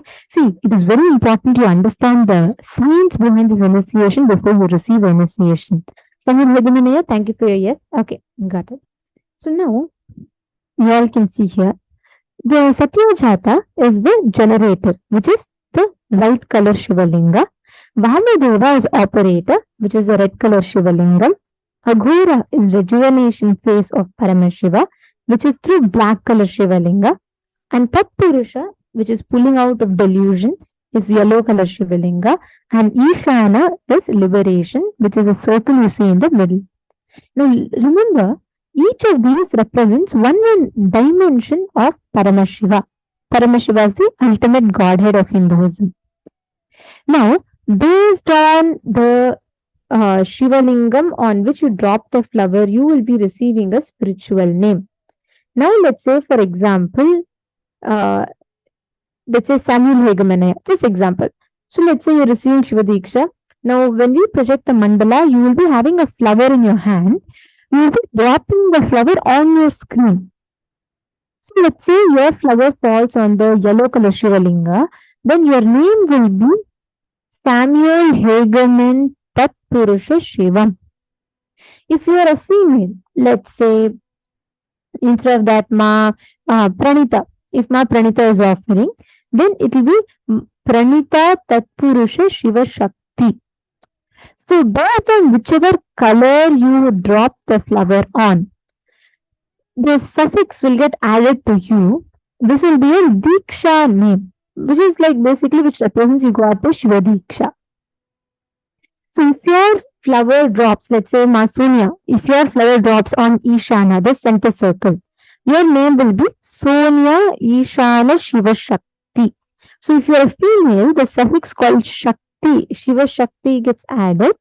If you are a male, the face of Paramashiva along with the suffix called Shivam gets added. Clear? Are you all understanding? I'm now going to be projecting this name chart for each and every one of you. Can you all take 5 minutes and pen this down so that right after you drop the flower, you know which is your Diksha name. Can I request you all to pen down?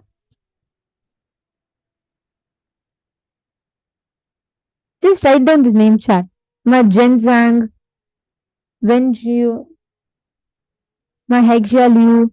Can I request every one of you to please just write down this? See, this is a name chart. Based on whichever place you drop, you will know.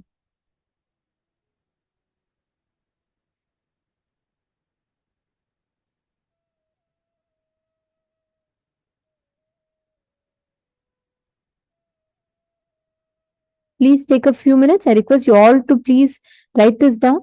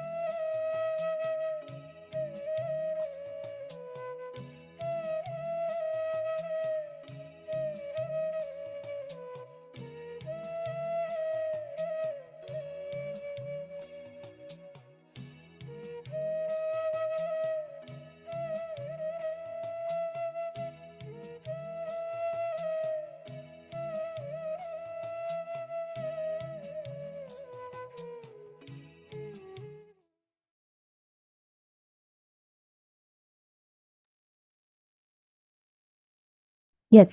So have you all written this down? Okay. So now this name, based on this chart, you will be finding your name. So right after the initiation, you all can see this chart that you have written down, and based on that, you can identify your name. So whichever color lingam that you drop the flower in, that becomes your name. So why is this name important or significant? Because this spiritual name, wherever you drop, this becomes your Diksha name. And this indicates that that particular phase of Paramashiva will manifest through you. Like that will be your main, let's say, main component of Paramashiva, which you will manifest or which you will experience.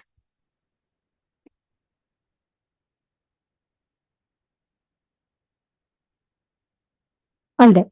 Now, let us understand further details. See, Shiva Diksha is not just offering the flower or receiving the name. What happens is when Swamiji is literally programming your inner space to manifest this experience, you manifest that extraordinary ability or you manifest that extraordinary dimension of Paramashiva's own inner space manifesting through you. So, right after Shiva Diksha, what you receive is the Samaya Diksha, the Kantamala.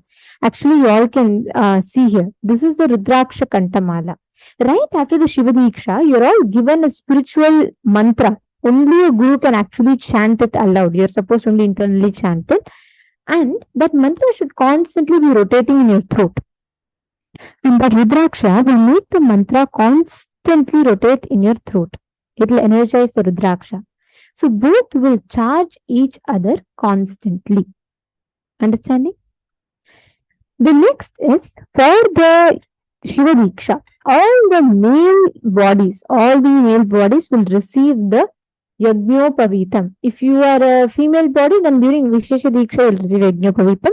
If you are a male body, you will receive the Yajnopavitam on Shiva Diksha day. Any of you have any questions so far? You're all with me? See, it's a very important initiation, so just want to make sure none of you are missing out. So if you all have any kind of question, please feel free to ask. Okay, great. Now, the next part of this initiation. When you receive a Shiva Diksha, you should not abuse Paramashiva, the source of the cosmos. You should not abuse the words of Paramashiva, which is the Vedas and Agamas. You should not abuse the Guru who gives the Diksha. You should not abuse other sadhakas, the other people who have received the Diksha. You should not cross the shadow of Shivalinga.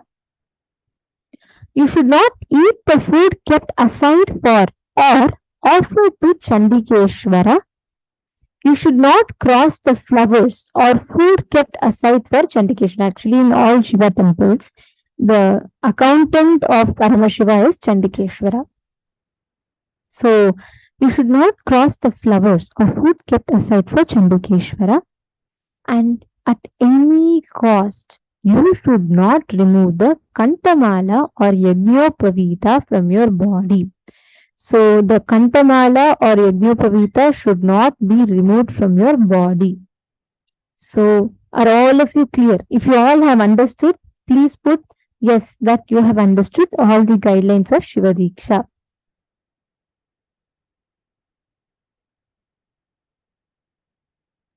Please confirm in the chat if you have all understood.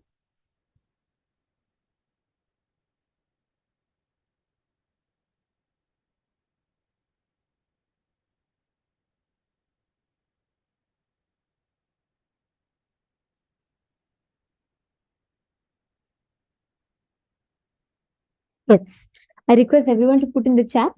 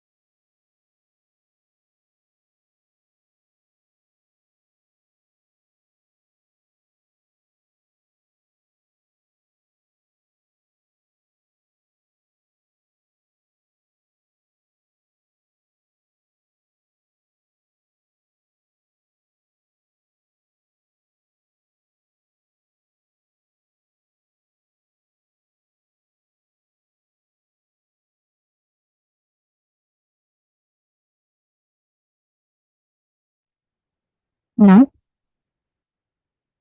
all those who want to sign up to receive the Shiva Diksha, please take a few minutes. Please make sure you're all heading to this link and you're all signing up. We'll give you all a few minutes. We request all the participants to sign up in the link as shown here. Anyone who wants. Okay, Samuel Haganmanaya, you've already received. That's wonderful. If you've already received, you don't need to receive again. This is only for the participants who have never received Shiva Diksha before. And if you want reinitiation, like you have received but you want to take again, you can, you're free to take. Ma Nithyananda Paramashiva, sorry.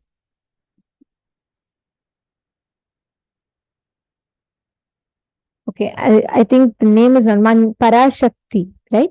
Okay, you're asking who is a sadhaka?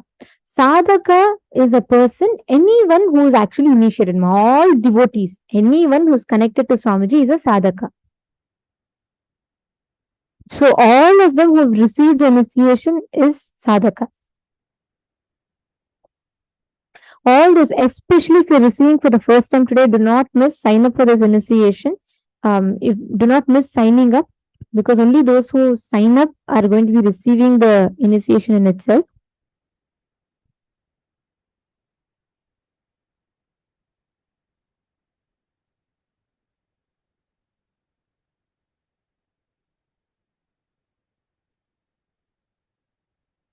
Yes, all of you can do, and we have a support desk team who will be posting the link in the chat for all of you.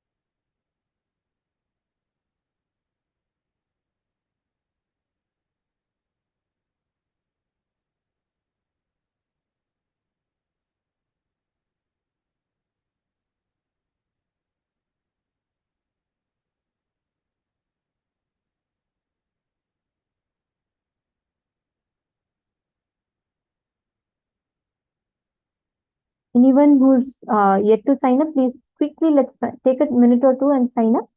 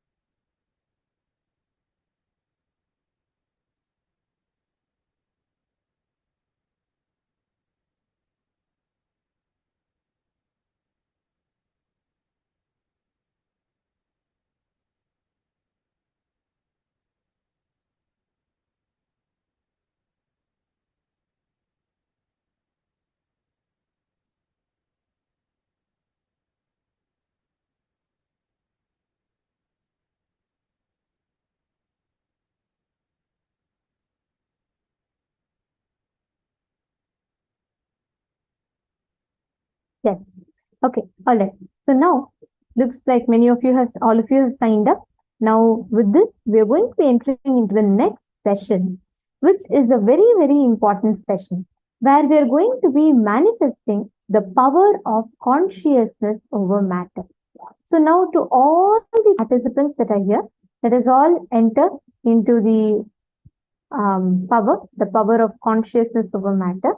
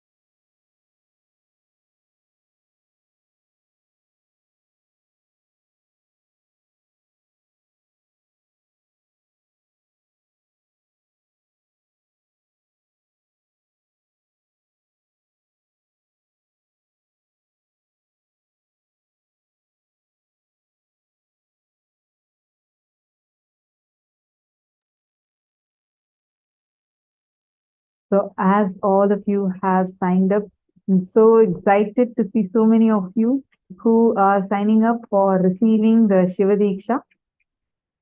Now, we have a very exciting announcement for all of you. Know, I had announced this earlier also, because today is a very, very, very special day. The day where all the sisters tie their tie their love and their gratitude, I should say their sweet relationship, in the form of Rakhi to their brothers. And the brother, in turn, gives a commitment saying that I will always protect you. I would always be there with you. So today is a very special day where we can tie Rakhi to Swamiji. And all of you can tie Rakhi to Swamiji, and you can receive your Raksha Bandhan blessings from Swamiji directly. Take a moment now, and all of you can go ahead. The support desk team is posting the Amazon link. You all can go ahead and buy the Rakhis to tie it for Swamiji today. And it's a wonderful opportunity. All of you, whoever feels like, Swamiji is your family, part of your family, and you want to tie this day, you don't need to just be a sister. Anyone, because with Swamiji, the gender does not matter. It is a connection that Yes, matters. and anyone can tie Rakhi, even brother can tie. Like, it's basically you tie it to your brother, and your brother says, I'm going to continuously be protecting you and I will take care of you. And today we all have, for the first time, you have an opportunity to offer Rakhi, like as e-Rakhi, where you're going to offer it, and physically this Rakhi will be delivered where Swamiji will, you will be offering it to Swamiji, tying it for Swamiji. Take a moment now, go ahead, it's a simple Amazon purchase. Immediately all can do it. All those whoever wants to offer this, please let me know. You can just put yes here and go ahead and buy it. Take a moment and go ahead and buy it. Come on, every one of you, you all can go ahead and you can buy this Rakhi. It is offering Rakhi to Swamiji himself. You can pray, you can just say Swamiji, and to get blessings from Swamiji, you can have this whole Rakhi purchase offered at Swamiji's feet. You're basically saying, Swamiji, you know what, on this day of Raksha Bandhan, I want to request your protection. I want to request you to stay with me, protect me throughout. So come on, let's ask our cosmic brother, let's try this Rakhi to Swamiji, and he will be there on this day. So very, very significant. Actually, if you're a Hindu, and especially if you're if you've had the Hindu upbringing, I know it's a very significant festival for you. And on this day, it does not matter your age, your gender, your country, your region does not matter. But if you feel like on this day of Raksha Bandhan, you just want to be a part of Swamiji, you just want to pray to Swamiji, connect to Swamiji and experience, go ahead, this is for you. And it's much, much more easier because it's on Amazon store. So you can just buy it using your Amazon account. It is very simple. And you can just click add to cart and purchase your Rakhi. And darshan is starting very, very soon, which means you can quickly buy your Rakhi before darshan. Okay, sorry, I'm just seeing regarding, I'm just seeing your message now, Lucas. Our support desk team will immediately post the link for you for signing up for Shiva Diksha. Also, take a moment, whoever wants to celebrate today's day, the Raksha Bandhan day with Swamiji, go ahead. Here is the opportunity. Actually, from all over the world, people are all continuously rushing for this. This is like a wow, amazing opportunity that we all have. Take a moment. All of you can go ahead and you can just go to the Amazon store, buy it, and offer it to Swamiji. So don't miss this opportunity. And now we will all be entering into the next session where we're going to be manifesting the power of consciousness of our mind. So listen very carefully. We learned about consciously planting your future. Now, why is consciousness over matter, this power, very important? Your experience that you are not the body, you are beyond the body. You are not limited by your pattern. See, the moment you say your consciousness, you think, okay, then the moment you say you are a body, you think, okay, that's all. You're limited to the capabilities of a body. You're just this, you're just that. There's so many restrictions that you subconsciously add upon yourself. When you understand that you are consciousness, you are beyond your body, you experience your existence as Paramashiva. You start experiencing the unlimited dimension of you. I'll give you a few minutes to first prepare. Can I request every one of you to hold a coconut or an object on your palm as shown in the picture? Please take a few minutes and you all can hold an object, coconut or a fruit or something on your palm. And joining with us for this very beautiful segment is Manitya Devasmaranananda and Manitya Brahmayogananda. And they're also going to be Acharyas here for the program. So we request every one of you to take a few minutes, please set it up. Yes.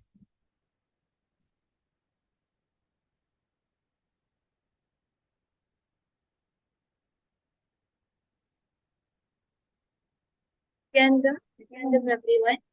So, as Manityananda said, my name is Manitya Brahmayogananda, and till everyone brings their coconut or whichever fruit they're manifesting with, I'll just give a small introduction about what we are going to manifest.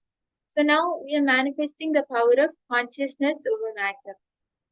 So in this power, you will be connecting to Swamiji, and you will see the object in front of you is matter, and you are consciousness. You are the medium through which Swamiji, who is consciousness, will be manifesting and flowing through you. And in this power, it is very simple what we have to do. You just have to connect to Swamiji. Remember your moment with Swamiji and connect to Swamiji and just surrender at his feet, saying, Swamiji, you have to flow through me and you have to manifest this power for me. So, yes. So please understand, it is just the cognition we hold, the cognition which each one of us has to hold, which is, I am the source, right? When we cognize I am Paramashiva, when I cognize I'm the source, that's when I understand that from that responsibility and from the experience in the space that I'm the source, everything around me is a manifestation of me. So I can simply move the matter, right? You will see just that small shift in cognition and the experience of oneness. Swamiji will simply manifest through each one of us, and we will be able to move the matter in front of us. And Swamiji also says that there are only two things which are really real. One is consciousness, Paramashiva, and one more is matter. So now it is just going to be where consciousness manifests and moves the matter, because consciousness is, of course, in a higher state than matter itself. So just holding this cognition that yes, I am Paramashiva, I am consciousness, I just have to give a simple command in that space of oneness with Swamiji. I just have to give a simple command, and I'll be able to manifest this. And when we are manifesting this power now, it is important to manifest it, because whatever cognitions Swamiji is teaching, whatever cognitions we are imbibing, becomes a part. It becomes an experience when we manifest power. Because when you listen to a powerful cognition, and when you manifest the power after that, a click happens within you. Because Swamiji says that only when something clicks in you can you manifest the power. So we manifest power for that. And please understand, it is a very powerful virtuous cycle which all of us will experience. When I cognize something and that thing becomes my experience, then we have that cognition inside of us go more deeper inside us, right? So yes, this is the truth. I am consciousness and I am the source. I am able to move the matter. And then you reinforce that cognition inside you. You experience it more and cognize it more. So it's a very beautiful, powerful, virtuous cycle which gets kicked inside us. I request all of you, please do not miss power manifestation. This is the most important part of these sessions you are attending and getting ready for the darshan. And so I hope all of you are ready with your fruits or your coconut.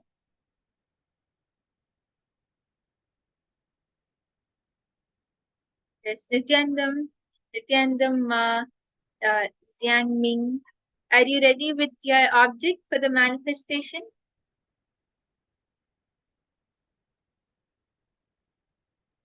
Ma Jinghua, Paramashiva, Paramashiva Parashakti. Nityanandam, are you ready with your object for the manifestation? If all of us are ready, we can start the manifestation. Ma Ihang, Ma Jagaranyananda.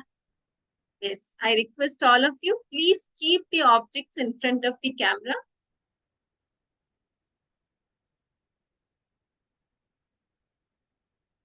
Nityanandam Ma Juana, Nityanandam Ma Grace. Yes, are you all ready with your object for the power manifestation? Okay, I can see Ma Lingying is ready with the object in front of the camera. That's great. Yes, Ma Lingying, if you want, you can comfortably be seated. That's no problem. You can just hold the object on a flat surface in front of the camera. Okay, Ma Janet is ready. That's great. Wonderful to see you all ready and excited to manifest the power. So let us all sit straight. And now just hold the powerful cognition that if your will, the decision making, the will inside you is established in consciousness. And your body is matter, your hands are matter, and the object in front of you is also matter. So with using that will, if you're able to move your hands, if you're able to move your body, and if you're able to do what you want with your body, you can do the same thing even for the matter which is there on your hand. If you can move your hand, then you can move the matter on your hand, because your will is established in consciousness, and both your hand and the object on your hand is both matter. So if you can move your hand, then you can even move the object which is on your hand. This is actually a very powerful cognition given by Swamiji. So this is like one of the ultimate powerful cognitions. So just hold this and command the matter on your hand to move. Okay. So yes, I can see many of you are there ready to manifest. So now I request everyone to sit straight and chant the Mahavakya. Connect to Swamiji and decide that the will, the consciousness in you is going to move the matter in front of you.